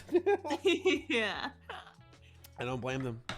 I asked AI to make a Joe Biden Dairy Queen commercial. It's from Animation Without Context. As we got Joe Biden. Okay. Joe Biden here. Come down to Dairy Queen and get some of the most delicious ice cream you've ever had. Oh, that it's looks so like good I sniff meat. the ice cream to smell happiness. Or try a blizzard where you get your favorite ice cream mixed with whatever toppings you'd like. What is that? Like sand? Yummy. It We looked use like real fried milk oil, from like real oil cows to for ensure that frying. every customer is satisfied Ew. with the quality of their ice cream. Ew, it's the ice cream tastes Ew. so good. It helps me keep Ew, my is it? mind off of all the current political chaos that's happening in the world right now. Yum. Some people Oh, even say weird. that eating more ice cream is the key to Ew, old what's age. with the sauce? But be warned, because sometimes the ice cream can That's be too scary. good. You'll go bald. All right. What's we got here? The Great Gatsby Gen 2 AI text. Hold on, what we got here? This is from The Visible Maker. Are you ready for a night of adventure, fun, and romance? What is this? What am I looking at here? The Great Gatsby Gen 2 AI text-to-video movie trailer. In a world of glamour and intrigue where nothing is quite as it seems, one chance encounter leads to a night of unforgettable adventure Why is it shot like a fucking beer commercial? Seriously. and romance. So weird. Oh my gosh. The walls are closing The in. atmosphere. It's like stepping into a whimsical dream. Care to dance and make this dream even more enchanting? This can't be real. No, thank you. Featuring stunning dance performances, unexpected I mean, it's not twists, real. and It's a touch of feline someone just put AI prompts. Right. This whimsical and captivating romantic comedy set in the glamorous 1930s era is sure to sweep you off your feet. The 1930s era. This night just keeps getting more and more peculiar. Well, they do say that curiosity killed the cat. But in this case, it seems to have given it a double life. From the visionary creator of Taste of Duality comes a movie that will leave you spellbound Ew. and craving more. Get ready to Ew, experience the magic creepy little hand on the table. Oh, look at that. There it is. They straight up stole. That's Yeah, that's yeah. Leo. That's a Yep. scene. The Great Cat Spy. You can't Cat spy? even say Gatsby. Oh man, the Great Cat Spy. The Great Gatsby. Wonderful. Well done. Good job, AI. A celebration of passion, humor, and the pursuit Ew. of the perfect romance. When I said I want more furry content, Coming this is soon what I to a meant. screen near you. That's like a weird cat weasel thing. Yeah, but it's got a bit of like a Arctic fox kind of face to it too. Oh, you're right. Maybe that's what it is. The Great Gatsby. Wow, a film by The Visible Make. Great job, great film. Burger Blast. I asked AI to make a Mr. Krabs commercial. Here we go. Let's see what we got. They seem to like to do maybe commercials or. Oh. Commercials seem popular, yeah. Yeah, maybe it's easier to comprehend. Of the Krusty Krab, For the AI where the food is program. as good as gold. At the Krusty Krab, we take pride in serving up the most delicious seafood in What is Oh this? my gosh, Why is what it? is this a meat of? That's odd. on the Bikini Bottom. Once you take a bite of our famous Krabby Patties, you'll That's like a layer over like a SpongeBob. Look at it, episode. Squidward. It's like That's a Squidward eating Krabby burgers. Patty. never want to eat anything else. Oh, you're right. So come Yeah. on down to the Oh, Krusty God. Krab where the flavors They are stole bold. the The animation. service is fast. Girl. Where your test buds will be. That's also This still is like- animation. That's so weird. It's like taking animation from the show, but then putting this weird like food texture over it. That's weird. Dance in a jig, and I make money. SpongeBob, me boy, you're 2 seconds late for work, boy. Late for SpongeBob's not even on the screen. God, the voice is awful.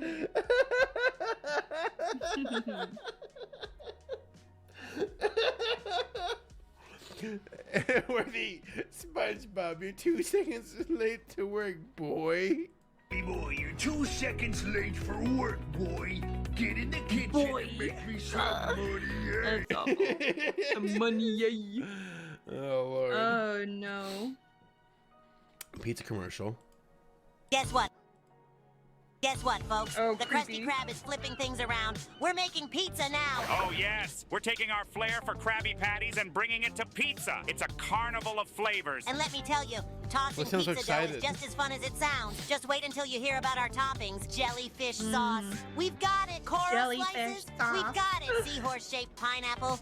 We've got it. Mr. Krabs approved the pineapple flavor. That doesn't sound horrible and disgusting at all. Squidward, shut the fuck. So are you ready to set sail on this delicious journey, Squidward? Flavor ahoy! The Krusty Krab pizza. It's the Oh Lord. The pizza for you. Yeah, we got it. All right. Well, most of these seem like they're satirical. I think so. I hope so. Me too. Here, we got it. I mean, they have to be. Like, it's so obviously bad that it has to be satire. Right. I'd certainly hope so. I certainly think the same thing about Grab that that lemonade Mountain Dew. commercial, but I guess Wormhole. they're trying to be legit about it. Just pathetic. Breaking Bad AI. I see what we got here. Uh-oh. You got the beauty of the Baki stuff down below. That's original. Versus Pixar. Say my name. Oh, this is I lame. am This is not in pictures. danger, Skylar. I Get am creepy. the danger.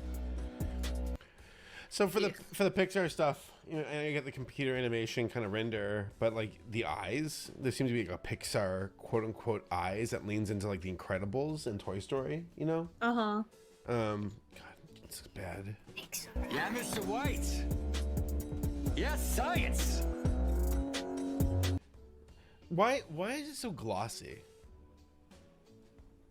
I don't know. Probably just 'cause it's What's this?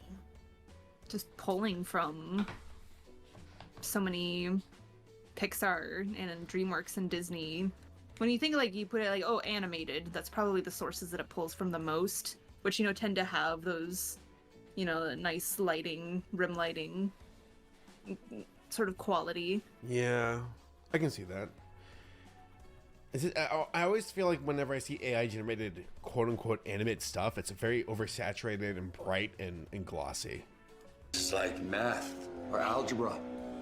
You add a plus douchebag to a minus douchebag, and you get like. And you got the little head tilts. They stay static except for the head moving around, like, you know, gyrating up and down. 0 douchebags. Oh wow, look at her. Is that Jane? Oh man, That's Jane. Look I'm at an her. artist. I'm a cool goth artist with my little red T-shirt. And Look at her. What's behind her back? I think it's meant to be like a sweater wrapped around her waist, but you don't see the sleeves like wrapped around her waist. You know what I mean? Wow. It's easy money till we catch it. Oh my god, it looks like a Hello Neighbor. He would not wear that. He would not Nah, wear that looks like Rick Grimes. Yeah, that's stupid. Zack Schrader. The mouth like kind of slanted on the side. The way the mouth, like, I'm curious. Yeah, it's almost a TF2. I can see that. It's a heavy. Oh, come on. That's not Gus. He would not wear a bow. Nah, he looks too nerdy. No, he would not wear a bow tie. You fuck that. Like a bow tie mixed with a tie. So I want you all to know, by the way. So Rishi and I have been talking about doing a stream next week where we want to do a Breaking Bad regular show fan casting, where I'm gonna bust out my drawing tablet. She's gonna bust out hers, and we're gonna cast characters from regular show into Breaking Bad. and there's things we can already, like, you know, surmise. Benson would be Walter. You're spoiling it. Why are you telling everyone already? That's all I'll say. I'll start with that. Benson would be We Walter. just love the White. idea, of Benson turning into Heisenberg. Right, and we already have it figured out in our brains. Like, there's a bunch of other characters where it's like that would be that character, that would be that character. So that'll be next week. There's a lot of fun streams next week, so stay tuned. Oh, Yeah. look at his skin falling off, like peeling Very off. scary. Looks like burning at the edges. Someone has to protect. Wow, Scar looks so Wow. fucking hot. Wow. She looks just like that with her long, like, zebra neck or giraffe neck. She definitely looks like the girl from The Incredibles. Oh, you're one with, right, thick blonde Mirage. hair. Yeah. I feel bad for Mirage. That's a bit closer. That's also That's like a little bit Marilyn better, but it's like Marilyn Monroe energy. yeah. Either way, it Which sucks. fits the character. So we recently watched Breaking Bad, and like this scene with Skylar, like finally standing up to her, standing up to Walt, is so good. People are like, Skylar's a bitch. It's like you're media illiterate. You don't understand. Marie, that's generous.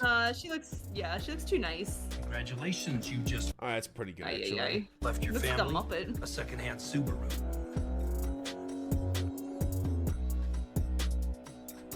Yeah, look at him. It looks just like Walt Jr. Look at his like emaciated arms. So weird. Yeah, that's Walt Jr. All right. He wears glasses. That's Oh my god. come on. Well, Okay. oh my god. What's he Poor Bill writing? Burr. I guess it's meant to be a tortoise, but it looks more like a frog. Frog Monster. whale creature. They did my boy wrong. Oh my god. That's actually not half bad, Mike Rintrad. Here's Doesn't look like Mike at all. he doesn't have a beard or a mustache. You know, fuck it. Never mind. It's terrible. That one's better. That's a bit closer. She's Wait, so sad. does Mike have a beard? No. I don't think so. Sometimes he So has like the a little episode shadow. of The Office where it's like, did Stanley have a mustache? Yeah. No, Mike's got a goatee. He did. Yeah, oh, he had a okay. goatee.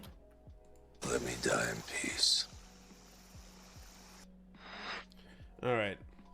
That was Garbo. We'll do like one more, all right? Let's pick one more. Okay. Suffer. Actually, here, before we do, let's look at this little rabbit trail. This little rabbit hole.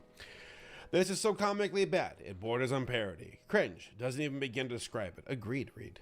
And then he's so mad at me for boosting his AI Lemonade ad. He boosted it. Okay, here we go. This is the guy who made it, by the way. Stefan Georgi.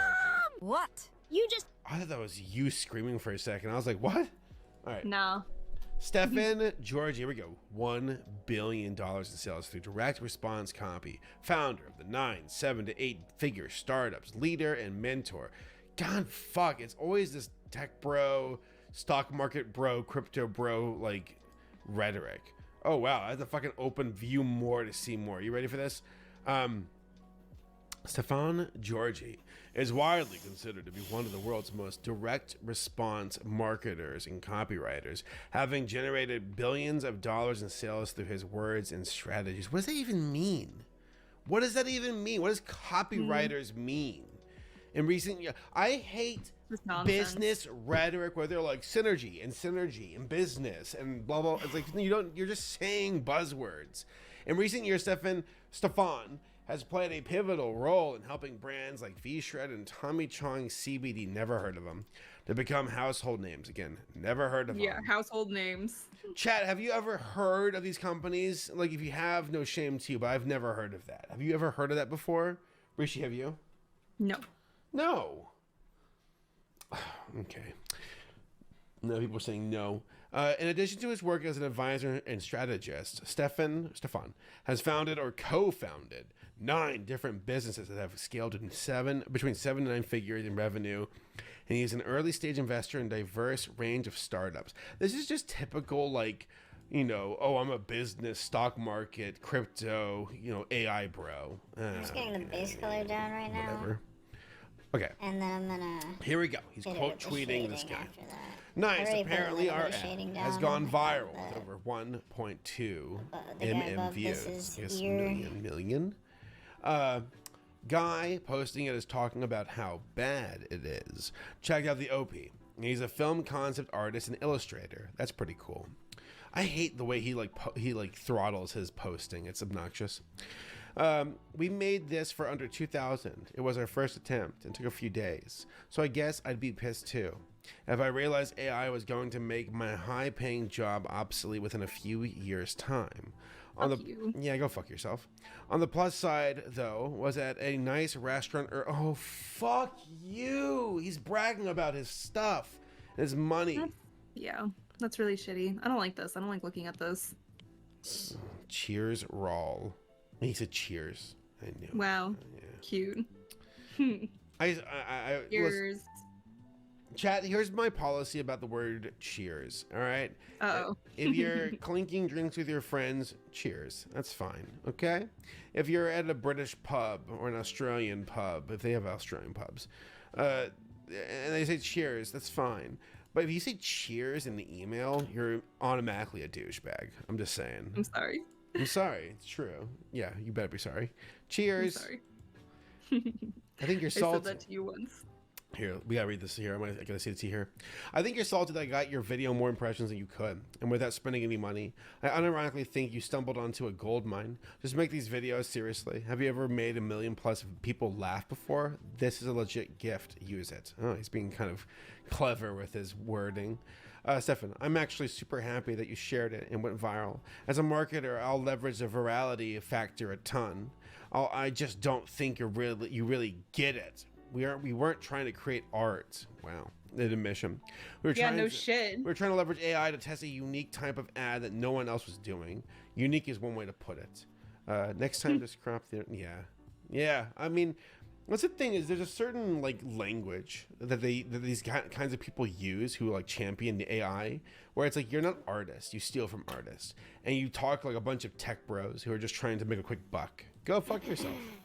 Yeah. Oh man. I'm going to be right back.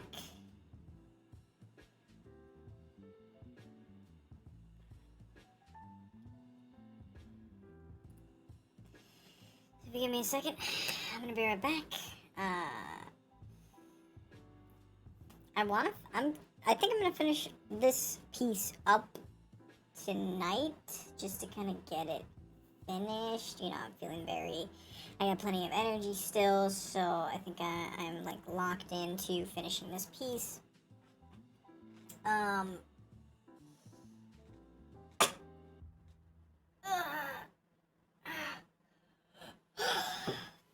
So yeah, I'm gonna grab a snack. I'll be right back. Give me a second. Just take a little break, let my hand sort of rest for a bit. I can already feel like my thumb is a little kind of in pain right now.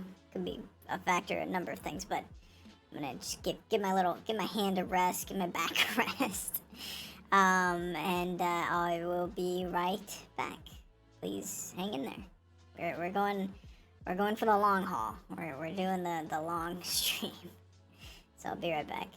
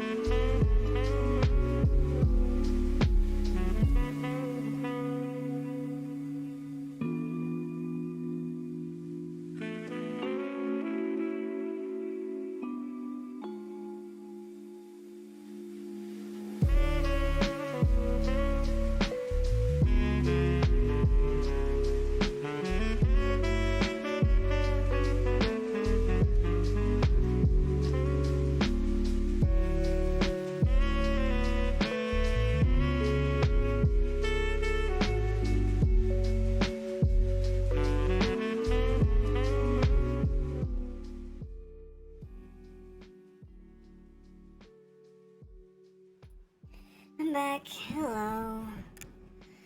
A pleasure.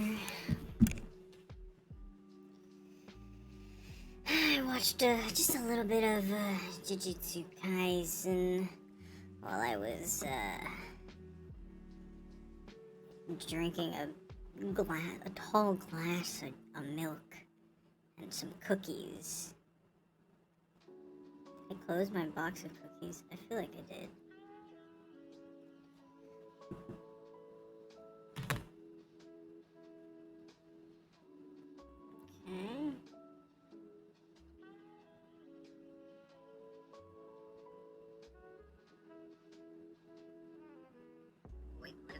No. Damn it, Philly D. Relax.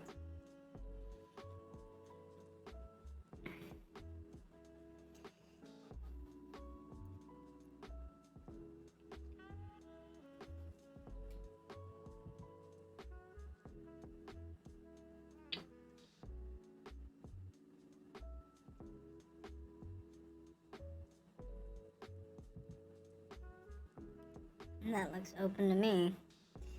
Okay, give me a second.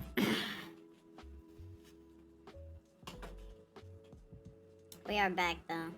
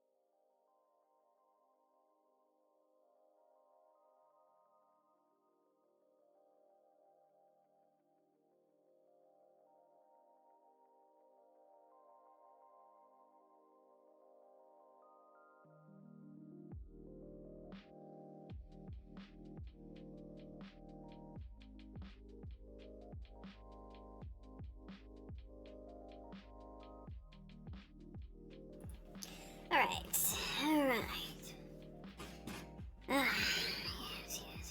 Let's move all these electronics away from the cup of liquid, just in case.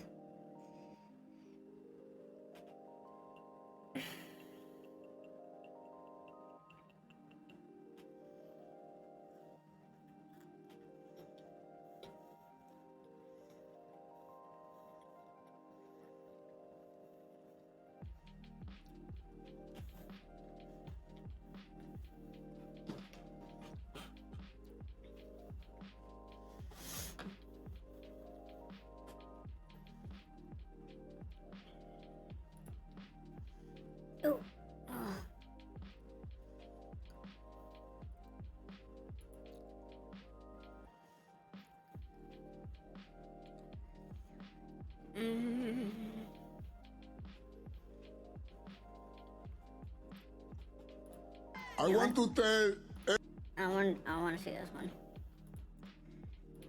Because this looks fairly interesting. OC. Oh, here we go. What's up? Going to let this continue. Yeah, I can hear you. What's up? For more than 10 years, You're they on couldn't camera. get it open. All right, It cool. was Hey, buddy. a Have you couldn't ever get seen it one of these finished. They before? couldn't get it. Wait. Is this the first time? I don't think, like, this specific person has ever been on the Hasanami broadcast.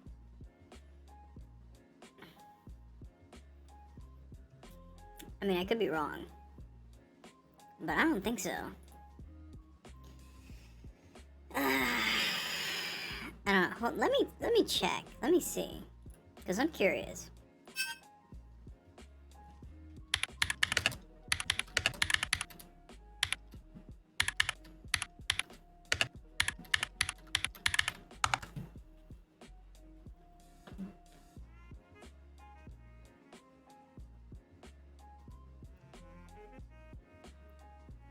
Wait, she's a streamer?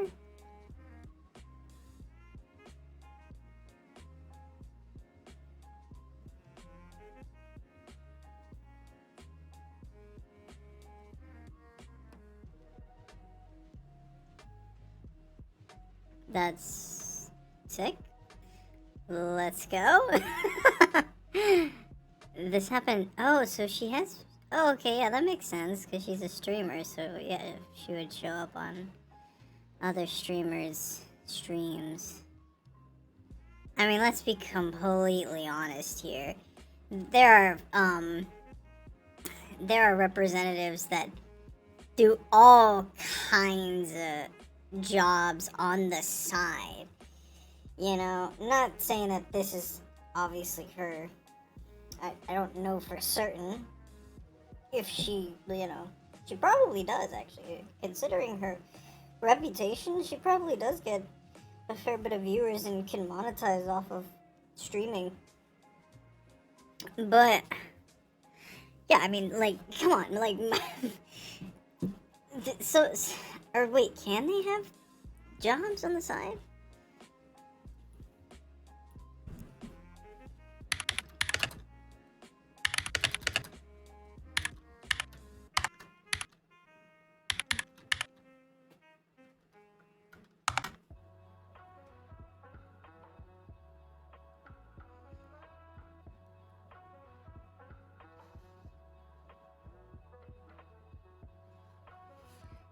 Can congressmen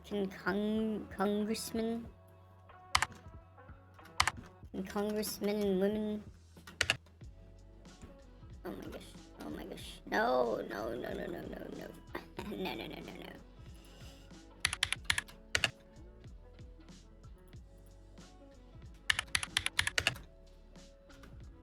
No! Congressmen have beards.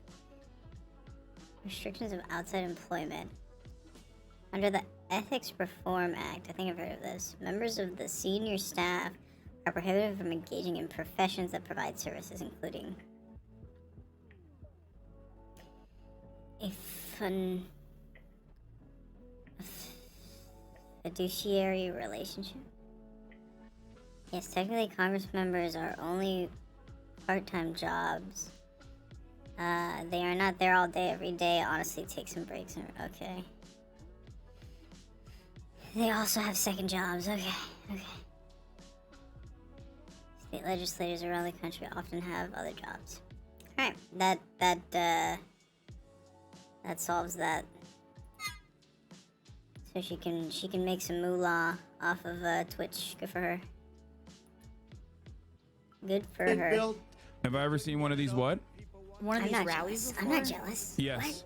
Not in person, but I used to watch all of the Trump rallies back in the day. That's all I need to do. All I need to do is become never a one of congresswoman. these like all the way through. I used to watch all of the rallies all the way through, like so many of them. Oh my God. So if you've watched through all of these, what are some of the things that like you notice about Trump's tendencies in these rallies that don't get talked about very often? It's always His the tendencies same. are- He always brings up the same stuff. He Like goes has, crazy. He doesn't actually say anything. Comedian. He has like a tight, I guess a tight Yeah, he's got a hour type 5.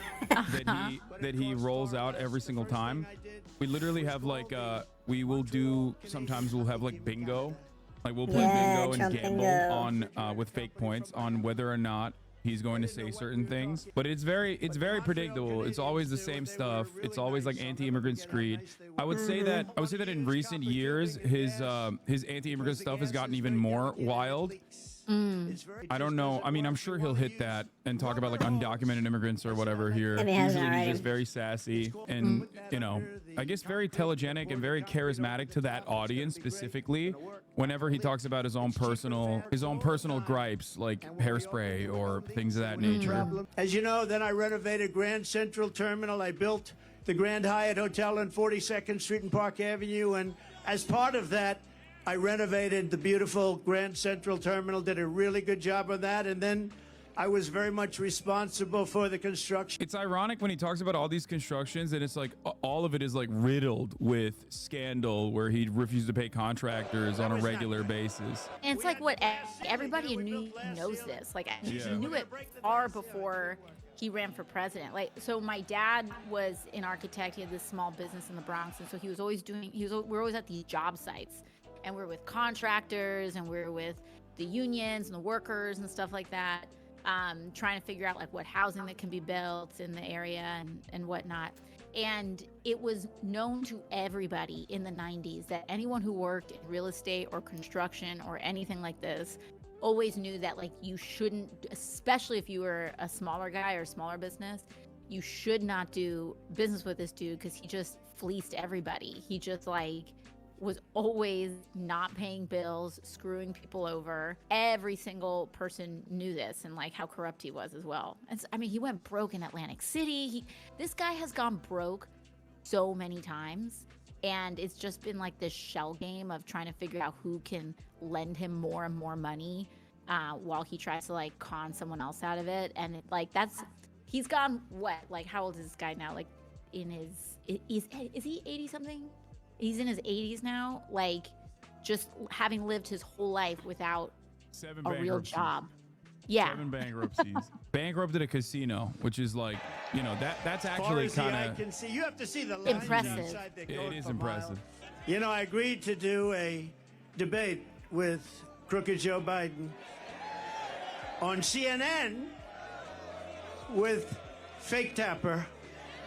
And I think it'll be fair. Does anybody think they'll be fair? I might be. No. That's all right. Then they said today, we'd like to set up tables so you sit down. I said, I don't want to sit down for a debate. Let's go. At some point. So we're not sitting down. We're going to be standing up for the debate. And here's what you know. It should be reminded to everyone that he almost killed Joe Biden last time when he had COVID and was like, yeah, that's right. He like, is that what he did? He had COVID. He had COVID. And like didn't tell anybody. Yeah. Oh my God. Political assassination. Biden, come on, be a man. I'm coughing into it. All of them. So Russia going into Ukraine would have never happened. None of this stuff that you see would have happened. God. Israel would have never happened. The attack on October 7th. And you wouldn't have had inflation. Israel, as soon direct as I get consequence back of into the Abraham Oval Accords and many of Jared Kushner's and Donald Trump administration's actions, like moving the embassy to Jerusalem. 10,000%. He is just as responsible for October 7 as anyone else. The fact that he is saying like Israel would have never happened, October 7 would have never happened, is ridiculous when it directly happened as a direct consequence of him moving the embassy to Jerusalem, recognizing the annexed territory of Golan Heights as Israeli territory, going against international law, and also conducting the Abraham Accords, completely sidestepping the Palestinians from the conversation. That is a major reason. Very happy. We were the most respected country in the world 4 years ago. We were respected more than our country was ever respected 4 years ago. And now we're being laughed at. We're like a joke. Do you feel like and that's the not way gonna happen. This That's has not gonna happen. changed? We're going to do Like when you're watching him conduct this now, and the way he used to do his rallies, have they changed much at all, or have they remained pretty consistent? It's pretty consistent. I mean, the they're laughing at us narrative is pretty funny because for obvious reasons, like one, America and its like global influence certainly got worse under the Trump administration. But beyond that, he also used to say exactly that about Obama. Like he would say that was like a major talking point for him in his earlier rallies all the way since 2016. He has definitely, I think he's just gotten boring, and he also no longer has the outsider effect that made him, especially against someone like Hillary Clinton, made him seem like an interesting person that people could bet on. But when he was president for 4 years, people still remember it, all the chaos and all the instability. It becomes a lot harder to maintain that outsider's posture. Are before me today. We are going to make life in New York affordable again. It's gotten totally out of control. The minute crooked Joe Biden shuffles out the door, I will rapidly rebuild the greatest economy in the history of the world. Look, we had the greatest economy in history. Everybody here, where you have a small business or if you had a job, you were getting more than you ever made. Bro And we had cannot no finish his inflation. train of thought. We had no 1.4%. Considered none, considered better than none, because frankly, none. I want to say he doesn't have a train of thought, and that's really the problem. Economist. Number 1.4%. This is the only avenue of attack against the Biden administration that is like actually pretty salient, I would say. Yeah. Because that is like universally the number one thing both Democrats and Republicans criticize this administration on, despite the fact that inflation obviously is, I mean, there's many different ways of dealing with it, but we never engage in any sort of we never engage in legislative action to combat inflation. No deflationary mechanisms exist in the minds of American politicians for the most part, and only monetary policy. So We had great people. Exactly. I mean, and one of the best ways to actually pursue is with antitrust. Like, we need to break them up. Like, we need to break up a lot of these massive corporations and companies and be aggressive in going after them. And the one bright spot in this is Lena Khan at the FTC. Oh yeah. She's like, DOJ today announced that they're going after Ticketmaster. But Lena Khan at the FTC has been going after Amazon. Going after all of them, going after Amazon.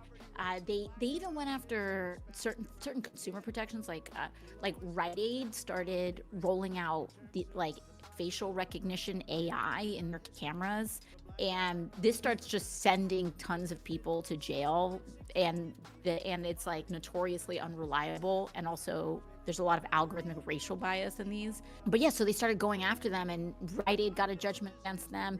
The problem is that we need more Democrats when we actually have the gavels in these places to do antitrust policy, and there's just like so much corrupt influences from these large lobbies, especially in tech. I actually think there's like a huge amount of influence in tech, and a lot of Democrats that take corporate money. I think that's one of the reasons why antitrust doesn't get as much legislative momentum.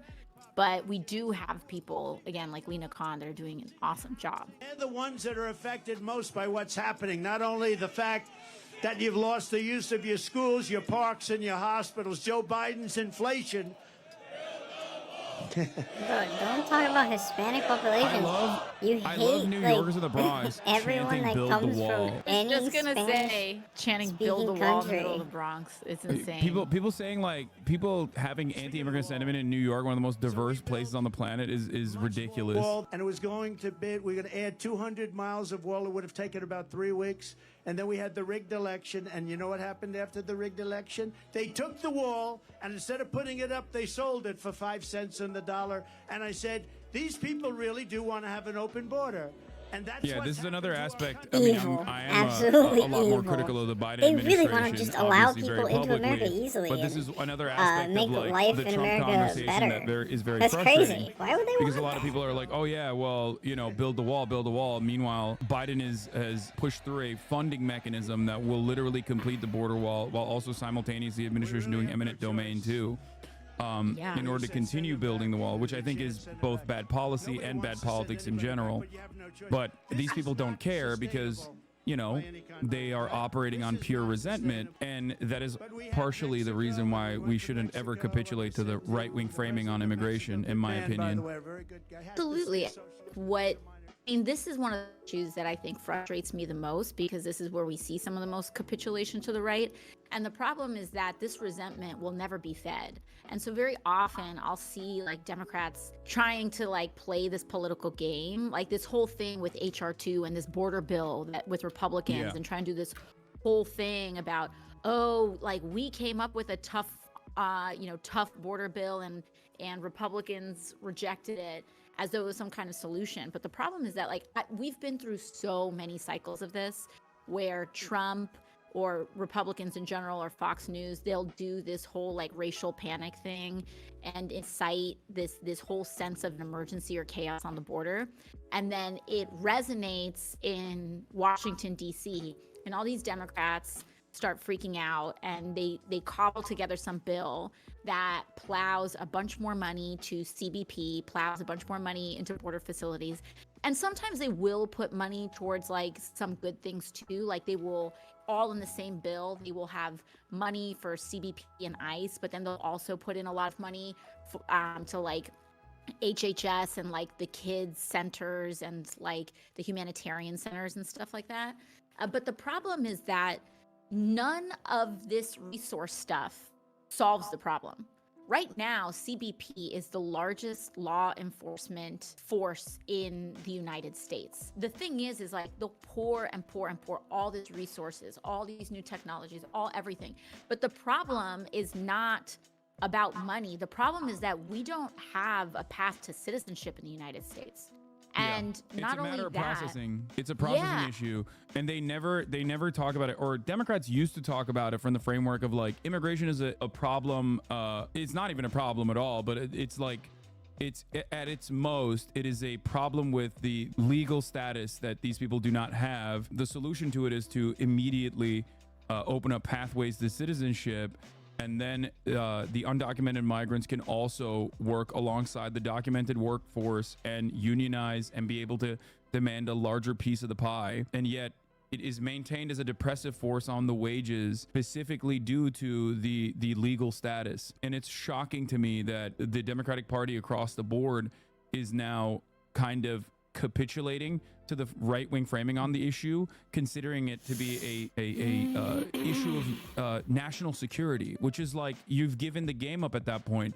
You've ceded territory for no reason to the right wing on immigration, and now all of a sudden all you've done is basically legitimize their position that it is actually a matter of national security when it's not. When there are studies done on this issue, not many, but the ones that do, studies that have been conducted on the matter show that undocumented immigrants are responsible for less crime per capita than documented U.S.-born individuals. So the idea that like they are causing extra crime is silly. So. No, it totally is. And what's even crazier about it is that we are in such a desperate need for people to fill huge swaths of labor in the United States. I mean, so many of these Republican states are rolling back child labor laws right now. Like 14-year-olds are getting hurt in meat processing facilities because they're rolling back child labor laws because they're so desperate for workers. And they're so xenophobic that they don't want immigrants to contribute to these local economies. But like, I mean, even when I was on the road with Bernie in 2020, we'd go to places, Nebraska, Iowa, etc.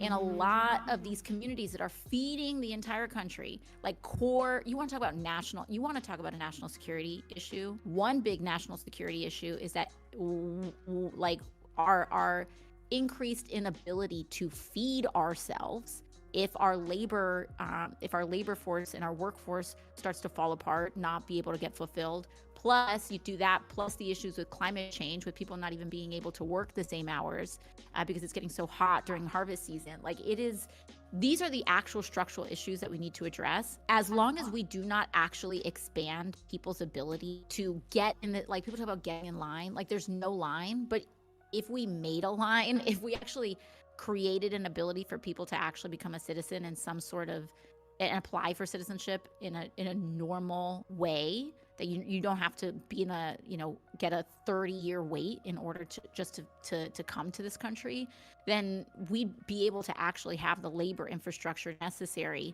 to serve huge parts of the country. But it's like, it is wild. Like, and the depressive open borders, the depressive forces on wages is very real too. Like, I've spoken with a lot of our building trades and our union workers in construction, and you have like all of these real estate developers that are acting in very predatory ways, trying to find undocumented laborers in order to put up their buildings. These laborers, it's very dangerous for them because they're not covered by OSHA. There was like this huge spate a couple years ago where so many undocumented people were dying on these job sites, and it is a lot, and that's what's turned a lot of unions around on immigration. Like the Teamsters notoriously, ironically, but they notoriously like had a very different stance on immigration.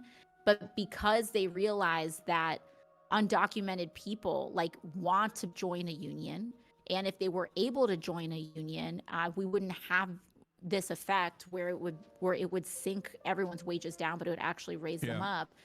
It forced them to change their stance on immigration. Noam Chomsky's daughter, Aviva Chomsky, wrote a phenomenal book on this called Undocumented: How Immigration Became Illegal. For those of you who are interested, that specifically details like how the Bracero program and onward, how like America had a plan to basically create a never-ending pool of labor that they could hyper exploit in comparison to like the documented American labor force, and use it as a depressing, use this two-tier labor structure to further depress wages in the United States of America. It's always been, the status of not being documented is a deliberate one, caused by those who want to increase profit margins for capital owners.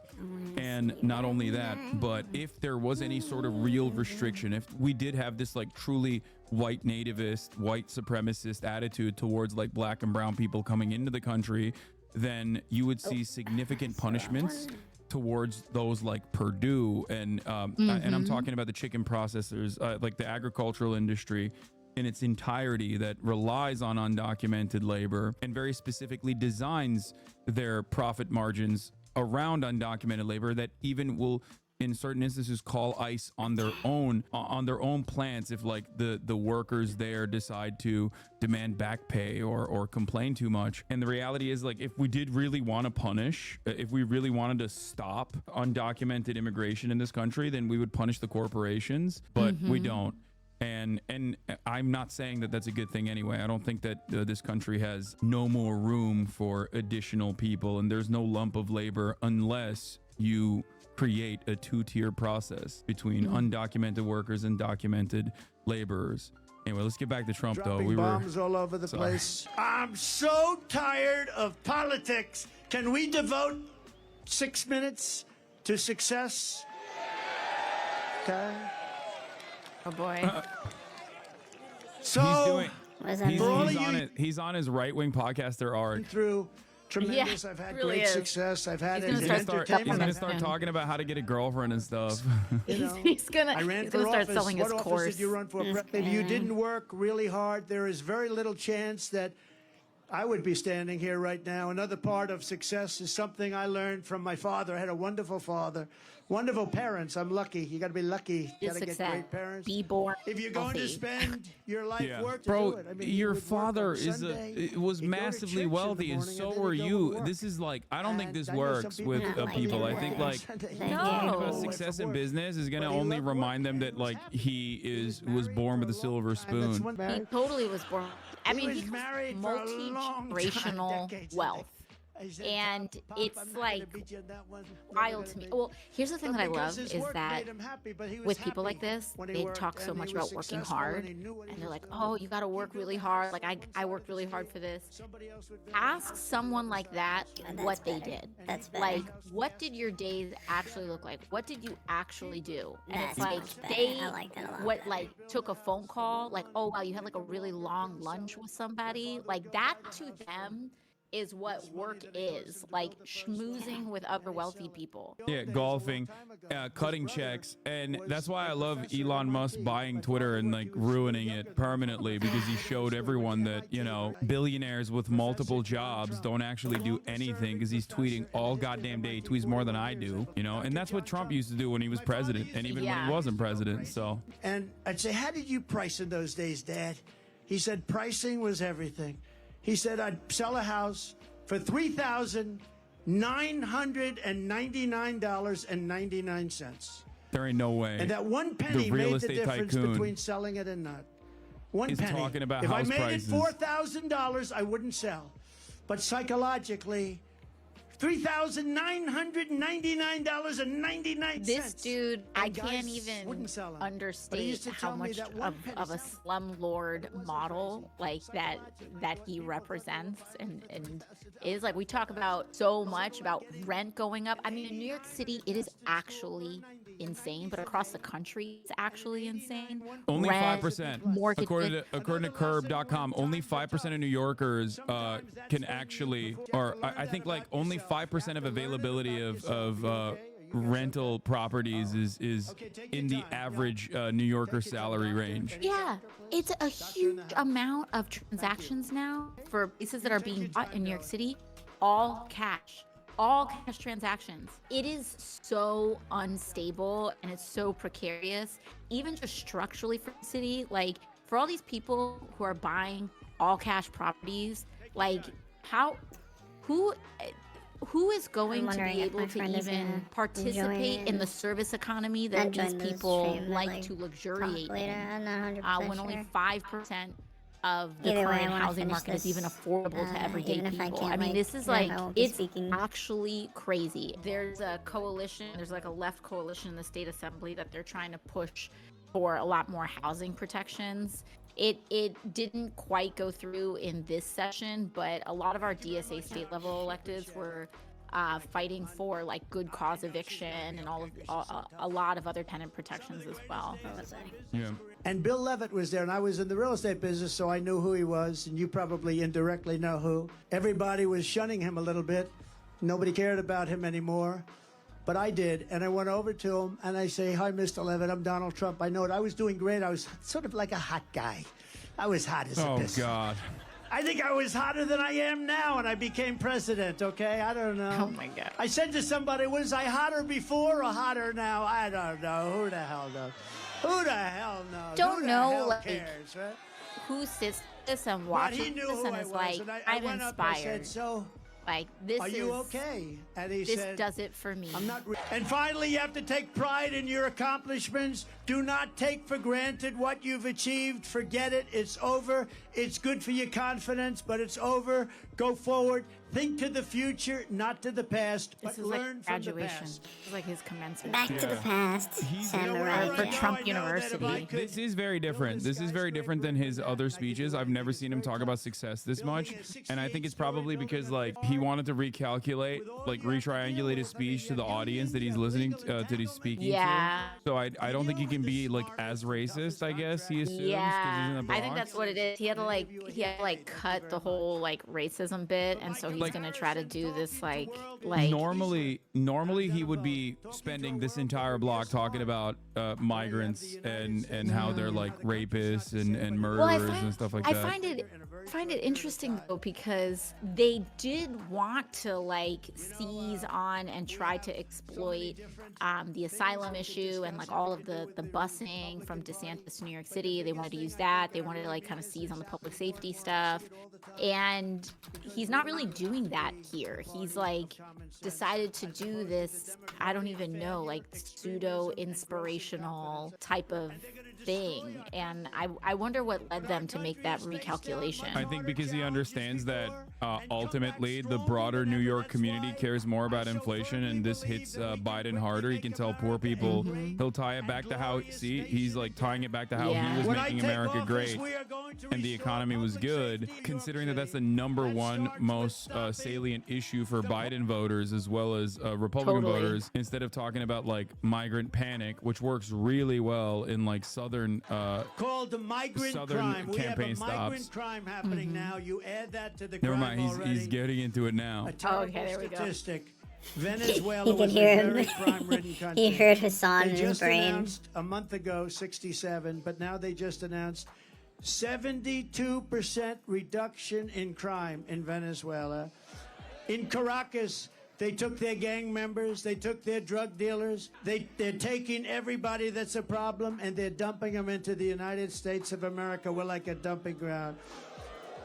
But many countries are doing that. I would say eventually all countries would be doing that. Large numbers of people are coming in from China.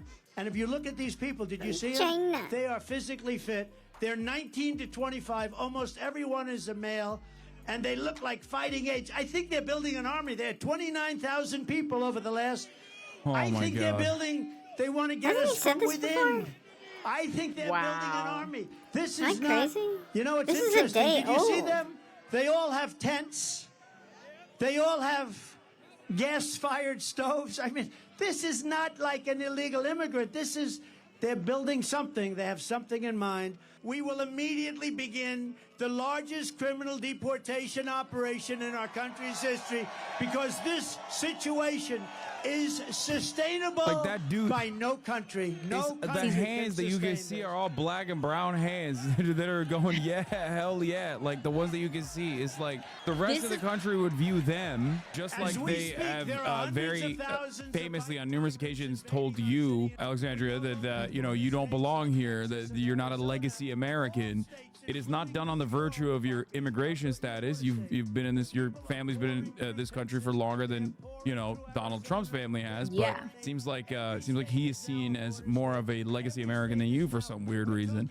A lot of those people don't recognize that. I think. There's 17 million people, and these are not necessarily people super seriously because not even like separate just from an immigration question. This is kind of the groundwork of fascism, right? Where you start to not only identify targets and social classes that you seek to subjugate, but also this idea of building up a kind of an internal army, right? In order to justify his continued use of and building up of CBP and kind of the wielding Homeland Security forces, which notoriously don't have a good jurisdiction. And we've seen this. We saw this around Black Lives Matter protests, even before that with the Dakota XL pipeline and everything that's going on. It is the use of Homeland Security, which the resources get pumped into because of this anti-immigrant rhetoric, and then they turn around with these new resources due to that political toxicity, and they wield it on journalists, they wield it on surveillance of activists, they wield it on all sorts of cities and different places where people are organizing around grassroots mass popular movements. I mean, this is like just the playbook here. This is the playbook here. BORTAC, the Special Weapons and Tactics unit for ICE, for CBP, that gets training literally like overseas, was very much functional during the Portland wing of the Black Lives Matter protest. They were, black bagging and tagging people in unmarked vans. They had drones over these protests. I mean, it's crazy. This is the part that's like actually quite scary, quite scary.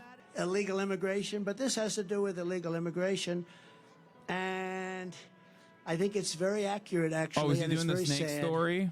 But I'll go and we'll See, do this it. is a and some of classic. you have heard it. And Okay. Many of you haven't. But we're going to do it right now for the great people of the Bronx. You and knew elsewhere. what I was when you brought me in. It's a poem. love It's a the fascist Bronx. poem that he loves reading. This is that Are you scorpion thing? Yeah. Oh, yeah. On her work, and you know what? You know what this is all about, right? Did you know? You've heard this before? Have you heard it? See, this is We type got the 5. He's like, you greatest guys people want here. this.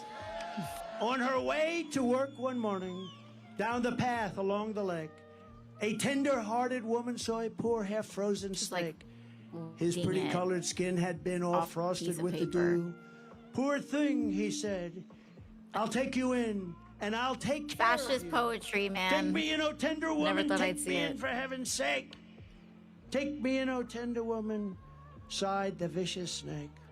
She wrapped him up all cozy in a comforter of silk and laid him by the fireside with some honey and some milk. She hurried home from work that night, and soon as she arrived, she found the pretty snake she'd taken in had been revived. Take me in, oh tender woman, take me in for heaven's sake. Take me in, oh tender woman. He is not the sighed kind of person that vicious needs snake. to like. She clutched say him to her bosom. He's You're not. so This beautiful, He's not a she poet. cried. Chain But if I email hadn't that brought you old in by people now, used to she forward to truly each would have other all the died. time, like back in the early Skin 2000s. again and Yeah. kissed and held him tight. But instead of saying thank you, ma'am, the snake gave her a vicious bite. Take me in, oh tender woman, take me in for heaven's sake. Take me in, oh tender woman, sighed the vicious snake. I saved you, cried the woman, and you've bitten me, but why? You know your bite is poisonous, and now I'm going to die. Shut up! silly woman, said the reptile with a grin. You knew damn well I was a snake before you took me in. So is he openly saying he's a snake? So when we allow people from prisons, when we allow people from insane asylums and I thought the poem was about institutions, him. which are being emptied out But all it's over about the the world, you know, their prison. prison populations are going way down. You know why? Because they're being dumped into the United States. When we are allowing terrorists at numbers that we've never seen before, remember the snake. Remember the snake. Because you're going to get bitten like you never got bitten before. Remember and you need a that new he is a president, snake. and you have to get rid of this person who is not a smart person, not a respected person, and You doesn't lost have me, a dude. You clue lost me. what the hell is happening.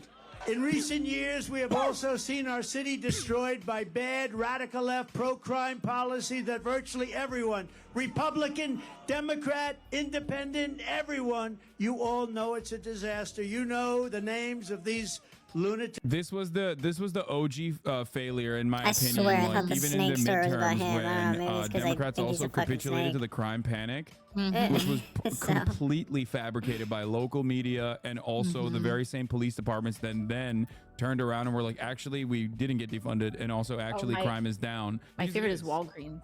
Yeah, it is. And yes, Walgreens CFO very famously publicly apologized for saying, okay, maybe we exaggerated a little bit the way that crime was, the way that crime was causing us to shut down our brick and mortar retail stores. Ridiculous stuff. And that should have been the first indication that like capitulation to right-wing framing is obviously going to be devastating policy, which in my opinion caused the likes of Lee Zeldin and even George Santos, who I apparently is at this rally right now. Oh yeah, I saw something about that. To flip a district and also to gain more legitimacy, more prominence in New York politics. There's no way. And I also want to work with your mayor and your governor, happen to be Democrats, to clean up the homeless encampments so that you can once again enjoy your parks and your public spaces. Right now, you don't have public spaces. They're occupied by migrants in tents. Pleasures as simple as a walk in the park or watching your children again play in a Little League game. It's just will like come roaring back, it and they're gonna almost come feel, back I mean very he attributes all the homelessness to the migrant crisis when in fact it's obviously born out of material conditions and the fact that the housing costs. There's a direct relation between rising rents and the size of the homeless population. Years ago, it's bad for the people who need help, and it's bad for the people of our city, and it's a horrible, horrible way to live. I want to work in partnership with your local leaders, Democrats, pretty much all, and move the severely mentally ill off your streets and back into a place where they can get help and the help that they desperately need. Put them. Yeah, which by the way, they put them all in Rikers, and when they talk about people being in and out, it's because they take people with severe mental illnesses who have no recourse, that have zero support systems in society, then are invariably and very often left to the streets, and then they're just called they just call the police on them because there's no health care, there's no social safety net, and they just go in and out of Rikers every time. And then as the weather gets cold, a lot of them intentionally go to Rikers because they have no other place to go and need a warm meal. I mean, this is a cycle that we see over and over and over again because we've systematically defunded any sort of public healthcare system. And in New York City specifically, we had a really robust network of public hospitals. We still do have public hospitals. Oh, and here's Ruben Diaz, who is a notorious homophobe, misogynist, local elected official, father of the former borough president, but they actually have very different set of politics in terms of how they enacted their policies. I used to be city council member. Today He was my city councilman. For various reasons. I want to tell AOC. Oh, here we go. What's up? What's up? He loves it. He does love it. This morning, she intended to become a prophet. Oh, it's because And it was she raining this morning, and I said God is good. Even God doesn't want He's a pastor. He's a pastor. He's a pastor, and he has all these he has this network of churches. Madame Prophet that he has. AOC. That he has. Here, I'll let him say. You have become a false prophet. False prophet. Look. And Look Jesus at was what called a a false beautiful prophet. day. That's not fair. Wow. That means that not only you guys want Trump in the Bronx, because if we're gonna measure that for the weather, then I would say humbly that even God wants you in the Bronx.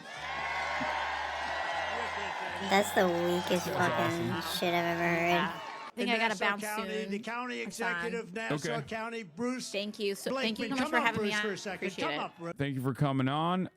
We're also fundraising right now. Creators for Palestine, like a bunch of. Oh, amazing. Yeah, like 50 plus YouTubers have gotten together to raise money for numerous charities that are currently working on the ground.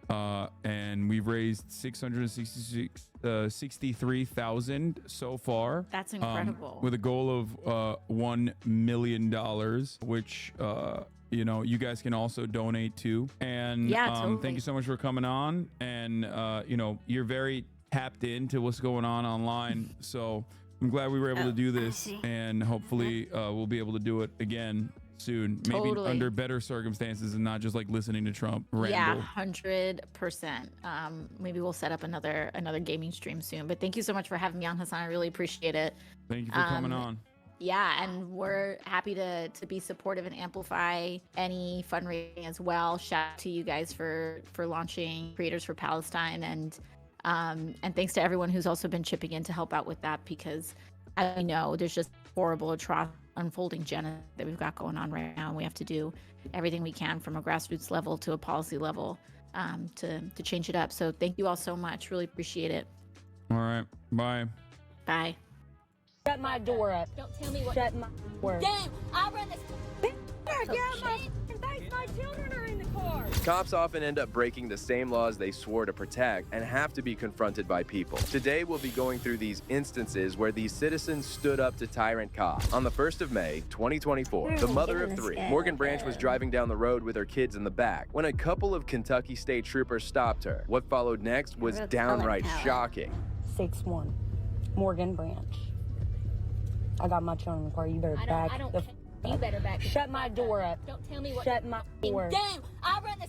Get out my face. My children are in the car. I can't. This is a standard with no e-brake. I ain't doing anything wrong. What the fuck is this? You will not take my phone. This is a normal traffic violation, and you are in denial of rights under the color of. Put your finger in my. I am buckled. I am no threat to you. You will. Get your superintendent now. The officers took no time to get hands-on with the poor woman who had done nothing wrong. She repeatedly asserted how she could not get out of her vehicle, but the cops didn't seem to understand her problem. My vehicle will drive off. Emergency brake on. Ma'am, you will be your lieutenant right now.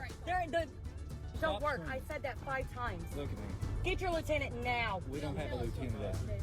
My kids are in this car. There's no e-brake on it.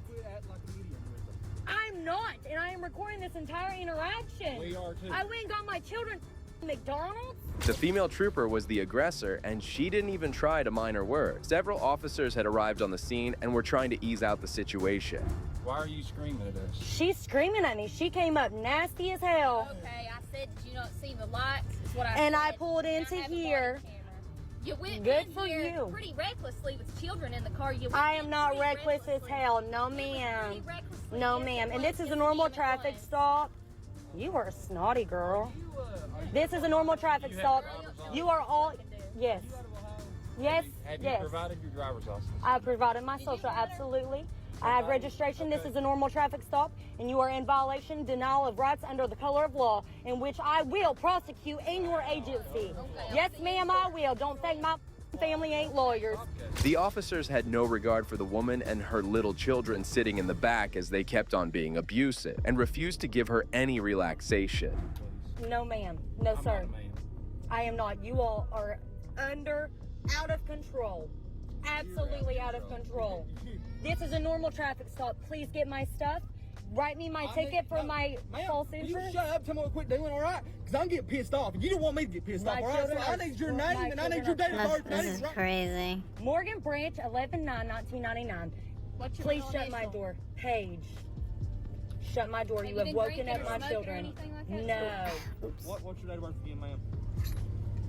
11/9/1999. The female officer was then removed from the situation, and a supervisor arrived. That's when Morgan tried to tell her what happened earlier. I tried to, she said, can I I need your license. I went to reach in to grab my registration, my license right here. What are you reaching for? Girl, you told me my license. I was right here for the whole thing. I was not reaching fast. She asked for my license, so I went right here in my glove box and got my license and registration. Well, my license ain't on me, but... Yeah, we don't want to scream. We don't want to cause a scene. Oh my goodness. Oh, they're gonna be. I don't want my children to trust. Oh my goodness. You'll teach them to be a sovereign citizen because you know the teller. Absolutely. However, the male trooper wasn't any different to the other one. It seemed as if they had some personal problem with Morgan, as they just wouldn't accept their mistake. And you don't know jack shit about nothing. I know plenty. You wouldn't know shit from China or... I know a bunch. Trooper Mitchell will be up with you shortly, okay? I expect to be not hear any Who screaming. the hell's Mitchell? Is that the blonde? That's the female trooper, Mm. okay? Can you please, I request one of you to hand me my ticket? Sure, I'll hand it to you. Okay, I'll take you. Thank you.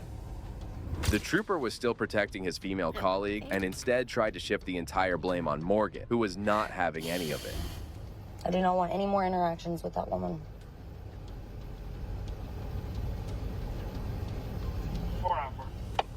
I don't think any of us want another interaction with you, to be honest with you. Well, I'm doing pretty good, cooperating well with you. You're calm, we're communicating pretty effective. I don't know about this one.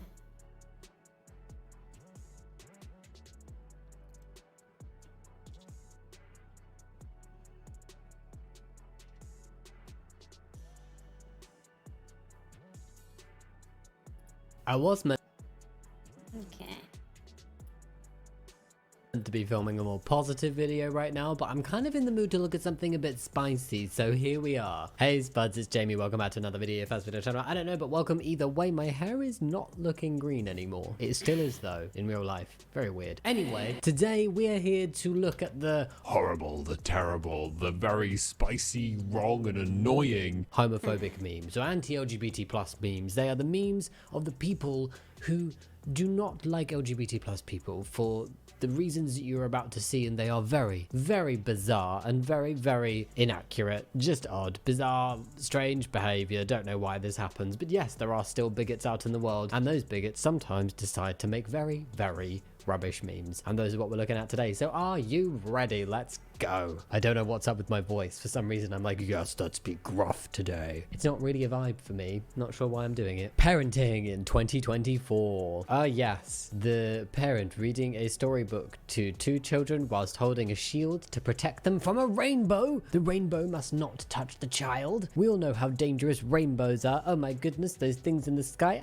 Ah, help me. I assume that this rainbow is meant to symbolize the LGBT plus community. Is that the devil inside the rainbow? It does kind of look a bit devilish. Yes, we must protect the children from the devil rainbow. Yes, this is one of just the very, very strange things that some homophobes think, is that kids knowing that LGBT plus people exist is inherently inappropriate or inherently dangerous, and like rainbows and anything gay and anything pro LGBT plus is bad for kids. It's very strange.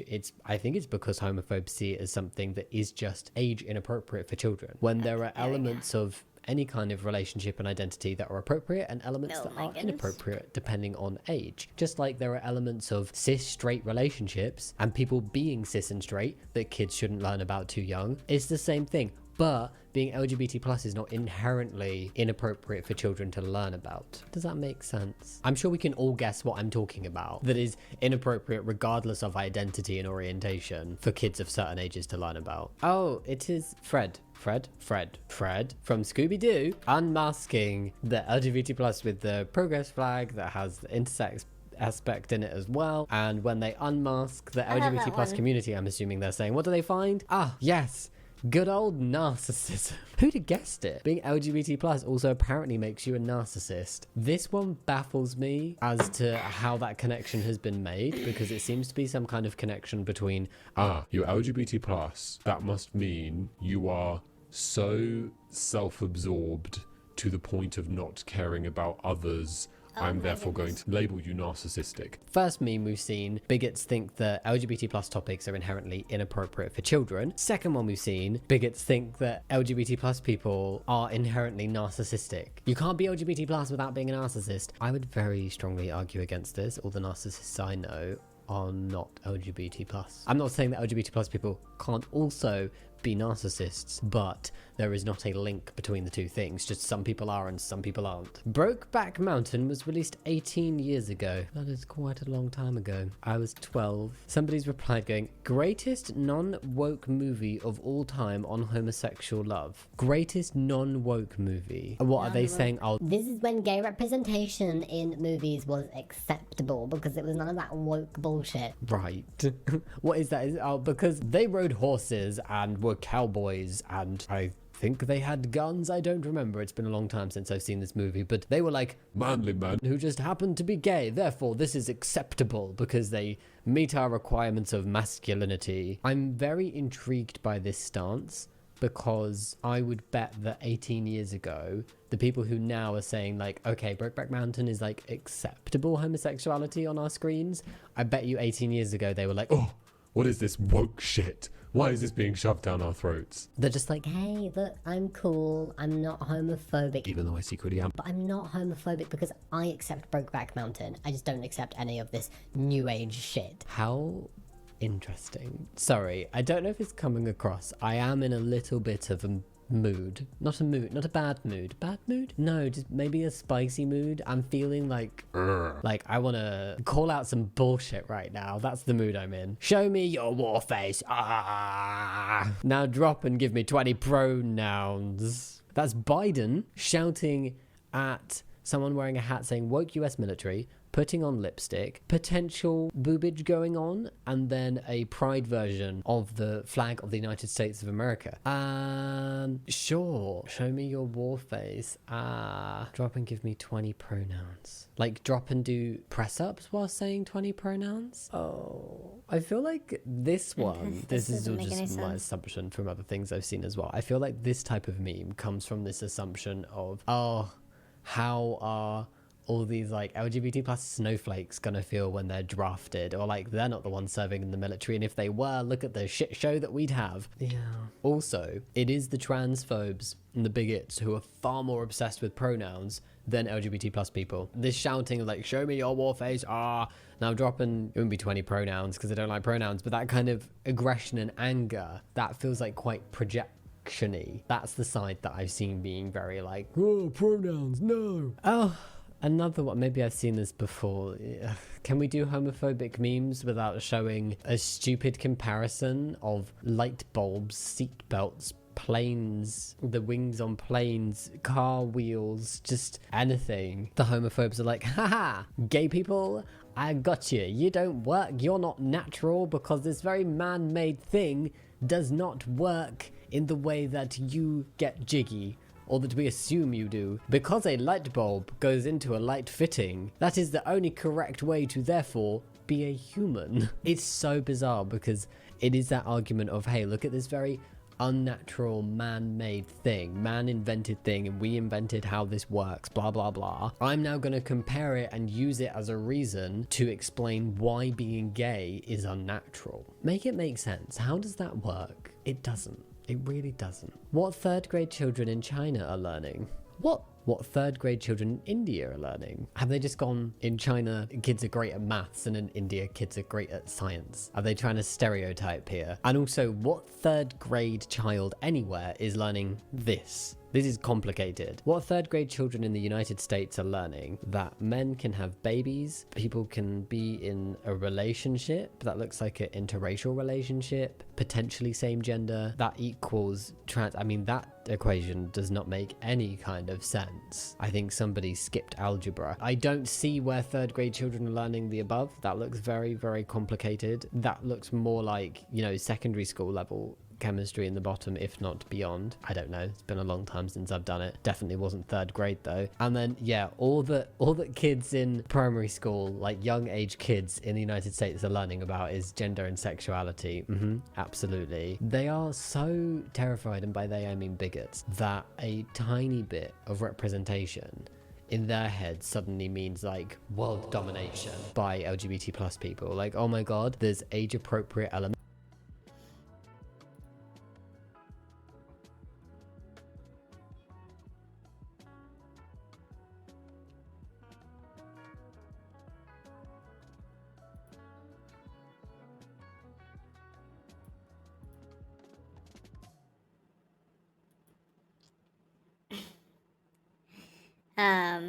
I'm drawing a picture.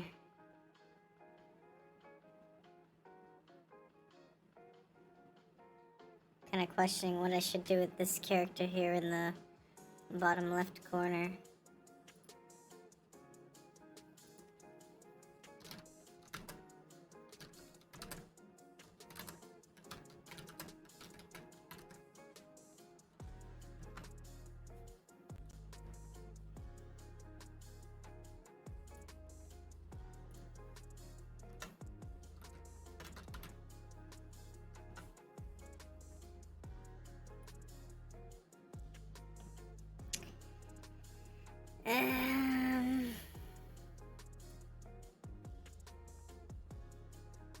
Oh.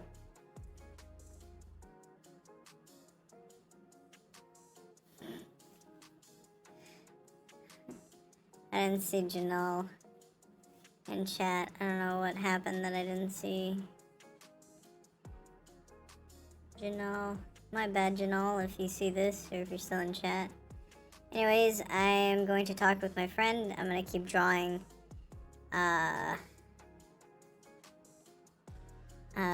I guess enjoy the music while you watch me draw. Sorry for not interacting with chat. I was in the zone, I guess. I will... I don't know. Yeah. Sorry, Beastie Rabbit. You can come in on another art stream. There will be a few of these soon. Enjoy the music.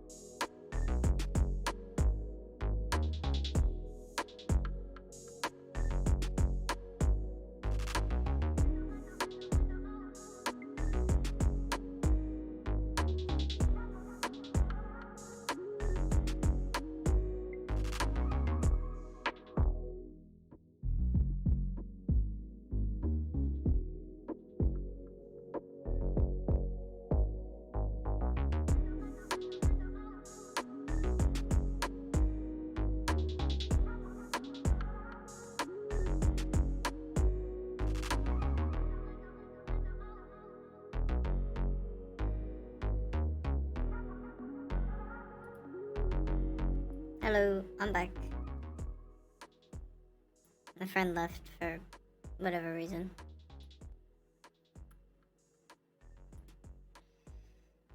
Not sure if she'll come back, but it's okay. I think I'm done with this.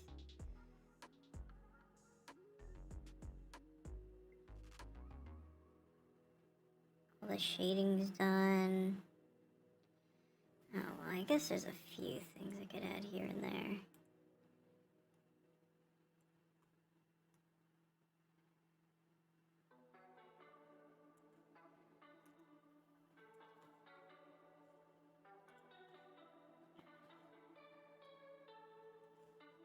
It's gotta be, where's this gonna be? It's gonna be like, oh, it's gonna be up here, yeah. Oh, wait. No, yeah, I'm stupid. Like, wait, where's the light source?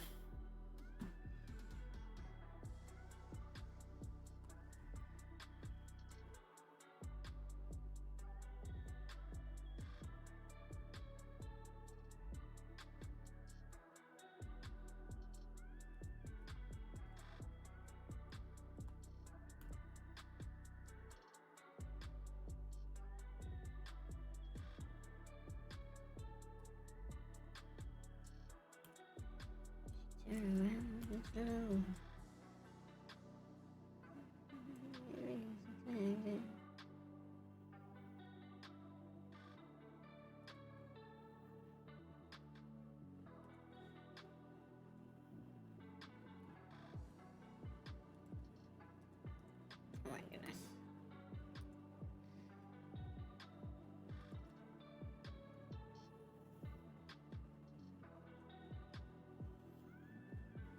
Oh, that's better.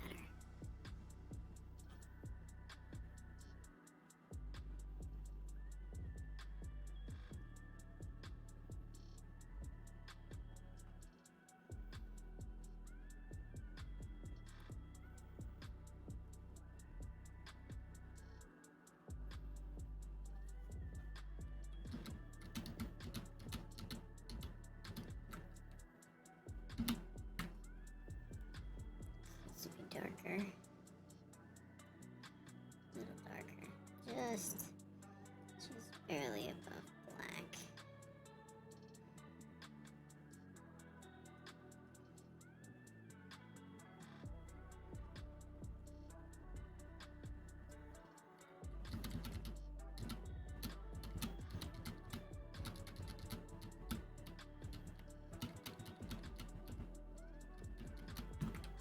Uh-huh. Oh my goodness, okay.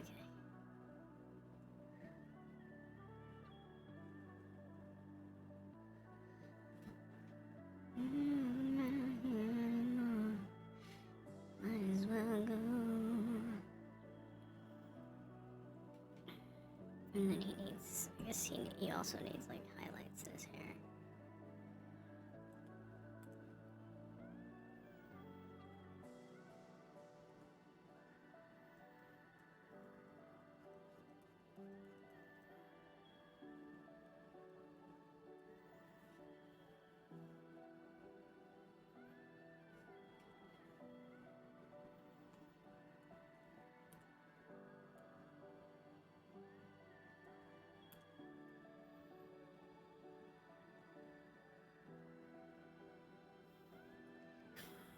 What? The fuck? The fuck are you saying?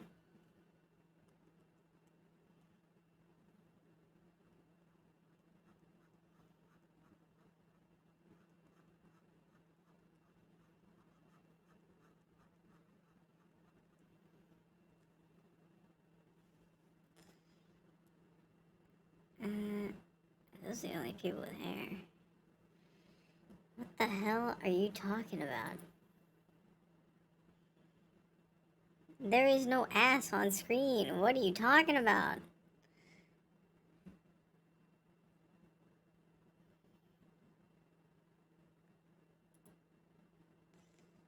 My goodness. Get off the internet. I don't know, does yours, buddy? Like, what kind of question you asking?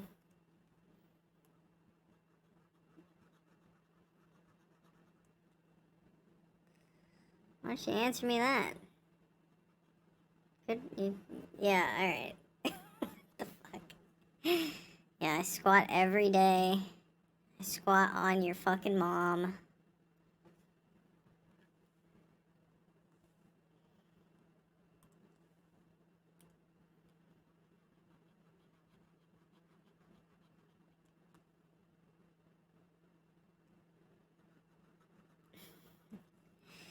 Okay.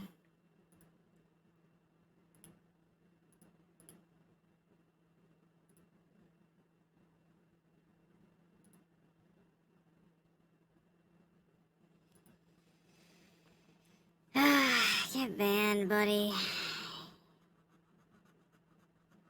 Jeez. You never expect to get bigots in your chat. Do you or a loved one have bigots in chat?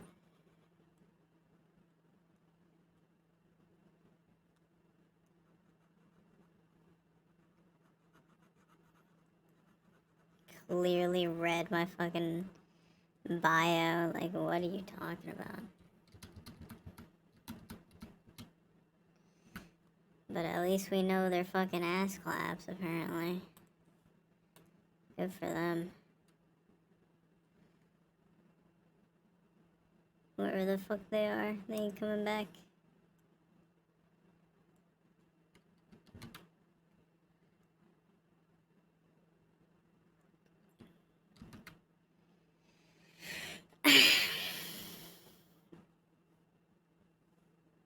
My first gotcha moment, that's crazy. That's crazy. He actually thought he came in here to, like, do a gotcha moment.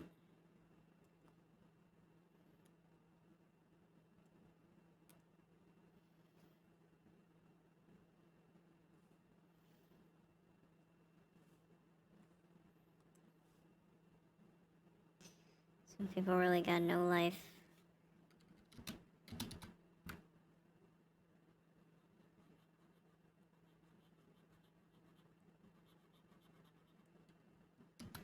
Oh, no, it goes right here. Oh.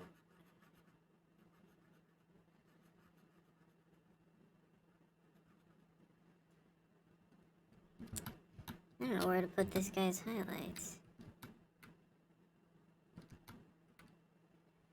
Hello? Like, I'm trying to do a thing here. Okay.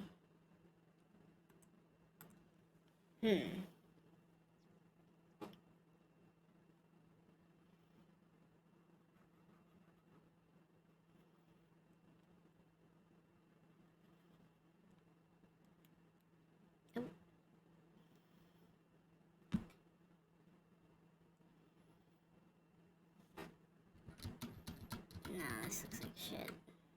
Oh, fuck. Did I delete something? Okay, alright, we're good.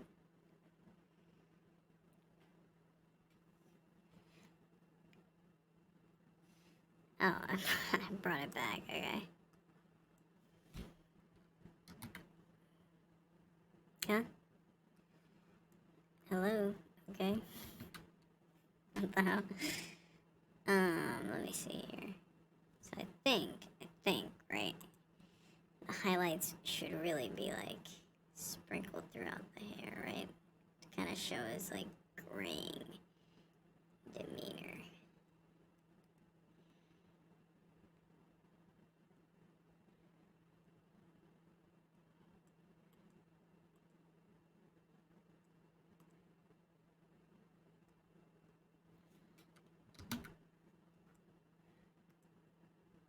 That's nice, I like that.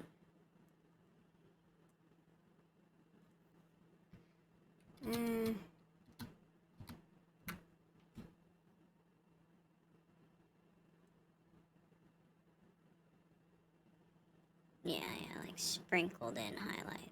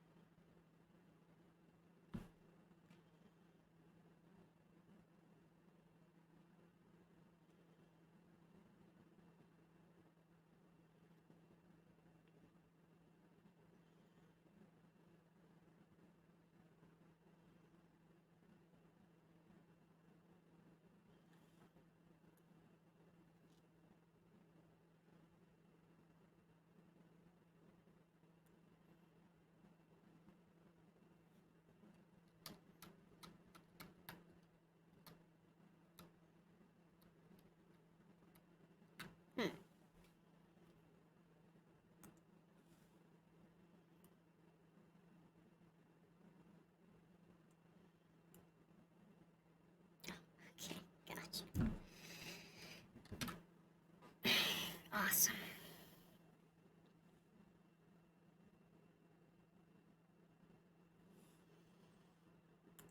I'm gonna go with the... What was it I was using? I think it's just the marker.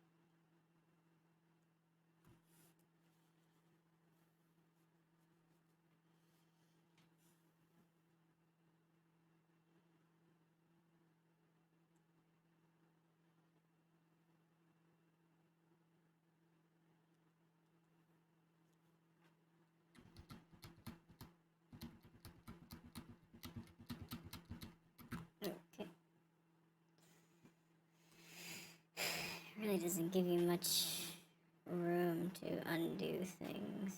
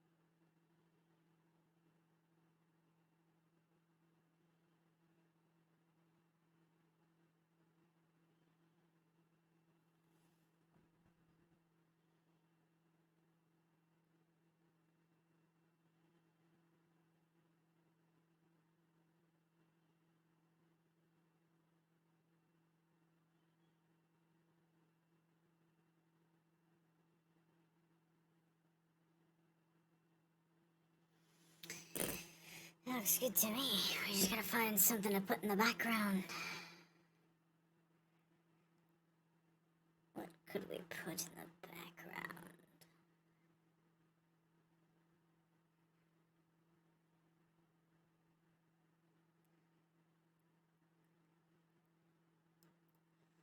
Coming up on 8 hours of streaming. Damn. I think this is my longest stream yet. And of course it's an art stream. Just endless amounts of content. It's crazy.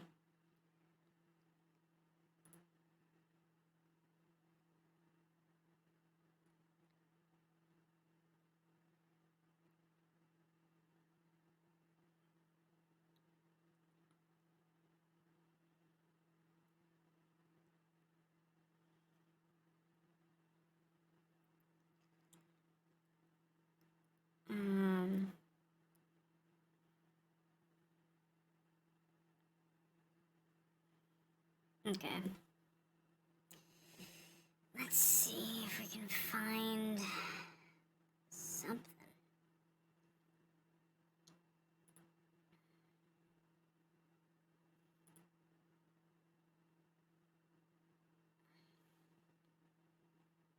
What was the video we were watching? Oh, yeah. There we go. Elements of LGBT plus topics taught in schools now and on curriculums. Ah, that means that's all children are learning about and it's so inappropriate. No, it just means it's like an extra thing because LGBT plus people exist and it's okay for kids to know that. So they are learning that alongside their mathematics and sciences. But granted, probably not to this level, but I don't know what child other than a genius is learning these things to this level in 3rd grade. Wow. If you aren't very fond of LGBT plus flag and trans flag people, then like this comment, check out my website. We're going to scrub it out, but it's something to do with based attire, but I won't give the full address because I don't want to give them attention. Based attire people. I feel like that tells you everything you need to know about this comment. Another pride flag in a game. This is so annoying. Or this is annoying. It's not so annoying. It's just annoying. I wonder what game that is. It's not a big deal, says the crying person with various different logos on their t-shirt, probably things that this other person does not support. So will you be okay if I use mods to replace the pride flags with Confederate ones? No, that's too offensive. I mean, it's because it literally is. Like, there is nothing wrong with the pride flag. The LGBT plus flag is not offensive. Being LGBT plus is not offensive. There's nothing wrong with it. So saying that it shouldn't be in games and it shouldn't be seen implies that there is something wrong with that, and that is wrong in itself. The Confederate flag, however, it's commonly used as a symbol of white supremacists and has been used as a symbol of oppression of various groups that oppose civil rights. I did a quick Google so I could articulate this properly. You know when you know something but you don't know exactly the words to use, but this is how the Confederate flag is being described as being used. It is genuinely offensive. The use of it is genuinely problematic and hateful in many instances, whereas the LGBT plus flag is not. There's a big difference between those two things and you cannot conflate them. And it's not just because one flag is okay, all flags are okay. No, it's contextually dependent. There is nothing wrong with being LGBT plus. There is nothing wrong with displaying a pride flag. That is why it is okay to have the pride flag in a game, whereas it would be offensive for the Confederate one to be in, unless it was like specifically part of the game context, that there was a narrative that included the Confederate flag. But if it was just placed as like a kind of pride type symbol, then no. You have to respect the opinion of others. Others. I don't understand. Are they saying that because of this person's appearance and the fact that they have a pride flag on their chest, and I'm not sure what that symbol says, that's like the no symbol, but so they're saying that because of this person's appearance and potentially their LGBT plus identity, they are not deserving of respect in terms of their opinions. That's not even trying to be cleverly homophobic, that's just being an arsehole. The rainbow was meant for the sky, not for your mental illness. Was it meant for the sky? I mean, nobody created it and with the intention of this rainbow is for the sky. I gift the rainbow to the sky. I mean, maybe some people would believe that's not my personal belief, but like no person sat down and was like, I am making the rainbow for the intention of the sky. And also, being LGBT plus is not a mental illness. That is a very important distinction to make, a very important thing to understand. LGBT cringe / taking L's. I'm sure this is a wonderful, wonderful site. Let's see if the majority support LGBT.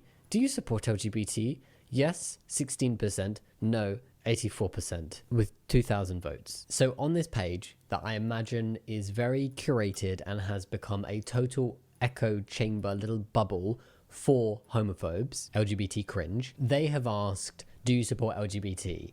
And we'll probably take this as a, hey, look, a majority of people don't support LGBT plus people. That's not how surveys work. It's like, yeah, sure. If I asked a bunch of 4-year-olds if they believed Santa Claus existed, I could probably then pretend to conclude that a majority of people believe that Santa Claus exists. Most people in the world think Santa exists based on this sample that I took. It's not a random sample. You've chosen a very curated sample of people who are already mostly in line with your viewpoint. The 16% are probably people who are allies or LGBT plus themselves who follow or frequent the page to laugh at what is being posted or have been sent this to be like, hey, we should help the votes here a little bit because it's in an echo chamber of hate. The Babylon Bee. Satan asks LGBTQ community to please tone it down a bit. I'm sorry that you don't like color. Is the idea meant to be that Satan is like the one on board with LGBT plus stuff and like involved in it and is like bad? What happened there? I sound like a sheep. But it's terrible when even Satan asks the LGBTQ plus community to tone it down a bit. That's when we really know it's gone too far. This is just so weird. What? I don't know what the Babylon Bee is. Fake news. Okay, it's like the Onion. Wow. I've seen this before. It's normally an umbrella that is protecting the bigoted cis-hets from the rainbow, protecting their children from the rainbow. There's a couple drips going out either side. That kid on the right looks very dangerously close to that orange and red drip coming down. They're not doing a very good job at protecting, huh? They're mostly just protecting the parents, which is very ironic. The setup of this, that it's the parents who are visually shown as being the most sheltered and protected from what they fear, because they are the ones setting up this like false necessity for protection from something that they just don't understand. And it's their kids that are kind of on the edge of this protection that could potentially branch out away from the parents' beliefs. Sorry, I wasn't doing that to be Jesus. I was doing that to be branching out as the kids leaving the protection of the cross, protection from the rainbow. Oh my God, how awful is it to be colourful? A burning pride flag. We don't like that. Hope is kindled. I mean, they've used a meme to be pro-homophobia, and they've used Ian McKellen. You are the gay messiah. Why did they think that that was a good idea? Me. The B in LGBT means there are only two genders. LGBT community screams in gay. How? Bisexuality is commonly accepted as indicating attraction to two or more genders, and they do not have to be the same two genders as everybody else. I don't really understand how the fact that there's a B in LGBT means there's only two genders. I don't understand what that means. Like, I don't understand how they've drawn that connection. I feel like somebody wrote that down and created this meme and was like, oh, I'm so clever. I've figured it out. I know just how to catch out those transes with their 74 genders. Oh, yes. It's bisexuality. And then not thought about it. They've just gone bi. Bi, two. Yes, that must mean there's only two genders. We will forget about the true meaning of bisexuality and the flexibility within it, and also the fact that pansexual exists and other things. Yes, no.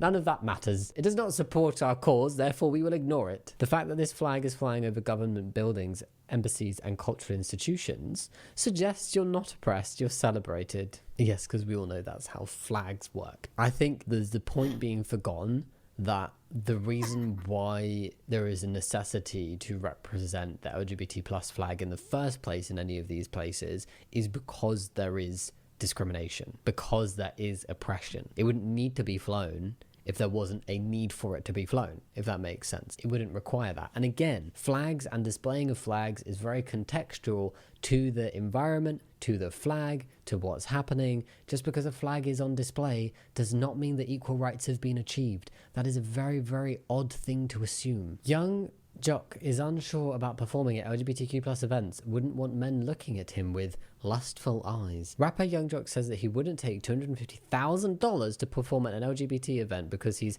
not comfortable with that lifestyle, or men looking at him with lustful eyes. Wow. I mean, that's a lot of money to turn down, but you know, that event saved themselves some money. That would have been a bad investment.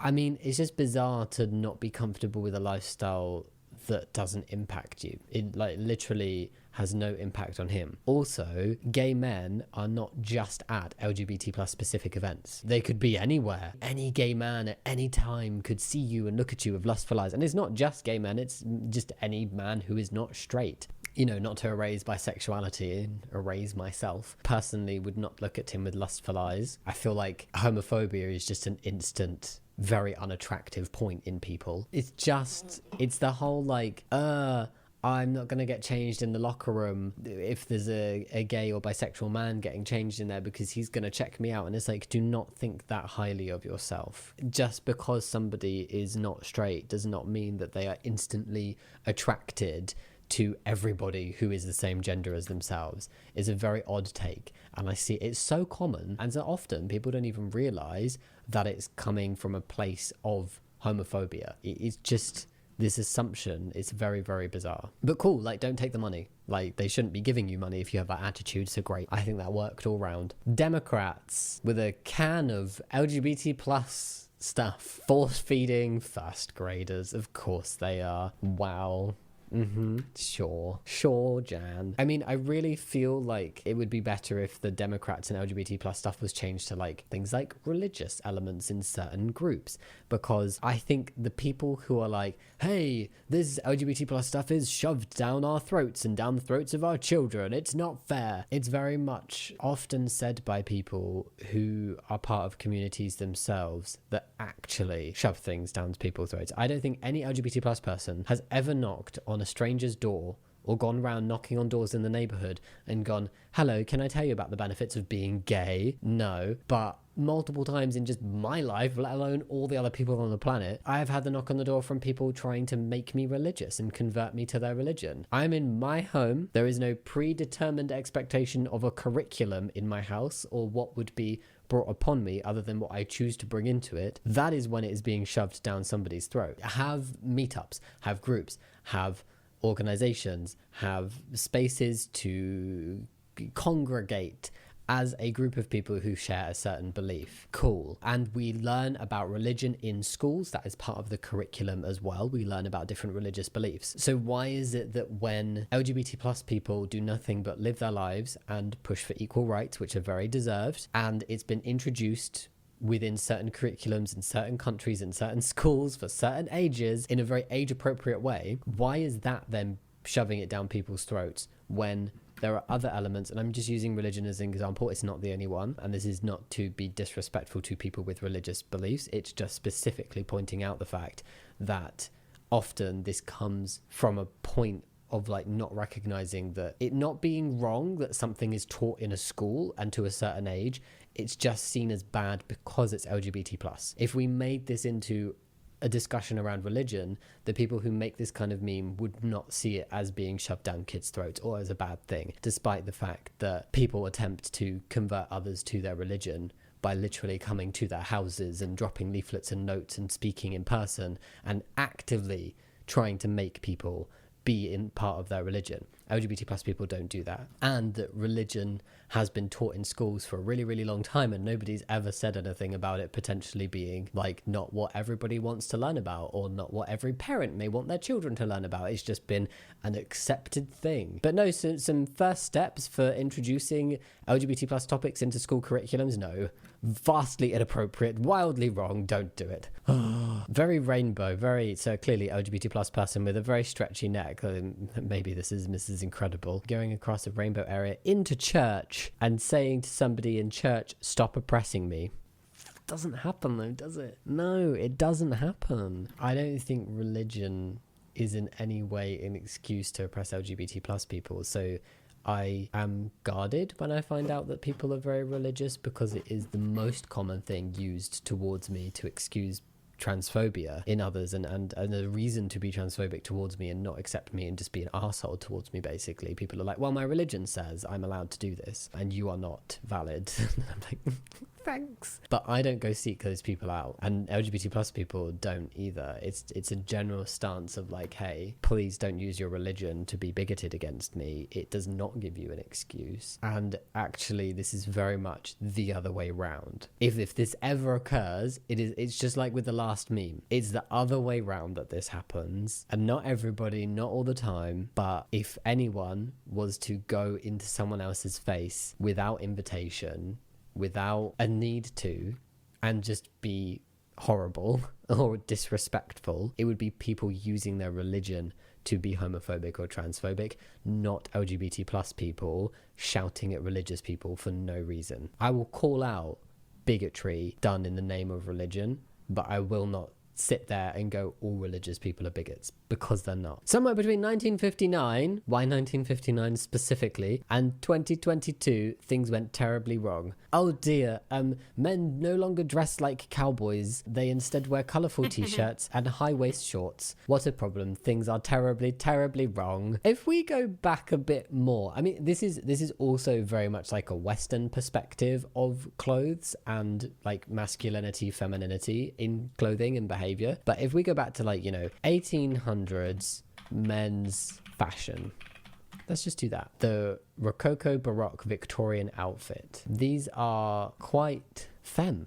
according to, like, modern day stereotypes and standards. It's like this long jacket, frilly sleeves, a little, like, frilly bow here, a wig. Like, dude, you could make a meme that was like, somewhere between 1829 and 1959 things went terribly wrong, and have the more, like, nowadays seen as stereotypically feminine dressed man on the left from before, and the more kind of, like, modern compared to the 1800s dressed man being more masculine on the right, and that being where something went wrong. Why are we saying that something went wrong with where people are at today with self-expression? Why didn't it go wrong in the 50s? So excited about the new Indiana Jones game. We have the opportunity to tell Indiana Jones to modern audiences, says somebody wearing a t-shirt with a rainbow on it. It's over. Oh, Indiana Jones, the epitome of masculine, manly men, has been taken over by the woke people of the world. Oh no, it's over. We can no longer... Is it a game? Yes. We can no longer play Indiana Jones because, unfortunately, that game and the developers now recognise that times have changed. And I don't want to accept that times have changed because I'm a bigot. Straight pride. I've seen this before, but I think it needs an honourable mention. Straight pride. It's natural. It's worked since the beginning of humanity, and you can make babies. Oh my god. I love how it's like straight pride. Straight pride is natural. Straight pride has worked since the beginning of time, and straight pride makes babies. I think it's just meant to be like being straight. Yes. How wonderful. Do straight people who can't have babies get their straight cards revoked? Curious. LGBT haters. Little arrow. I miss the days when a rainbow was just colours. If the LGBTQ ruined your rainbow, I miss the days when a rainbow was just colours. Colours in the sky. I mean, oh, Jesus. Has it ever just been colours, though? I thought that the rainbow, in its, like, 7 colour form, was, like, quite a religious thing. There's a lot to do with rainbows and religion and culture and mythology and all of this stuff throughout years and years. It has never just been colours. I feel like it's always symbolised something. And plus, the LGBT plus rainbow, the flag, does not have the same number of colours in it. It's different thing. So the rainbow in the sky can still just be the rainbow in the sky to the bigots. I don't know why they're getting so stressed about it. After aborting 10 girls from our surrogate, we finally have a boy. Oh, good lord. There is a person in a hospital bed holding a bag of money and a crying baby trying to reach out to them. So I'm assuming that that is the surrogate. And then the 2 guys kissing whilst holding the baby. And then they say, only one more thing to do. And suddenly the happy surrogate with the money looks worried and the baby looks very concerned and the 2 dads look very happy. Meet our 1-hour-old trans newborn. Oh, this is such a wild ride. This 4-frame comic encapsulates so many elements of bigotry. It's homophobic, it's anti-abortion, it's transphobic. It's just so wrong on so many levels. Jesus Christ. I feel like the quality of homophobic memes and cartoons is progressively getting worse and worse and worse. Like the toxicity and the hostility and just like the level of hatred in them that people are feeling more and more comfortable with getting away with is increasing. I feel like people are being significantly more openly, despicably hateful and disrespectful through like mediums like this than they were before. Like it'd kind of be like subtly homophobic or transphobic in the themes, and now it's just outright, yeah, like these are all the things that we hate because we're bigots. What do I do now? Sorry, I'm don't know what happened. Just do what they taught you in college. LGBT plus stuff. I thought they were teaching this to like 1st and 3rd graders. Why is it waited all the way till college? Get your story straight. When are people being taught about this stuff? Yeah,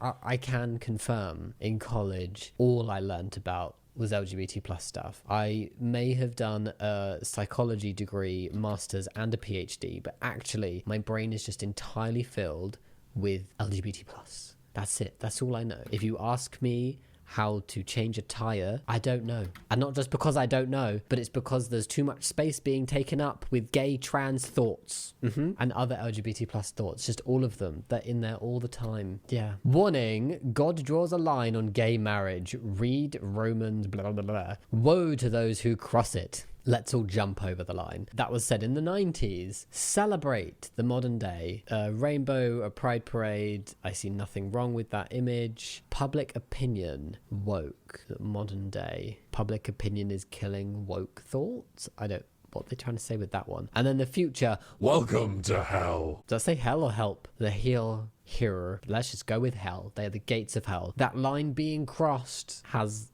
meant hell. Cool. That's really good information to know. I will use that in my life. Why do we keep doing this? Showing LGBT plus and diversity within cartoons. Oh, who the hell knows? Maybe it's because there's nothing wrong with being LGBT plus or diverse in some way, and it's okay for kids to learn about that. I don't know, the wild thought there, but it might just be true, huh? Mommy, look, healthy masculinity. The mum is wearing a progress flag t-shirt. The little kid is pointing towards, isn't that like a meme of something to do with masculinity that's not exactly healthy? I'm not sure. No, don't look, Ricky. I don't want you to be influenced by toxic mask. Oh no. Ricky! It's too late, mother. I'm a based Giga Chad now.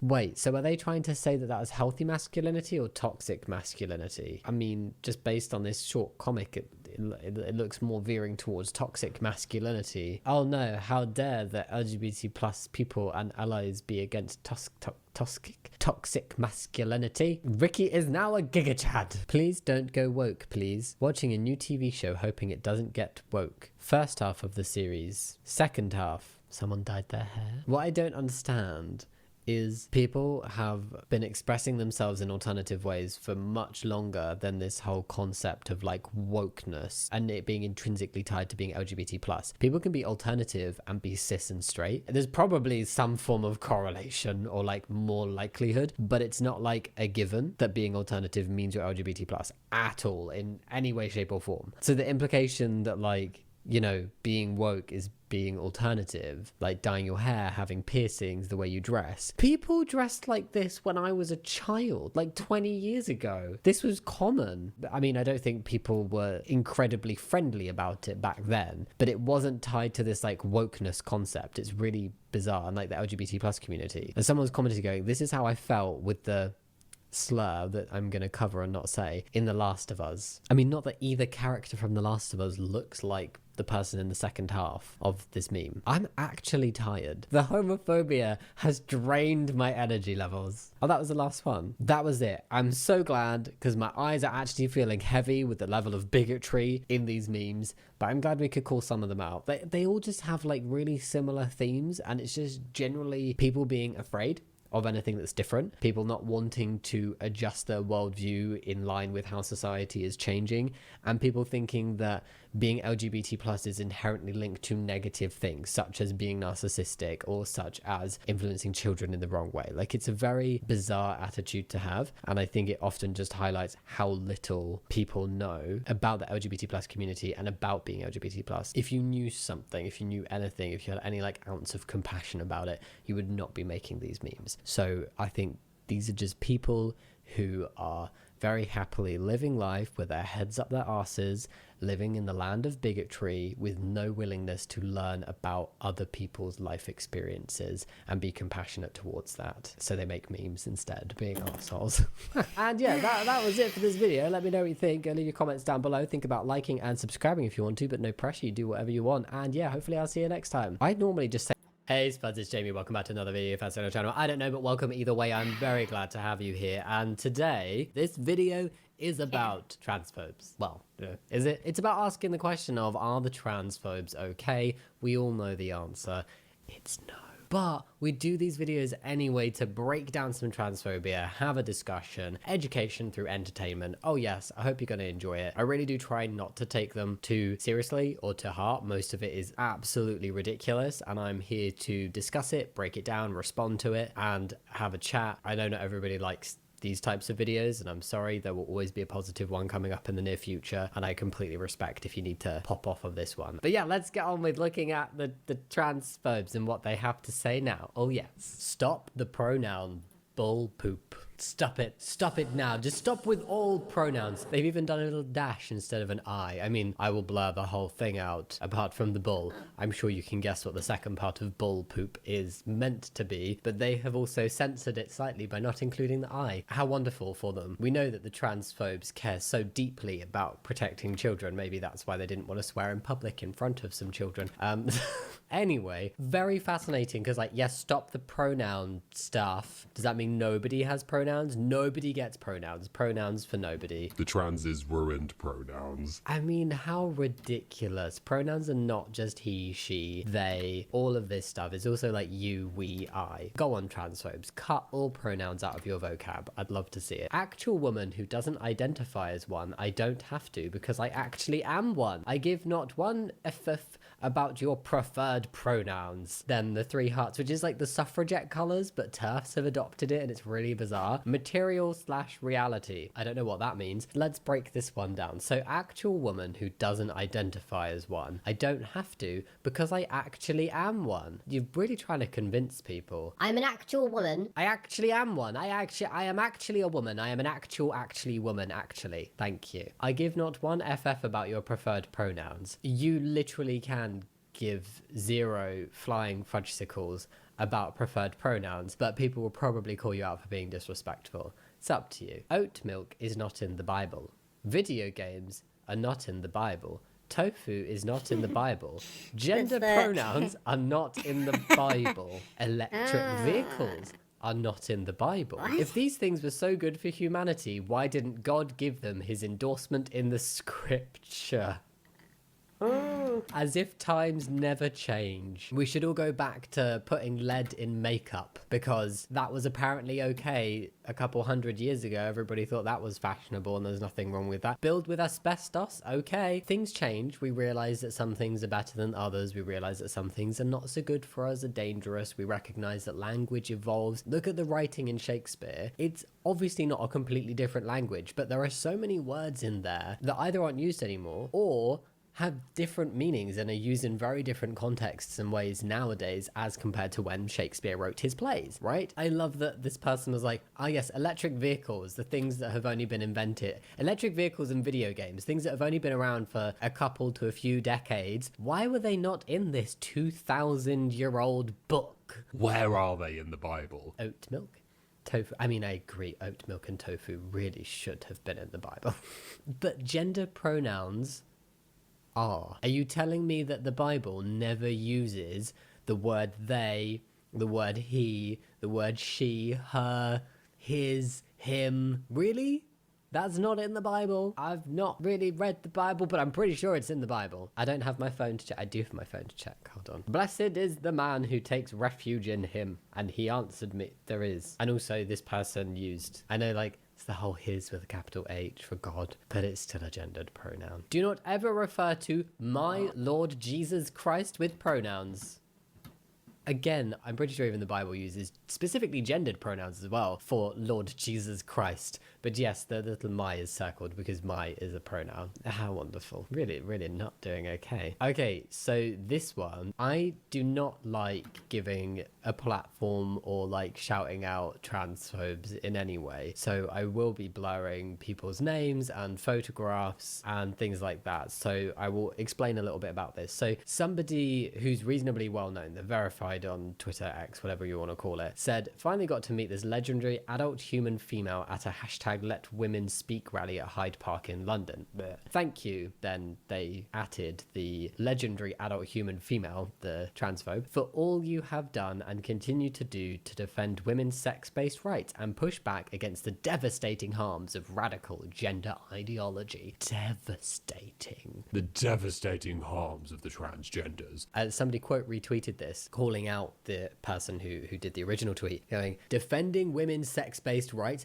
Are you effing kidding me? Vomit face. Name of person who did the tweet underneath has been campaigning against women's abortions rights for at least half a decade with various far-right Christian orgs such as Family First NZ, Australian Christian Lobby, and Women's Forum Australia. There is so much hypocrisy among bigots. Seriously, with transphobes being a prime example on this, and this being a great example of exactly what I'm talking about, which is why I'm bringing it up, so I don't know why I'm over-explaining. But it's all this, I'm here to protect women's rights. I just want to protect women. Blah, blah, blah. That's why I'm transphobic. It excuses me. But then turning around and teaming up with anti-abortionists and far-right groups that literally do not respect women or women's rights or women's bodies or women's autonomy or anything to do with women at all. And transphobes are like, yeah, women's rights, I'm gonna go team up with these people that absolutely hate women. Huh? It's confusing until you realize that they don't actually care. It's just because it's a good disguise for their transphobia. It's a way to legitimize their bigotry and spread it to other people who are maybe not aware of the transphobic undertones and genuinely think that they're doing something to support women and protect women's rights. But yeah,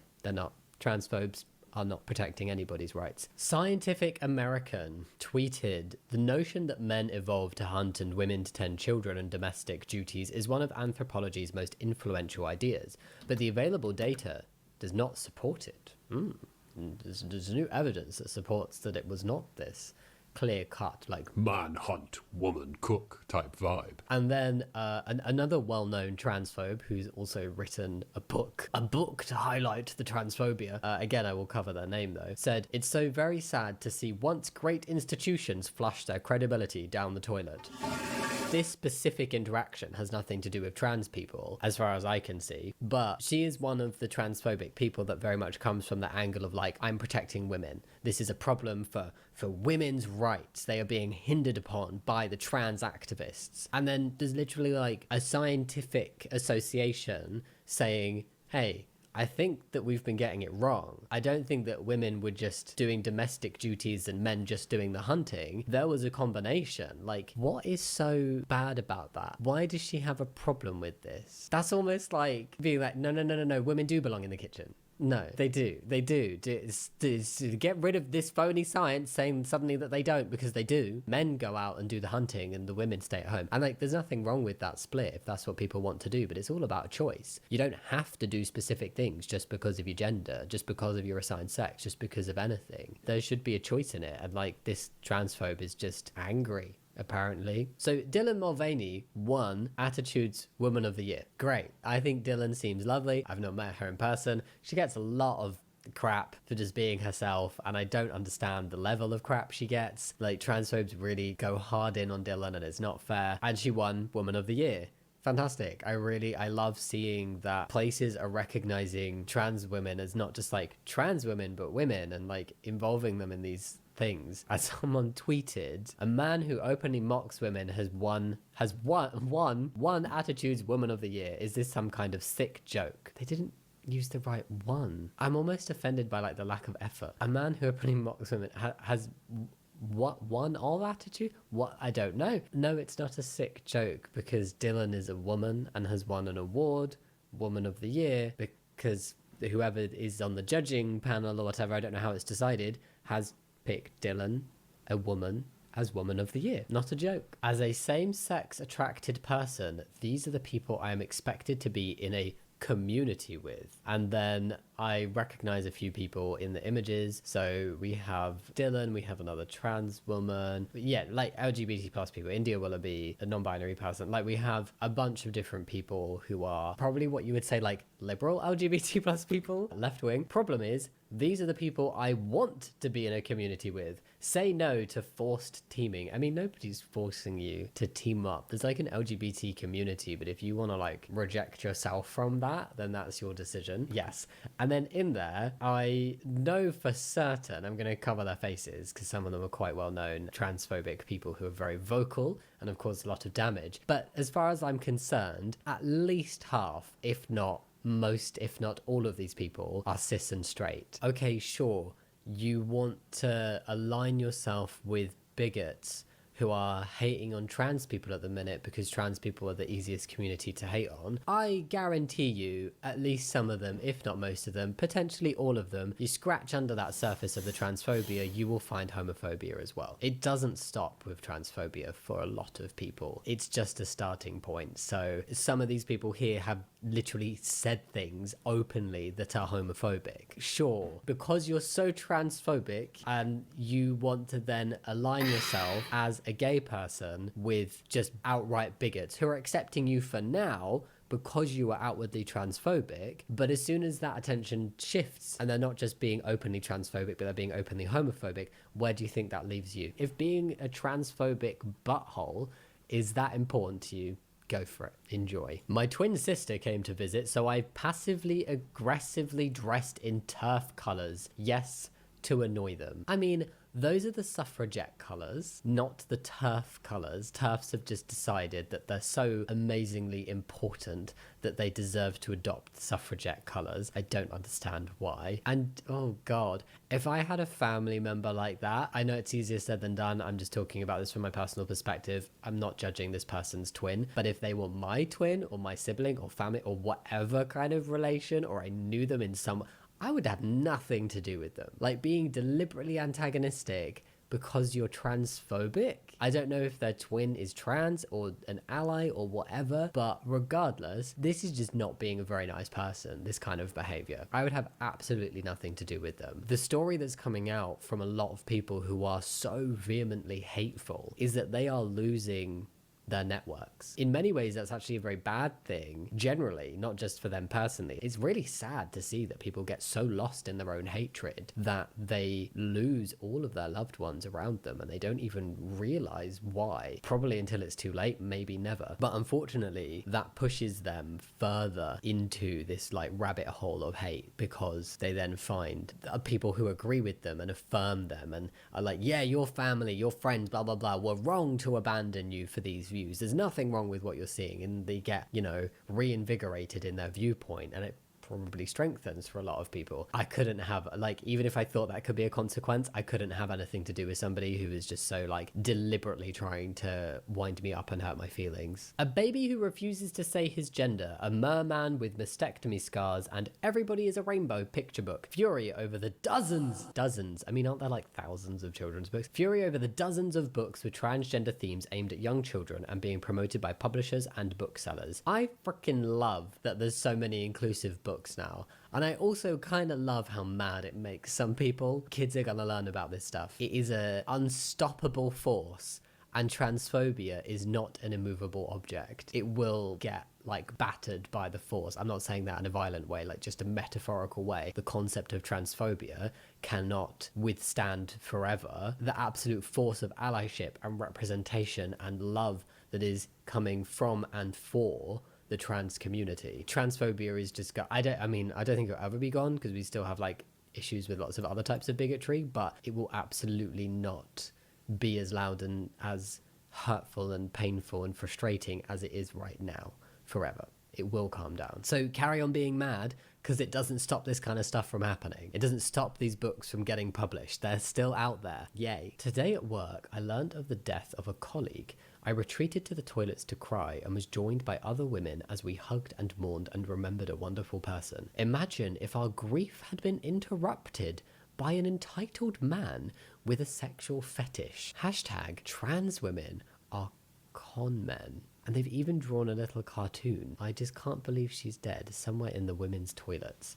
And then a thought bubble comes into the mind of the person doing the consoling, imagining a trans woman coming into the bathroom, and they get angry. So even in the cartoon, they drew it as an imaginary situation. That's like inception of imagination. You're drawing an imaginary situation within an imaginary situation. No? Or did this really happen? Because if the first one really happened, well, you're not making that bit up. Your thought in this moment of mourning somebody and rallying together as a group of people who've lost somebody you all know was, I can't forget to be transphobic in this moment. How can I be transphobic? Yes. What if a trans woman dead to come and try and console people as well? This is nearly as absolutely bananas as a fake snake bite anti-venom story I read recently. If you watched the video, leave a comment below, because that was something else, wasn't it?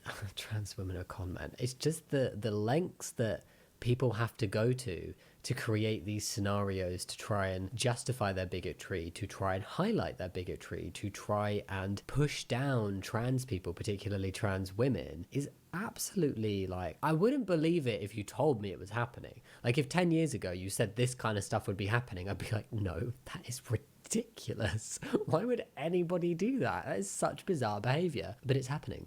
And it is very bizarre. Pastor Greg Locke purchases a Barbie dream house, wraps Bibles around a baseball bat barrel, and whacks it down. And people wonder why people are abandoning religion in droves. So was the idea of wrapping the Bibles around the baseball bat that he was hitting the Barbie dream house with the Bible? Or was he hitting the Bible with the Barbie dream house? Congratulations for wasting your own money. You bought a Barbie dream. I mean, those things aren't cheap. So you bought one just to destroy it because why? Because a trans woman was cast in Barbie, and it is a very liberal kind of movie with very like liberal tones to it. It did make a lot of people very angry. Clearly this guy really needed to vent some frustrations. What is a cis woman that a woman is not? Hashtag no cis. No cis.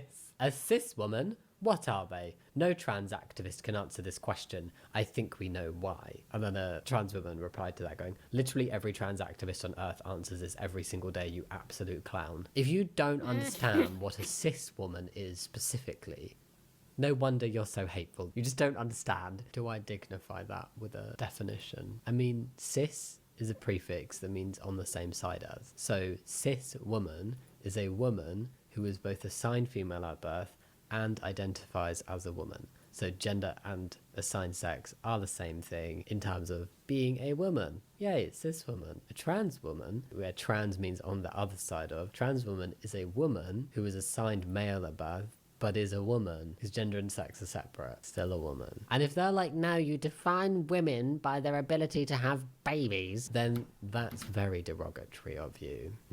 Outed myself as a giant TERF recently. A giant TERF. I have a vibe. This may be a joke, but I can never tell because there are some things that are real that are not a joke, but you really would think they are. I was at a bar with a friend, F, who I hadn't seen in several years, and her boyfriend came along. I'd only met him briefly years ago. I didn't know much about him. He seemed like a pretty chill guy. I felt like Moira Rose. As the night went on, he started talking about a former British philosophy professor. I obviously knew this was... but I'm gonna beep the name, even though he didn't name her, and how unhinged her views were. I don't remember the specifics of what he said, but it was clearly a pretty uncharitable interpretation of her. The subject changed pretty quickly. How can you have a charitable interpretation of someone who is incredibly uncharitable about a marginalized group in society? I'm not going to have a charitable view of somebody like that, who causes harm and hurt for no reason, just because they're bigoted. Later in the evening, I turned to him and said, by the way, I'm a giant TERF and I love... Are you serious? I mean, did this really happen? So far, I'm feeling like maybe this person, the first bit happened, but then they didn't actually say that to him. The look on his face was priceless. I said it was pretty presumptuous of him to assume that I would agree with him. We agree that it would be interested to have a civilized discussion on our views at a later time. He has not responded to my text message ever since, so I imagine this is off the table. I mean, if you disagree with somebody and there's a way to go about it, this wasn't the worst response, but it would be a case of like, in the moment, if you felt comfortable, being like, oh, actually, I disagree with you on that. Let's break it down. Let's have a chat. Not just being like, by the way, I'm a giant TERF.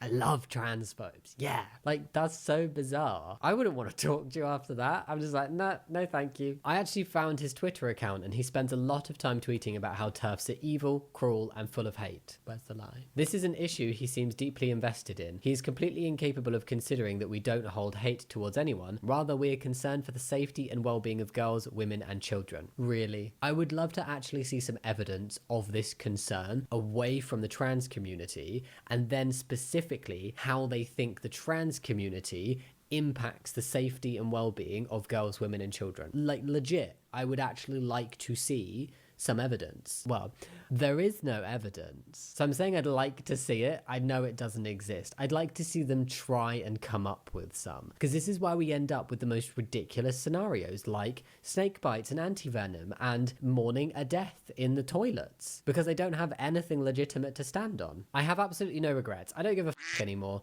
The TRA view is so blatantly wrong and ridiculous. Plus, most people agree with us, but only women get branded as TERFs. Actually, one of like the most well-known TERFs in the UK is a cis man. There's quite a lot. There's multiple others that I can think of as well off the top of my head. Not going to name them because they don't deserve a platform. I can see why he wouldn't have wanted to open up a conversation after this though, because like just the attitude expressed in this of like, I don't give a anymore. TRA view is so blatantly wrong and ridiculous. It's like, were you even prepared to listen? Would you have even had a civilized conversation about this? Somebody's there going like, this is what's wrong. This is why it's hurtful. And you're like, no, I don't believe you. I'm not listening. I would prefer to listen to the bullshit lies. Sorry, I'm getting a bit irate in this video. I'm gonna hide the account this came from. Basically, this is a tweet that says, feels like a good day to fly the hashtag trans widows flag. And there's the flag. Trans widows, if you don't know what trans widows means or who trans widows are, I'm very happy for you.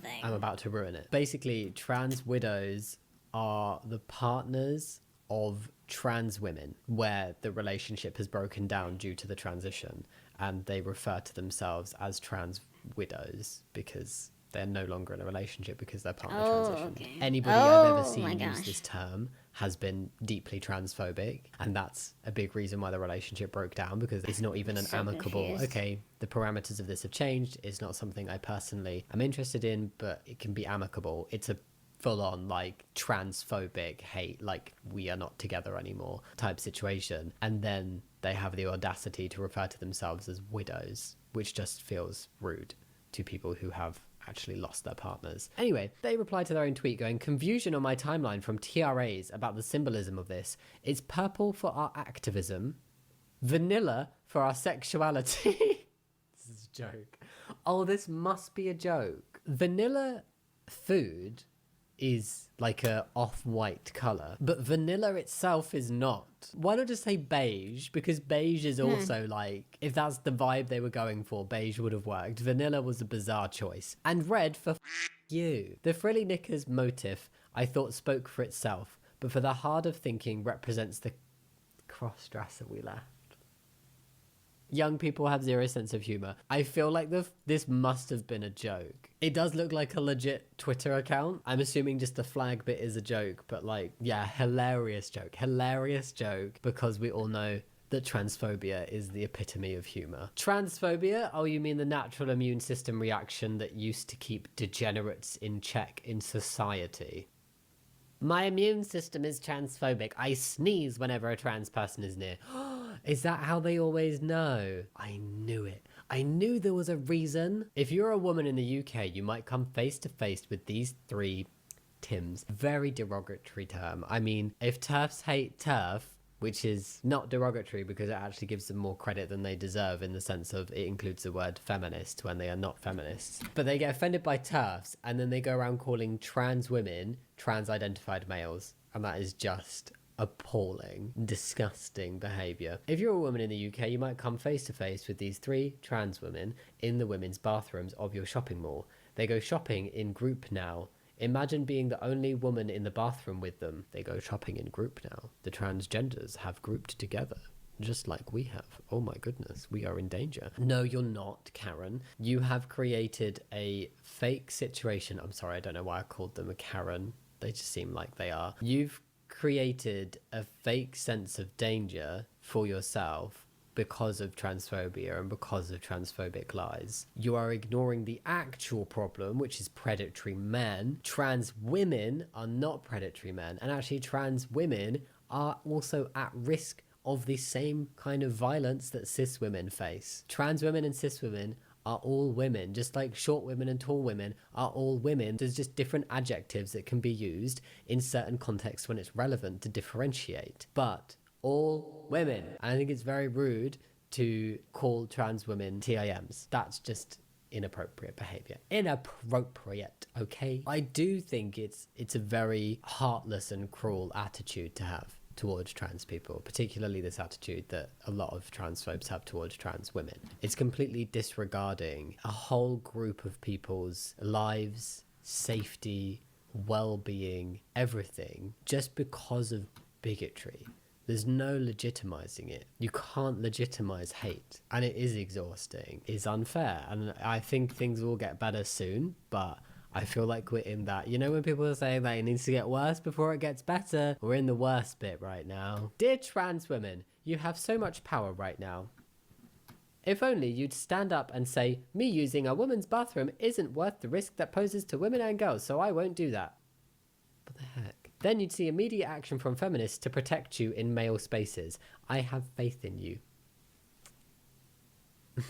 To me, this comes across as like So wait, knowingly, they agree that male spaces are that dangerous? trans women put themselves in harm's way. You are admitting that using the men's bathroom would not be a very safe option for trans women. And so you're saying, we'll protect you in the men's room. How? That just sounds so empty. It's just transphobia. It's just, get out. We don't care about you. I feel threatened for some imaginary reason that isn't real, that has no basis in reality, but just utter bullshit. No. Today I accompanied a female friend to the Royal Women's Hospital in Melbourne for a minor but very intimate procedure. We were confronted by this. What were they confronted with? Oh my, they sound very scared. It must have been something very scary. Shall we have a look? They were confronted with a poster saying all genders, identities, expressions, pronouns welcome here. Wow, inclusivity, that terrifying thing that pops out at Halloween. My next Halloween costume might be inclusivity. Wow. What man can ever understand the humiliation and helplessness of having your legs constrained in stirrups? Someone replied going, I get it. You're upset that the bin wasn't big enough for you to get in. Brilliant. So tonight, Madonna wore a Progress Pride flag at her concert in London. The homophobic flag used by trans activists represents the erasure of same-sex attraction, destruction of women's rights, and the indoctrination and mutilation of children. Hashtag Madonna. That's what they decided to hashtag it. Wow. So like they've gone so far as to say the progress flag is now a homophobic flag. An LGBTQ plus flag is now homophobic because it includes trans people. Wow. And how powerful do they think that trans people are? They think that trans people have the ability to erase same-sex attraction, destroy women's rights, and indoctrinate and mutilate children. Where?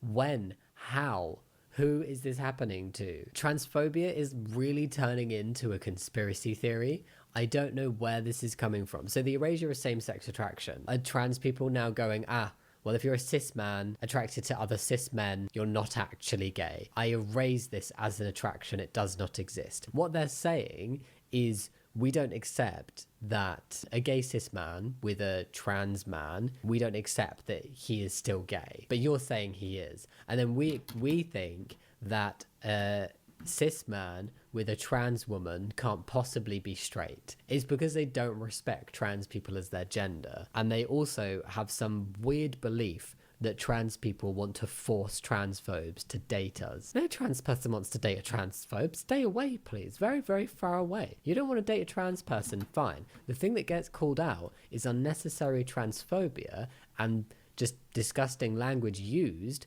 when stating a want to not date a trans person. Just being like, no, sorry, not for me. Fine. But then like misgendering or using derogatory slurs or derogatory terms, that is what's called out as being transphobic. Destruction of women's rights. Like, again, how? Like, give me examples of how this is happening, please. Because I've not seen any. And the indoctrination and mutilation of children. Indoctrination, how? Mutilation. Where's your energy like that for circumcision? Because that's something that is actually done to children without even their knowledge because they're so young. And to a lot, there is zero energy from transphobes about that. And into like surgeries and anything medical transition wise that's not reversible is not done on children. Sometimes minors, as in 16, 17, can access these things, but it's very uncommon and they're not literal children at that age. So good try, but no thank you. Anonymous member posted this. Something happened to me today and I don't really know what to do about it. So I was in the bathroom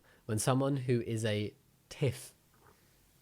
No, do not call trans men TIFFs. Do not call trans women Tims. What the heck? When someone who is a trans man came into the bathroom, I asked them to please leave and they said that they were born with 2 X chromosomes. They said they were instructed to use the ladies' restroom because they were born a woman but transitioned later in life or something. This is literally the reality that transphobes want. This is what they are pushing for, and now someone's complaining about it. But I swear to God, this person looks so weird. Like, they look super masculine. They even have a beard and everything. I talked with the upper management, but they said that that's where they have to pee because they were born a woman and are still marked as a woman on their birth certificate. Now I feel uncomfortable. What should I do? Oh, do you feel uncomfortable because transphobia forced an actual man into the woman's toilets?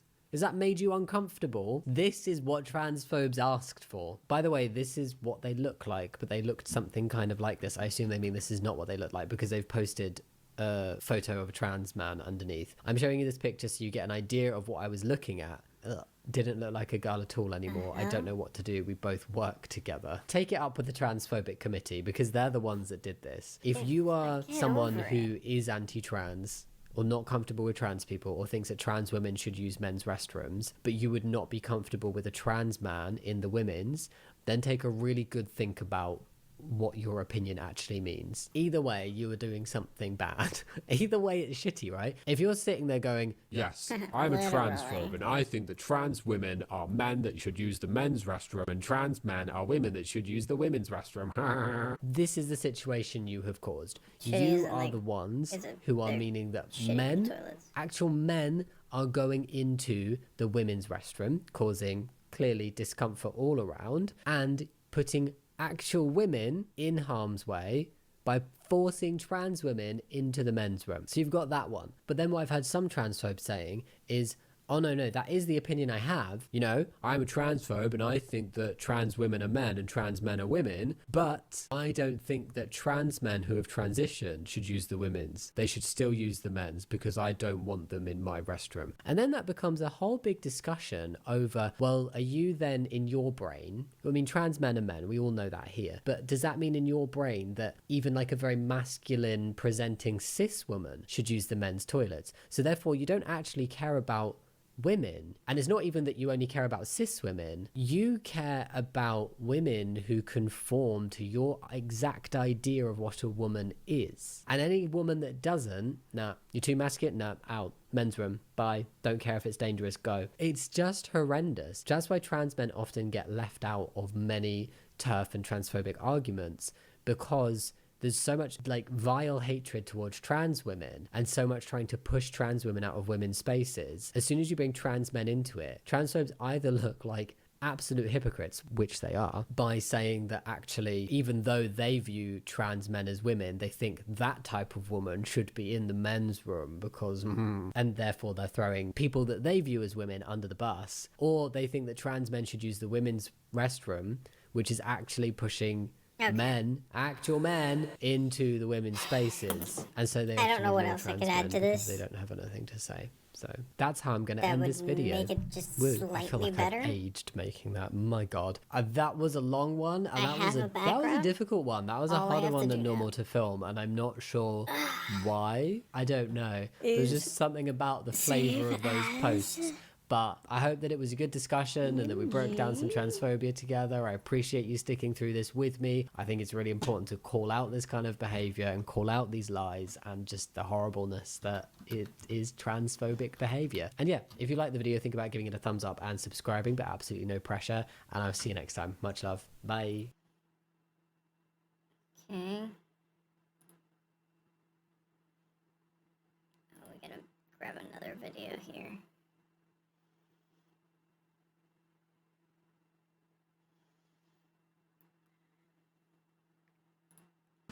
Stupid, dumb. Hey Spuds, how's it going? Welcome back to another video. Is your first video on the channel? I don't know, but if it's your first video on the channel, this isn't where I normally film because today you're in hell. I'm in hell. I'm in 90s neon hell. No, it really is that. Yeah, if you do like plastic tat, don't come into this room. I have the lovely Rolly with me again. And this time we're in my house. I know. Yeah. There better not be a bunch of comments going, oh, this is so much nicer. Yeah, I have a very intense lighting. I got a neon sign over there as well that I haven't put up yet. It's my name. I'm gonna put it underneath the TV. Oh, what is your name? Bonchetta. That makes me think of Bonjella. Get that cold sore, girls. It's nice to meet you. Thank you. Yes, I will soothe your lips. This is becoming a very naughty video. Don't tell Sharma. No, an affair. We love a secret affair. That's filmed. That's filmed, yeah, On it's the filmed. internet. OnlyFans. Today, we are looking at the broad topic is trolls being trolled. Trolling the trolls. Trolls the troll. Troll. Yeah. Oh, it's like a full circle moment. Yeah, so like people who show up at protests that are not nice, like anti-gay rallies. Me? Yes, you're I at every hate single the gays. one. Holding their horrible signs and people trolling them for it. I cannot wait to see. I've had no screening or anything, so I have no idea what I'm going to look at, so I'm very excited. Well, first up, homosexuality is sin. Return to Jesus. And then just this guy dressed as... I'm cool with it. Why is it a load of lollipop men? They look like lollipop men. They do. We're helping you cross the road. Are they security? The actual protesters behind them. Oh, maybe they're secure. I don't know. Is that? It's a lot. This makes it look like it's the Lollipop Men Brigade. You can't say lollipop man or woman. Is it like? Are you supposed to say say lollipop person? Lollipop person. Yeah. Yeah. Oh, suck on my lollipop and burn. I mean, their lollipops are very big. Very big. I mean, some people have some big mouths. Let's just be honest. To us on Twitter, they could do with a big lollipop. I'm cool with it. I would rather be with Jesus. Yeah, and it's like, you have no idea what Jesus' opinion would have been. Well, they think Jesus is white. Well, definitely. And I saw another one recently. I did something where someone was like, "Oh, long hair on men is horrendous," and somebody commented going, Jesus literally had a mullet. long- Yeah. It's like, It's so dumb. What I don't understand is Jesus, as a concept, a person, what everyone would say, he loved to get on the Last Supper table, and so they think that he wouldn't be with the gays. No, sorry, he loved it. but also like, look at Roman times. It's like, we've gone through phases of like extreme homophobia and then extreme like liberal views to just sex in general. And like, just be homophobic. If you're homophobic, just own it and be a homophobic bigot, but don't Absolutely. hide behind your religion. Well, what I It's always like- find interesting is religion as a whole has Pretty changed good. obviously throughout the years or whatever. So like Christians and everyone who follows religion now thinks what we're doing now is like the height of morality, I guess. But like the Salem witch trials, people were being murdered and stuff in the name of Christianity because they said you're a witch. These people were not witches. They just fully just murdered people because they said this is They're what God wants us to do. glorification. And in their minds, they're going to heaven. But in today's society, they'd be going to hell. Yeah. So like, how can you say like, oh, gays Then- against blah blah blah? Would you say that the witch trials were fine then? Just be a nice person. Just be a nice, but it's strange. Very, That's what very I don't get. strange. Like, I don't have people actually step back and thought about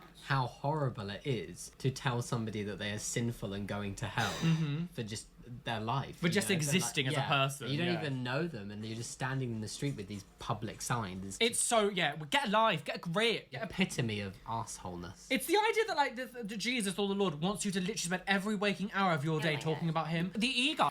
I need a piss. I'll be right back.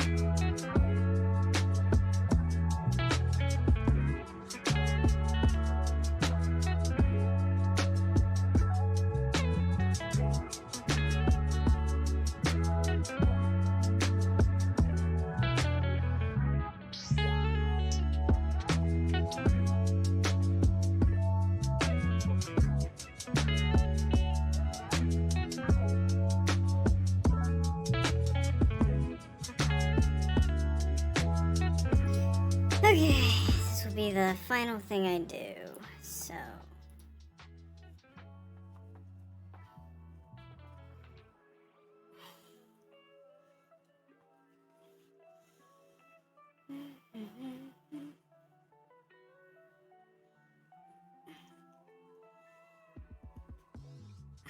Also, sorry about that asshole earlier in the stream. That's, I don't usually get people like that, so...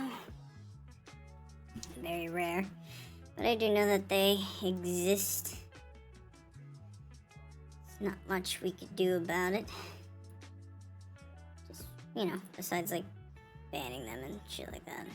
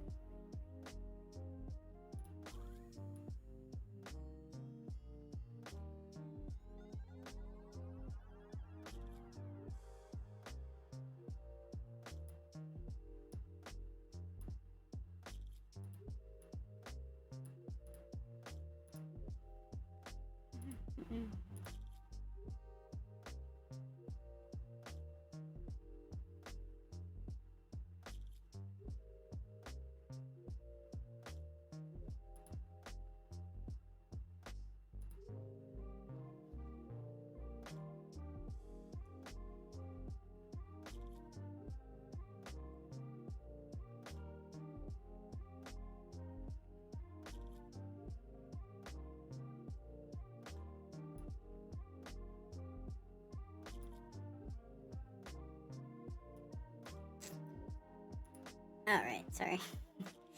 I got back. I was just editing. Oh, the ego, sis! Wouldn't that be like one of the sins? Like, That there's would- a bit exactly. too much pride there, isn't Ah, it? yes! Dumb. If God hates gays, why are we so cute? Very Why are you true. so cute, well, Rolly? Oh, cocaine. No, I feel like I'm more scary than cute, to be honest. There's nothing really cute about me. I did say that. I was like, no. Yeah, I feel like I'm a bit too, like, spooky looking to be cute. It is very true. Because gay people tend to look after themselves a bit better anyway. So especially gay men. Well, there's less of a stigma. Yeah, I exactly. think there's a lot of like cis straight men who are like, no, I can't wash my hair. That's so gay. No, They're really against like washing their my brother used to say that cleaning your inside of your fingernails was gay. And he used to bite his nails as well. Cleaning your fingernail. Yeah, there's this massive like stereotype of like, oh no, I can't possibly look after myself. Oh, it's stupid. What I always wonder about this as well, like, so straight women, whatever the audience, do you actually want your man to have disgusting, like, dry skin because they haven't moisturized, or like someone just has aged really terrible because all they've done is like smoked and drank, they haven't moisturized or washed themselves? Like, do women actually want that? I don't want to use chapstick because that's gay. Do you really think your wife wants to kiss crusty lips? I don't think so. Oh no, no, stop it. I hate the fact that like it's not even a joke. Men will genuinely like not wipe themselves because touching themselves gay. Or they're white but not washed. No. No. Why are gay people so cute? But also just, if God hates gays, not that I believe in him, but for people who do, then why did he make people gay? Why did you make people gay? No, it's a choice. We will choose. We Well, choose if it. it's a You chose to choice- be trans as well. Yes, sorry, Al, I did you? did. But like, if it is a choice, then try and choose to be gay. You don't have to act on it, but just try and choose it. Go on and enjoy it, because if it's a choice, that means you're choosing not to enjoy it. Go on, live your best life. Go suck on that lollipop, girls. I'm so sorry to Jamie's audience. I'm sorry for your editor as well. Jesus Christ, they must hate it when you do videos with me. I will pre-warn Anna. I always love it when them on your channel because half people, because they don't know who I am, they're just like, this person's very scary, Jamie. You're actually not. It's your best kept secret, but you're not scary. Oh, that's because I show you what I want to show you. Usually it was after dark. Oh dear. It's easy to be pro-choice when you're not the one being killed. It's easy being pro-life when you are not the one being pregnant. Oh, absolutely. I will never understand the idea of, I'm not saying like obviously babies aren't real or whatever, but when it's literally just cells in a body, I don't see it as real. It has no feeling. You don't remember your life until you're about like 5 anyway. I'm not saying, okay, I'm not saying it's childhood amnesia until about 3-ish. And it's just like, I don't understand how you can honestly sit there and go, you must have that baby. And if that could have been a result of SA, if someone's really young, you're still being forced to have the child. That could potentially kill you as well, especially if you're really young. Because like if a young person has a baby, your body can't really handle that. Both of them could potentially die now. Or if you have a health condition, or if something goes wrong with a pregnancy. And the other thing is, there is zero energy put into actually caring for the child once it's born. Absolutely. They don't care. Do you adopt a children? No. Be born and then go into a pit Absolutely. like that. They don't actually give a shit. I remember watching a video recently, and it was this man interviewing people that are pro-life, I think, and he was going, I mean, how many children have you adopted? And they were like, none. No, I've got my own, none. I hate it. I'm quite convinced it's more about controlling women and women's bodies than it is actually about caring about children. Absolutely. Never misses a gay event. Homosexuality is an abomination to God Almighty. What's underneath it? Leviticus. Oh, Leviticus. They're obsessed. They secretly, they love watching all like the men kissing the They street. want the attention They at do. all the gay pride events. Absolutely. Yeah. It's like the same with the Westboro Baptist Church. I'm assuming they're still around now. We don't. Oh, they're coming. Oh, we don't hear as much about them as we used to. They were kind of like a 10-year ago. They're a bit quieter now, aren't they? Yeah, very, very. They secretly love it. They love the attention. They love getting all like the people shouting, regardless if it's good or bad. I feel like these people are actually a bit sociopathic because it's like they're not connecting their brain that people hate them. They hear as like that and they go, oh, we're doing wonderful things. It's like if you're that far down the rabbit hole, that someone coming into your face and saying that you are disgusting, and you're like, yes. We are doing the Lord's work. Actually, when it comes to like the Western Baptist Church, the church is what? It's obviously shrunken in numbers than what it has been. Do they genuinely believe that the 100 people they might have, these are the only people going to heaven? Well, maybe also like the other people from other communities that also have the similar kind of signs. Maybe they'll get in. Maybe. They're like a lower tier. It's like a heaven. lottery. One of them gets a ticket. Oh, God's there going, number 654. Whee, bingo! But it'd be 666. Yeah, oh, I should have said that. Yeah, sorry, not clever enough. No. The devil's lettuce. What? What? I made that the devil's number. What about the devil's lettuce? Oh, here we go. Literally the next.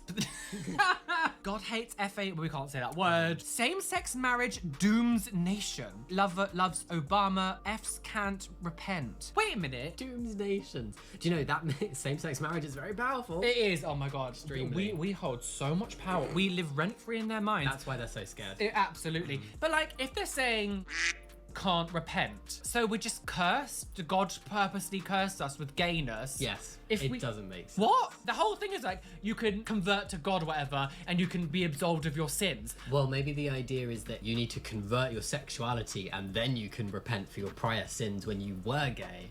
Oh, I'm straight now. I've made the choice. Oh my God. I cannot believe the whole thing about Megan Phelps-Roper coming out and being like, I escaped the church. I'm no longer love people now. One of Shirley Phelps-Roper, one of the women who run, she was the daughter of Fred Phelps, who died, the founder. Oh, the Westboro. Yeah, the Westboro Baptist Church people. So Shirley Phelps-Roper was like the daughter of him, and then her daughter, Megan, left the church and was like, oh, she was at TED Talks, been like escaping a cult and all this shit, being like, oh. Yeah, I didn't know and now her she's a name. turf. So you didn't change anything, because she was one who did the whole podcast of the witch trials of J.K. Rowling. So she's Megan Phelps-Roper, who was in the Westboro Baptist Church, who came up being like, I escaped the cult, and is now just... And just went into another one. And now just as a turf! It's like... Hell, pick a battle, sis. Like, what are you doing? Jesus hung out with 12 guys and a prostitute who was more like me than like you. Absolutely. Your whole Last Supper. Exactly. My outro... on the Last Supper table. He loved it. All these men around him. Oh my God, they loved it. Squat for Jesus. The fact that like homophobic religious people almost have like, they feel like they own Jesus. Oh yeah. And it's like, no, we know every single personal detail. We know exactly how he felt. We know exactly how he lived. We know exactly what he did. Yeah. and he would have hated you. And it's like, well, actually, gay people can turn that script around and be like, well, he could have been completely gay. They wouldn't have even spoken the same language as him to even say that they know what he was like. I'm sorry, like, you would not even known his language. Like, what are you talking about? I know what he was like. No, you didn't, sis. Again, you think he's a white man. The whole thing of like multiculturalism, whatever, not a thing 2,000+ years ago. Like, how do people travel that much? You think all these white people just went to the Middle East and had all these babies, and there was all these white people everywhere? Like, what are you talking? I hate it, Jamie. That's one thing that I never understand, why they think Jesus is white. Well, I mean, they do think he came from Immaculate Conception as well. She was like a child as well when she had him. When she's like 12 years old or something. Oh, I don't know that. I think she's meant to be like 12 years old. Oh my god. I know! I'm not with these guys, and it's homosex is sin. Homosex is in. Did they not realise how similar that sounds? It is, it's so stupid. If you actually say it out loud. It makes me think of the whole when Britney Spears released 3 and she was like 1, 2, 3, not only you and me got 180 degrees and I'm cold. Oh, that's it. It was like living in sin is the new thing, and everyone went crazy and they changed it. But it makes me think of this because like living in sex is sin, living in sin, it's in. If anyone understood anything I just said, well done, you get an award. But yeah, it makes me think of that. They all went crazy because she was like, oh, saying living in sin is the new thing. But yeah, this actually feels the same thing. Homosex is in. The wicked shall be turned into hell, and all the nations that forget God. Wait, so the wicked shall be turned into hell? We are hell. We are. We'll become hell. I can't wait. Literally. This is already hell. We've already established that this is hell for anyone who doesn't like the 90s. My nice little plastic fish, you can't see. Oh, you can't really see them. Oh, there we go. My little bubble fish, like a plastic fish in. Neon lights and everything. Yeah, can you see the pops at all? You can see the pops a bit here. I'm a nerd stream. My future boyfriend needs to at least have some kind of nerdiness in him. He's going to drive me mad and I'll drive him mad. No, it just won't work. That needs to be like your first question. Yeah. Do you? Are you a nerd? Do you like 90s neon horror and pop violence? No? Okay, goodbye. Bye, girl. If I can't marry my boyfriend, then I'll marry your daughter. What? This is one of those ones where they tried to troll and it just became a little bit uncomfortable. It's like somebody going to like a anti-gay marriage thing and being like, well, who do you want me to marry? I want to marry my boyfriend, but if not, then I can marry your daughter, and clearly you don't like me. That's almost like a bit self-own. Because you're making it sound like you're weird or you're like... There was like a campaign, and it was quite funny, and it was like a bunch of like guys who were like, we do this, like we look after ourselves, we go to the gym, we know this, it like kind of selling themselves as like good partners. Prostitutes. As like, if we can't marry our boyfriends, then we'll just like get with your wives or something. It's like that kind of energy. Oh dear. But, like, it's more uncomfortable when it's the I'll marry your daughter. Yeah. Oh. I can see where he was coming from. Don't know if it landed. This is like one of those things of like good taste, poor execution, because it could potentially be actually quite hilarious. We can quote the Bible too. A marriage shall be considered valid only if the wife is a virgin. If the wife is not a virgin, she shall be unalived. I mean, again, because it's like, you want to use the Bible to be homophobic, then, you know, maybe... Cherry picking girls, a cherry bomb. I don't understand. Did you say cherry bomb? Cherry bomb. Oh, right, yeah. No, but this is the thing. It's cherry picking. They will pick and choose whatever they want to believe. As we've said many times about the whole Noah's Ark thing, pro-life, he killed the world, like the killing of the firstborn sons, like all this thing happens. None of these people actually have any idea about the Bible when they actually look into it. They see one or two little phrases, they go to their church sermons and they hear like what 10% of the Bible and they go, oh yes, this is actually the truth. But like if you read anything in it more than that, you'll realize actually how much horrific stuff is inside it. And I'm sure most of those people would hate any of that stuff happening to them or their families, but that is the book that you choose to live by. If you eat shrimp, you can't use the Bible. No, but that's in the Old Testament. That's not, because people were like, oh, well, actually, we're going to take out this stuff because we've decided not anymore. The same we talk about Henry VIII creating divorce because he changed the religion. So again, the religion you follow now is actually just created more because Henry VIII wanted to divorce his wife. Again, you're following a religion now that was changed by a man hundreds of years ago. Like, it's so stupid. Who beheaded people because, you know, that's the wonderful thing to do. But again, in his world, his Christianity, he was the right one. Are you saying that he's in hell? Because technically beheading people is not a good thing. He thought what he was doing. It's not bad. It's just ludicrous. It's like, oh, I read one sentence that means this supports me wholly. Read the Holy Bible daily. And they don't get through the whole thing. They read it every day. They just read the specific passages to affirm their bigotry. It's actually, they read Bibles for dummies. And it has like 3 phrases in it and that's it. Bible for homophobic. Bibles for homophobes, yeah. Wig, $40. Glasses, $10. Pissing off the religious protesters, priceless. You want to have mummy's wig? For everything else, there's MasterCard. I do like MasterCard. I do. Oh. They do few good Friday. Severe credit card debt, by the way, everyone. A secret's coming out here. A secret scandal. Damien Sharber, credit thieves. Whoops. This is one of the things that, do you ever say like The Simpsons predicted the future? This is what Rowley predicted the future 10 years down the line. It's like, for tax evasion and credit frauds, Jamie and Sharber are both in prison for 10 years. And then remember when Rowley said it? How he knew the Illuminati. What prison would the TERFs want me to go to? I don't know. I actually don't know. Maybe that one that we saw in that weird cursed thing that we did with the kids were in that cellar down below. Remember the baby cellar down there? That's what you'd be going. Yeah. The child capture, the choking. I go in the trans prison. Yeah. I want one built specifically. Specifically? Oh my god, with spikes on the ceiling. Now and then they drop, but you got to try to miss them. Yeah, hormones just out of reach. What? Oh, Gabrielle, out of reach. Yeah. No, I don't know how my brain works. I'm out of reach. Letters. The devil's letters. And they're like, oh, thank you for advertising. We have advertisement, thank you. Oh, it looks a bit like Freddie Mercury. I want to break free. Yes, yeah. It's the wig. It's the wig. It's the wig. I could do with a nice wig. $40. $40 wig. I mean, it's a very cheap wig. We want a nice lace one with real hair. Babies are murdered here. Weird hobby. Let's just actually talk about this for a second. Actually, very seriously. What is actually considered a baby? Because when it's just an egg with a bit of sperm that's gone in, right, and maybe it's a few weeks, is that really a baby? Would you consider that a baby? It's a fetus. A fetus, yeah. It's a clump of cells. A clump of cells. No, but you know, there's those photos going around of being like, oh, this is what a baby looks like at 2 weeks. It's like a fully formed fetus. So it's like, no sis, it's so stupid. I don't understand how you can honestly look at that and go, we must protect that clump of cells that have absolutely no idea that it exists. We must protect that clump of cells at all costs, even if it means this actual living human being will suffer. I actually agree with it. Pro-life.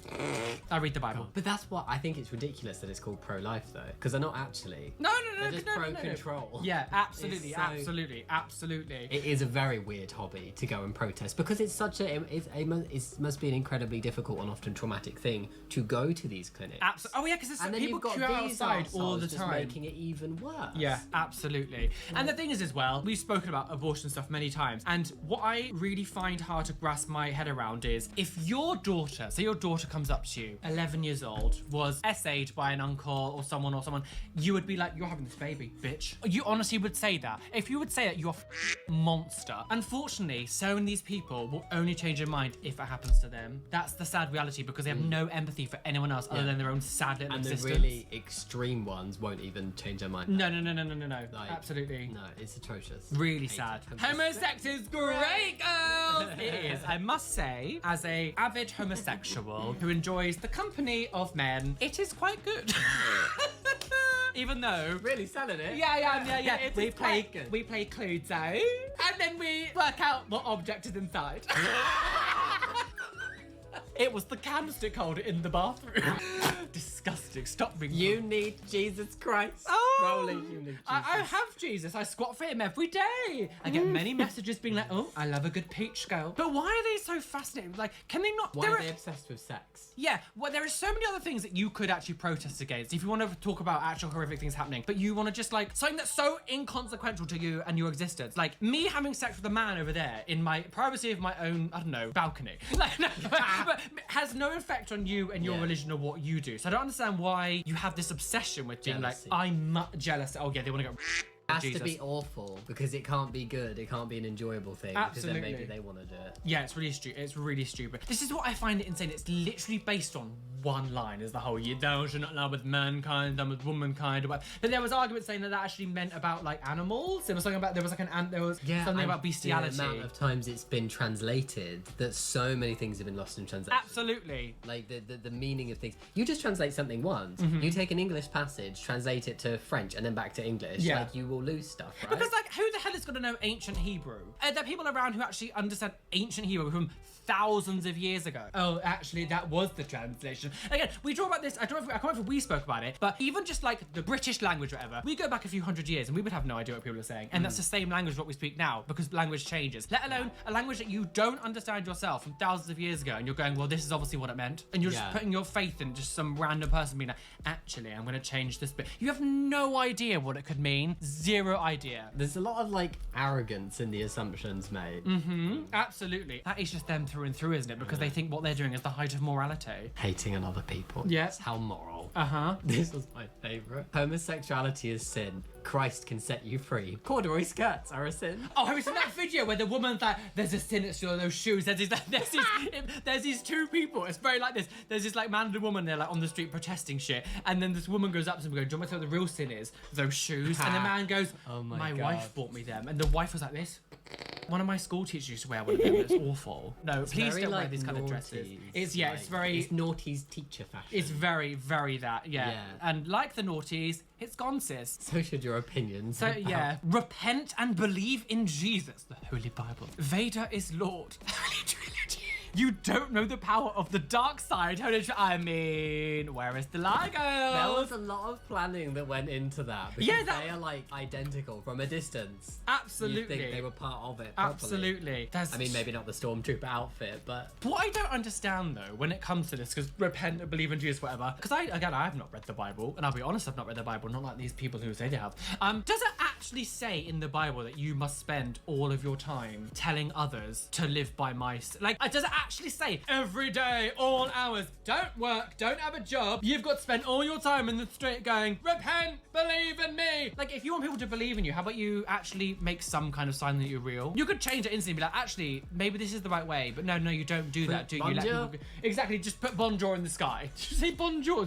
You just say bon. I was like, no, this is Bonjella, but it's Bonjella back again. No, but like, you could do that, like, instead of actually believing that 2,000 plus years have gone since you were here, and you're expecting people to still be the same as it was back. Like, no.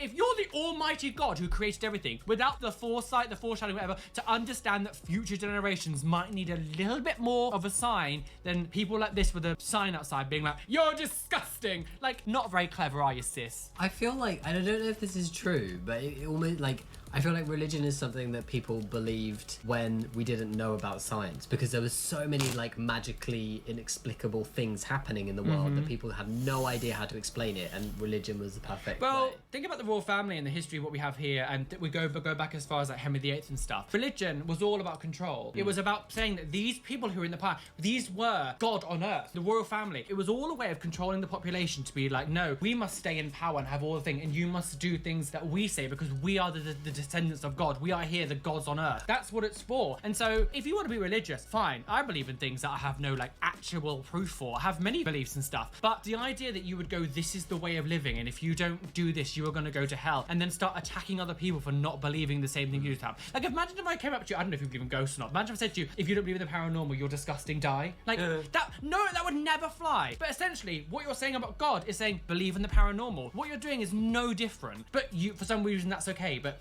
me going up to anyone else and being like, don't you believe in ghosts? Oh my God, you're disgusting. Like, you would never accept it in any other section of life, but for some weird reason, when it comes to religion, Christianity, and other religions as well, like, all of a sudden, it's suddenly okay to be like, you're going to hell. Sex is sin. Sensational. I didn't even read it right. Oh, sensation. I see. Sorry, dyslexia. I like how it's covering the other side. It is covering the... I want to see what this one says.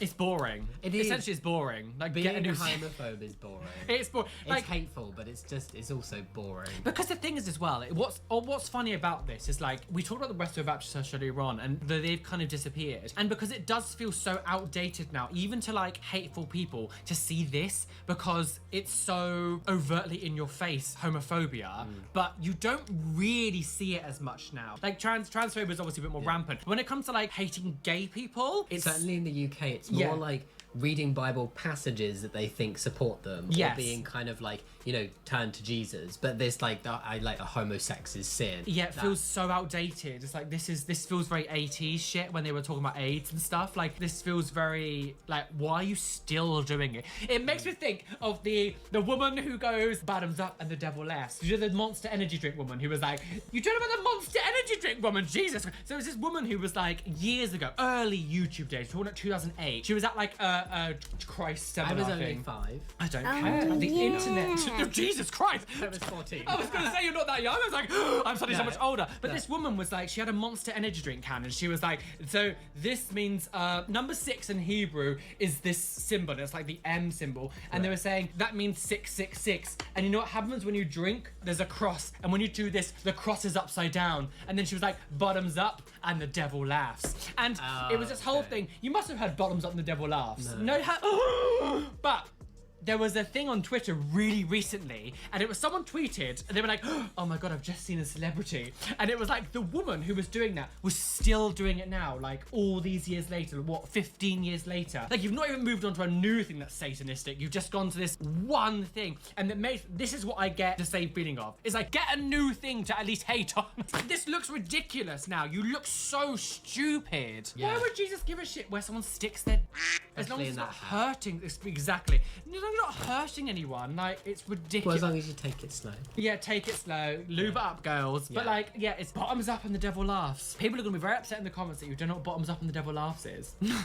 Okay, we're ending on a couple from the Westboro Baptist Oh, Church. God. God hates science. Oh, sorry. I was like, what's this new one they've got? They've really lowered their standards.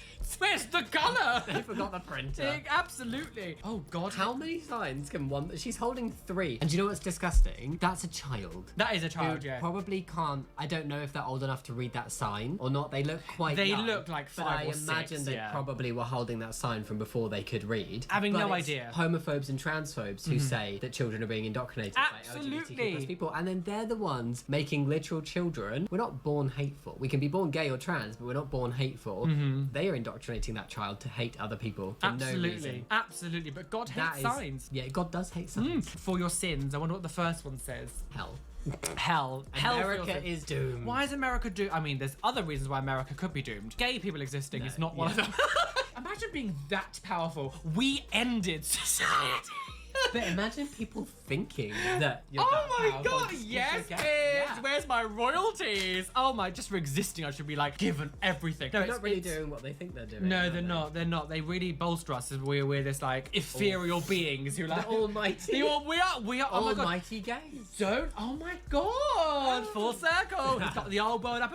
The thing is, she's not gonna be around for much longer. Like, she's old herself. Like, her dad's dead now. There was a whole scandal being like they actually like expel. I guess there's a different word. There's a different word I'm thinking of. But they apparently expelled Shirley's dad, who was the ruler, because apparently towards his like end of his life, he apparently went next door. And if don't know if you know this, but the Yes, progressive there's the- house is yeah. like opposite side with the rainbow house. And so apparently Fred Phelps went outside and was like, "You're all good people, really." And apparently we had like this like deathbed realization that he was like wrong, and so they like He realised expelled he was him. actually going to help. He was with it, going down hateful exactly, bigot. yeah. And apparently, like towards the end of his life, he was suddenly like, "Oh, actually, I made a mistake." Because what's really strange about Fred Phelps is before he was in the Western Baptist Church and was all hateful, he was like a lawyer, and he would work for like actual like African Americans, and like he worked for gay people. Like he actually helped progress society in a positive way and was like representing like marginalized communities. And then all of a sudden, he was just like suddenly the most hateful I do man wonder ever. what happens sometimes. Like, what there must have been a trigger point for some people, and then some would like kind of stop this journey down a hateful rabbit hole, and others just like J.K. Rowling head first into Absolutely, it. absolutely. Like, I don't know. I don't think there's any coming back. Do you think she? I know you posted a short about it. The whole Yeah. thing she was, yeah, she was like, trans women and women. No. Yeah. No. How imaginative. But she said she's going to march with all the trans people when they feel discriminated yeah, against. yeah. She's going to march with all of you. But no. But she's apparently actually going to be in the march going, "You're not real though." She's going to be in the march misgendering people and then apparently going to Go prison. to prison! for it, Oh my which god, she would- yeah, which she Margo! would be very happy to do according to a tweet. And Well, all judging the... by some of the extreme ones, she's going to go to the male prison. Oh yes. Secret team. Oh god, get a life! Isn't this like the Jamaican? It's the similar colours, yeah. I Yeah. don't know why they've gone for that, but Well, so- these people are like racist as well. Let's be honest. 4 signs. 4 signs. 4. God is your enemy. God hates America. God hates. Marriage. I can say it. Yeah. God hates enablers. God hates clever t-shirts. Oh, I see. I was. Oh, yeah. I fully thought he was part of it. God hates large format printing. Oh, what? Jesus' burritos are the best burritos. Oh, Jesus burritos. loved a good burrito. Squat for Jesus. Jesus Yeah. loved a good peach. Wow. God. But like, imagine the pain of just like holding. She's like, this is what it was like being on the cross, girls. Stupid. You know, having an invisible, non-existent enemy, I'm fine with that. Absolutely, yeah, please. I'm wishing God comes and shows me about him. I'm like, come on then, show me this ethereal dick. But God hates large format printing. I agree. What I don't understand is they're saying convert to God or whatever, blah, blah, blah. But they don't make him sound like a very you're a nice person. Yeah, why would I want to devote my life and believe in something that is so hateful, apparently? Exactly, because even people who are like not the most queued up or friendly towards LGBT people who are just like kind of indifferent, they don't have anything to do with the society or whatever, like even them, I can't imagine them seeing signs that say God is your enemy. Surely even them, they're like, God, like you make God sound like this evil dictator. Make him sound enticing. Exactly. These people don't actually want people to convert to them. They because to them, I feel like they genuinely believe that they just want you to know that they hate you. Yeah, and they love the attention, they thrive off it, which is why back in the early days, I mean, they might still do it now, when they were more known, like they would take pop culture songs and remix them into like hateful songs and stuff. Like it's absolutely hilarious, but they love it because they know that they'll get them attention. Essentially, they are attention seekers. They're the TikTokers of the past.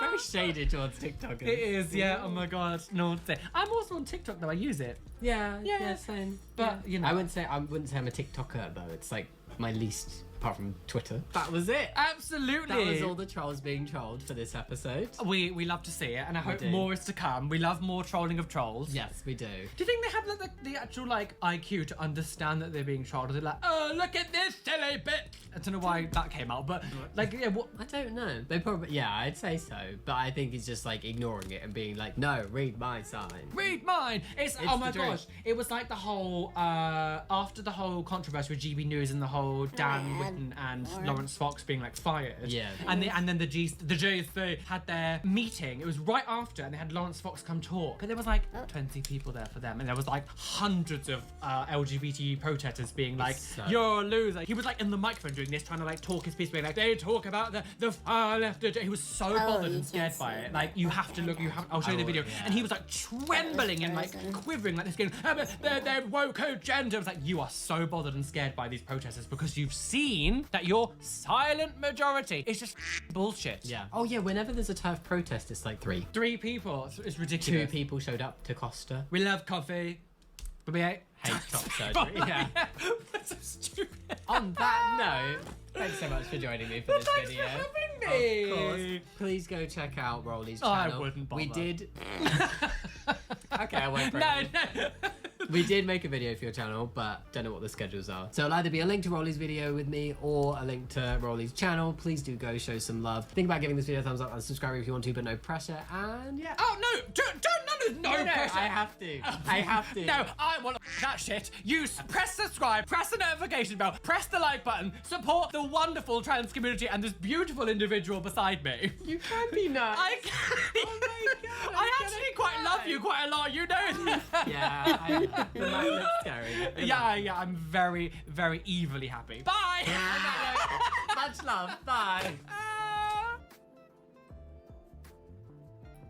Oh my goodness.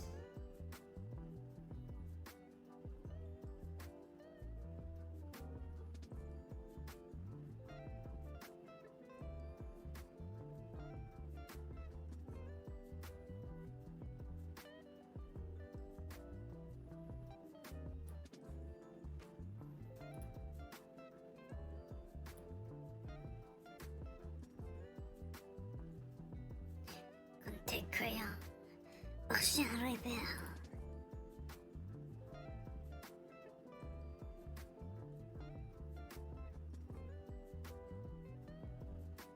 I mean, that's a poster right there. That's a fucking poster. I put that on my fucking wall. With the sad, sad face. You tell me you wouldn't look at that and be like, oh no, don't cry. You tell me you wouldn't say don't cry to this fucking...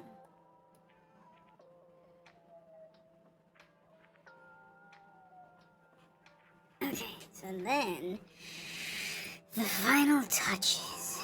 We export as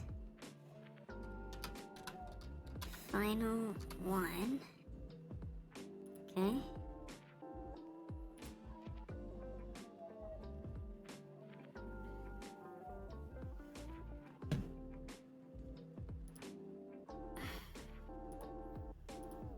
Okay, then we file open, right. We open final one. See those pixels? We're gonna make those pixels go away. Go away.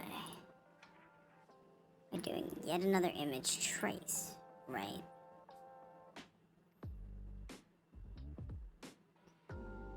And that looks cool, right? That looks cool, that looks cool. High fidelity photo.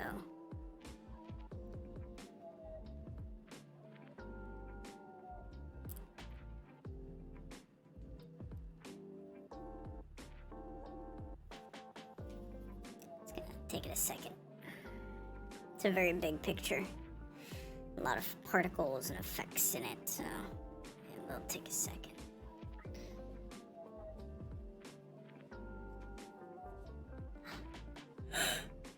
There it is. There it is, folks. Same grainy effect. No pixels. We've done it. Same with this. See that? No pixels. No pixels. Many vertices, though. That adds to the graininess of it all.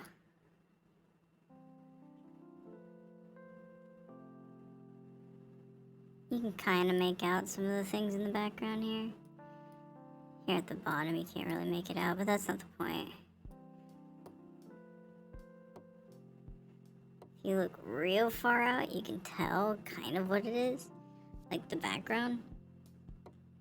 But I did want the background to be very, very, like, faded, and the main idea is in the foreground here.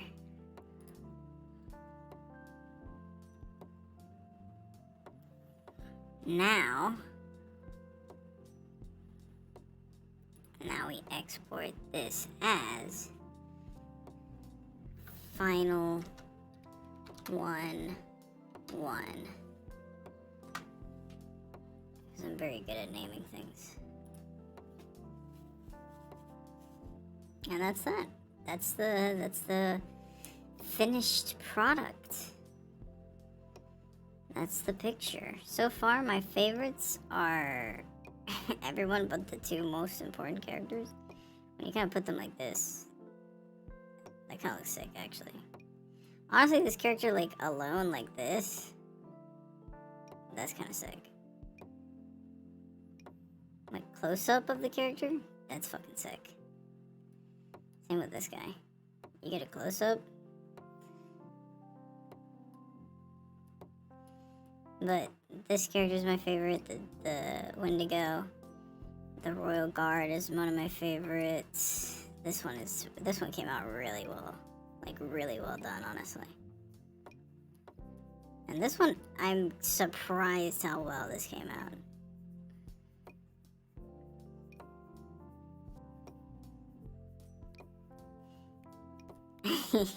From all the rasterization and the many, like,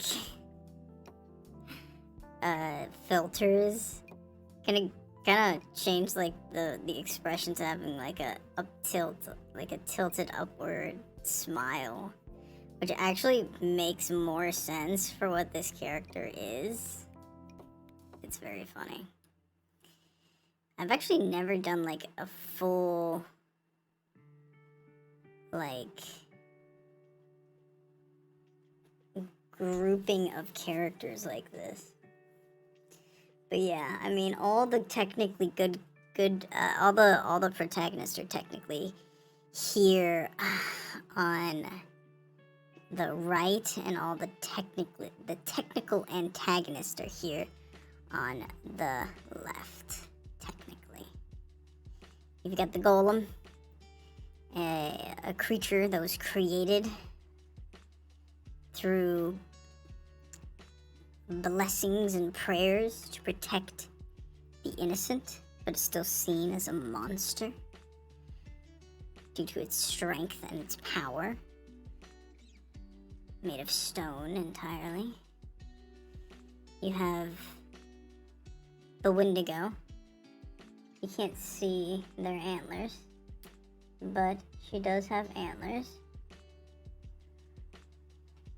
Very large, tall antlers.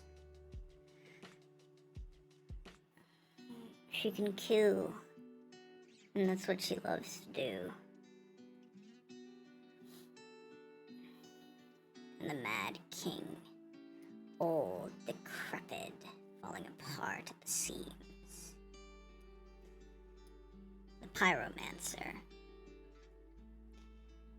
Blessed with impenetrable skin, blessed with unburnable skin. It cannot be burned nor harmed by fire. And everybody is across from the person that they are. These two are across each other because they go up against each other, kind of. These two definitely go up against each other, and these two literally always fight. It's like inevitable. But yeah, my favorites is definitely the Royal Guard. The Royal Guard, blessed with the ability to vanquish any sort of demonic creature, given strength of some sort of deity, seen as a priest figure in many aspects.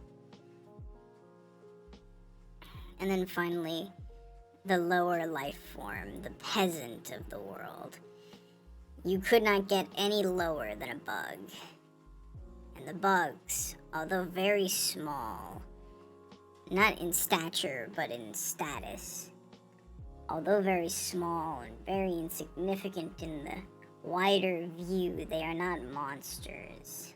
They are not seen as monsters, they're seen as second-class citizens, because monsters, at least in this story, are meant to be feared. But this creature is not meant to be feared. You should not fear them. Did I move it? Freaking damn it.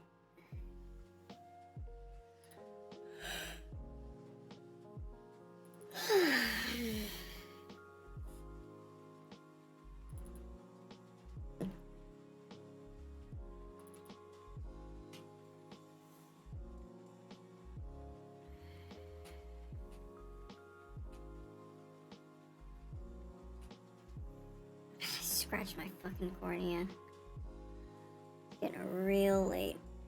Hey, big guy. Sun's getting real low.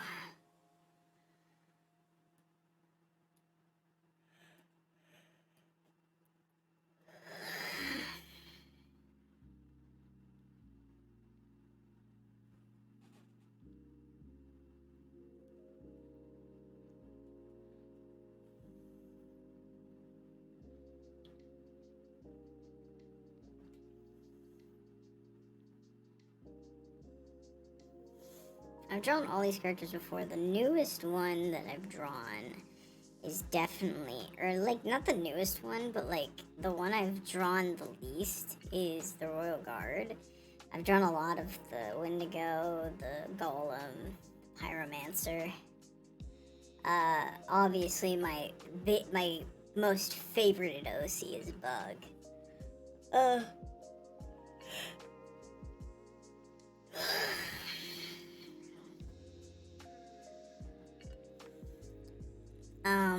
And then the king is a bit older. I never really have done like a close-up shot of the king, so I didn't really have much of a reference. Just, you know, he's got long black hair, wears an eye patch, and sometimes his eyes turn red. I don't know. It's kind of interesting.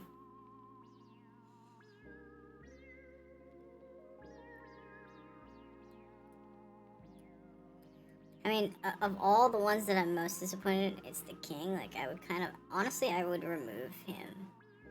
I feel like I should just remove him from the fucking equation, and then I don't have to, like, think about it.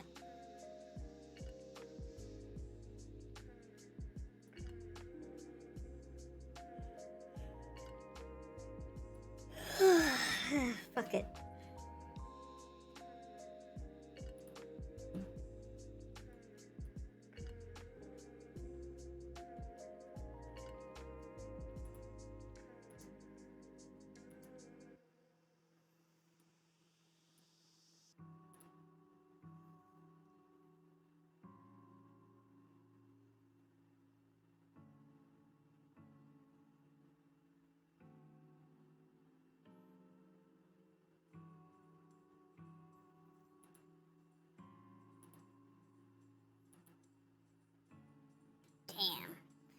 We've been working on this for a while.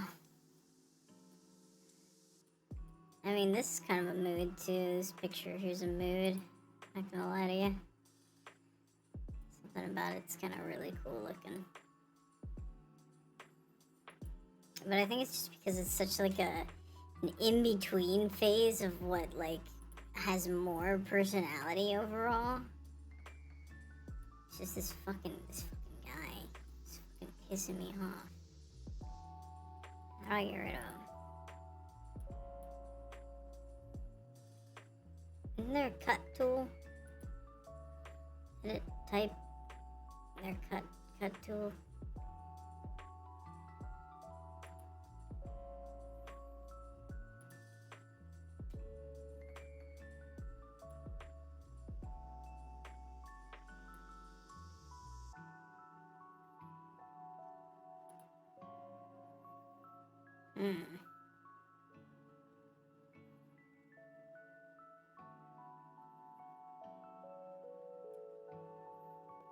He's like fused. Yeah, it would be difficult to remove him from the picture.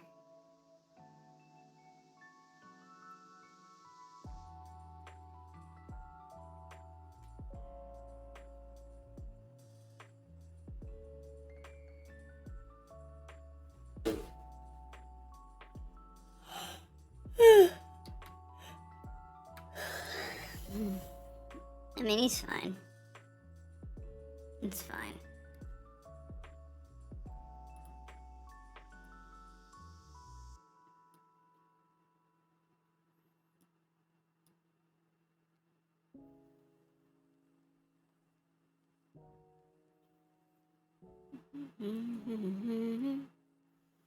I feel this very close.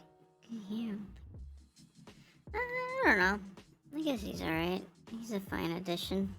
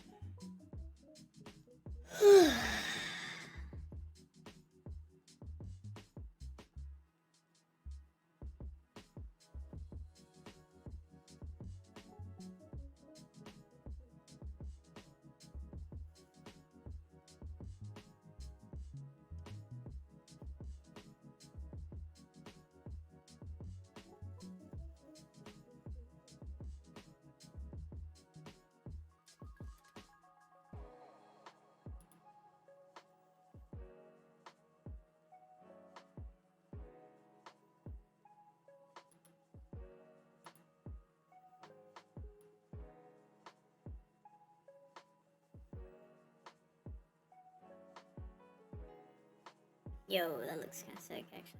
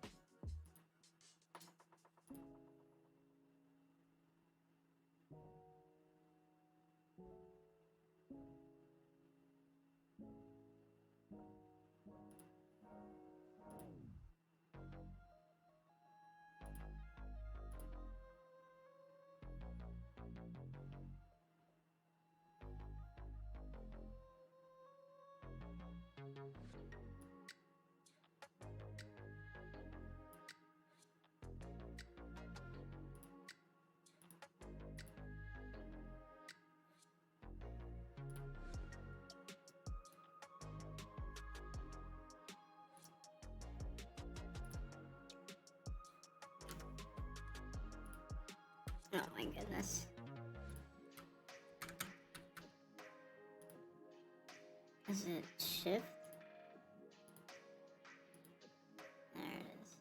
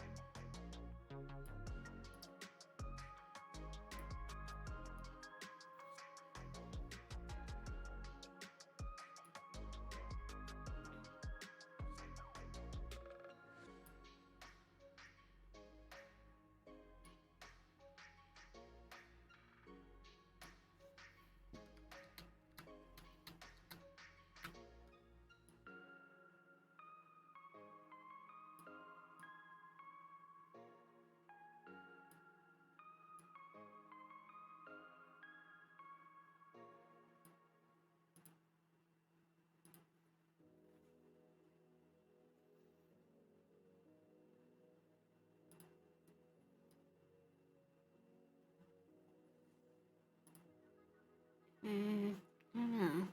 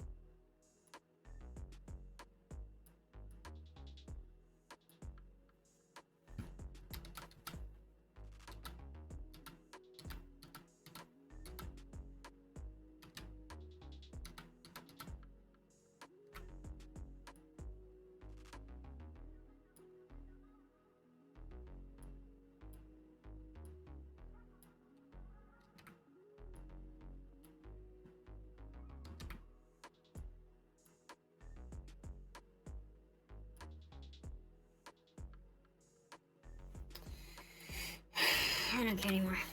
I give up. This is, no. You know what? I'm growing to like him. Yeah. I've grown to like him. He's an interesting part of the piece overall. You know, not everybody can be these, fabulous, like, young-looking characters. You need, like, an old dude. He's fine. Looks like a grizzled war veteran. That's fine, that's fine. I like that. I like that.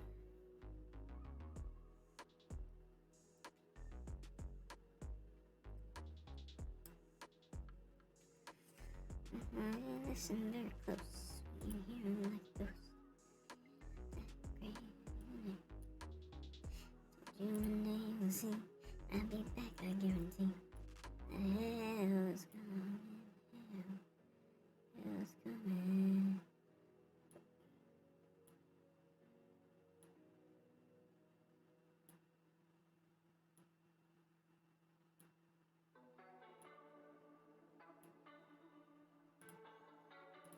Save that.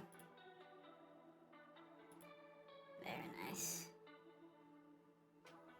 That looks real good to me. Yeah.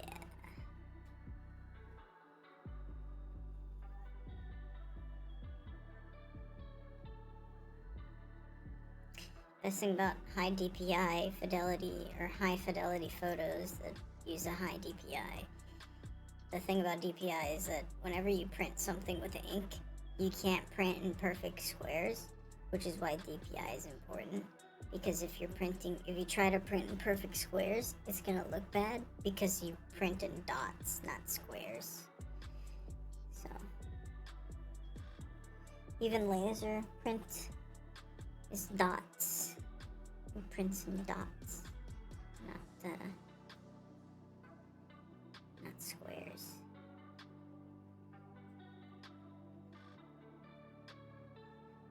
It's kind of cool looking. I don't know. Every other character is great now that I'm looking at it. I just have to kind of grow to love him. But I think it's because he's always been like a character that's like should be a bad character, but kind of like has like a past of being a good character. But he's definitely like the opposite of my current most favorited OC, if I'm being completely honest. He's like stuck up, prideful. He's always got like a chip on his shoulder, yet never wants to stop adventuring. And then Bug is like, Bug just has to do things. Like if Bug sees someone in trouble, they don't fight and help because they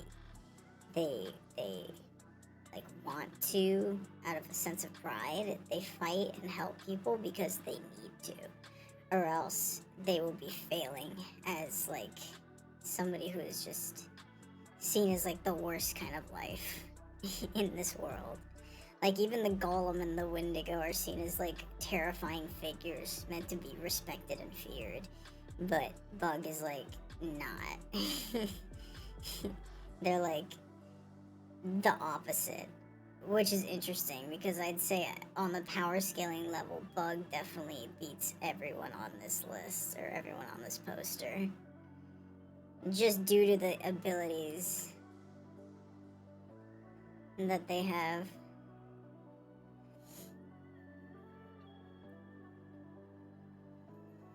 I'd say maybe like, no, they don't give like a pretty good fight, but I think Bug would still win, which is rare within his species.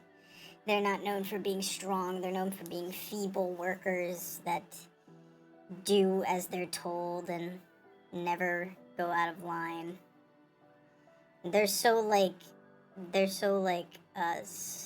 subservient that when like demons ask them to do things, they have to do it. Compared to any other like species, like humans would rather die, and in fact would kill the demon if it asked them to do anything heinous or unnecessary or completely undoable, like morally, you know, or like something that's just like an insult if a demon were to ask them to do. But a Bug would do it without any thought. They just don't see themselves as very high and mighty, and they're very humble, which is something that Bug has a lot to and tries to change about themselves.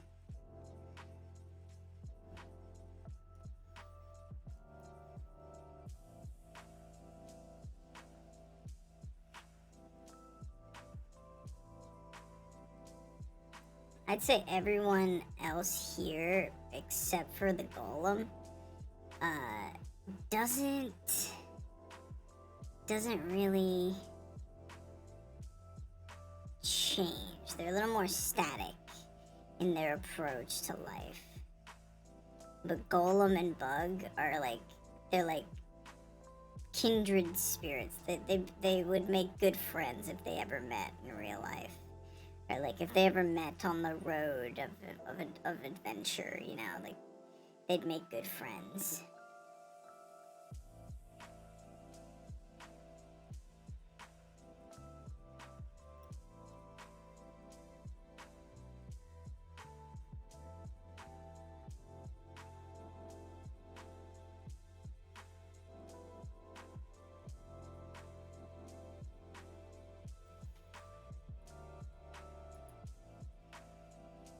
But that's gonna be me. Thanks for being here. Like a 10-hour stream. That's crazy. I've been streaming for 10 hours. I've gotta go to bed. I don't have to go to bed. It's...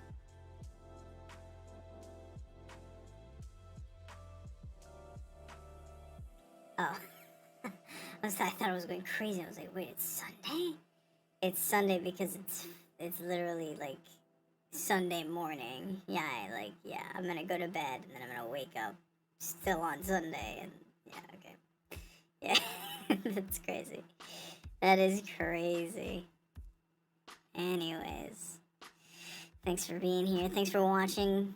This is probably like the longest stream I've ever done. This would be a crazy VOD of a 10-hour VOD. That's crazy. Like, oh my goodness. But you know, it was to finish something that looks actually pretty good, honestly, in my opinion.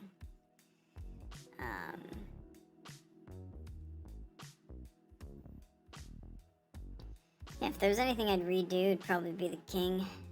Probably redo the king or remove him entirely. Not from the story, but from the picture itself. I feel like I should do that tomorrow. So what I'm gonna do is...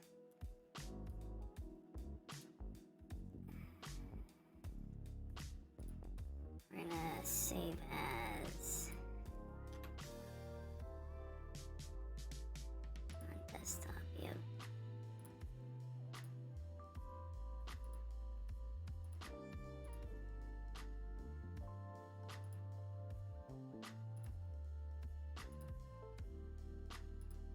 And then, yeah, if tomorrow I make... If tomorrow I find some way to just cut him out, I'll do that. But other than that, that's the finished product right there. That's the image for now. And that's gonna be me. I'm gonna go to bed. Thanks for watching. I'll see you later today, I guess.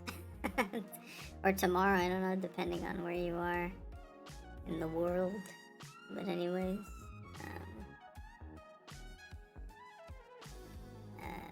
bye. See ya.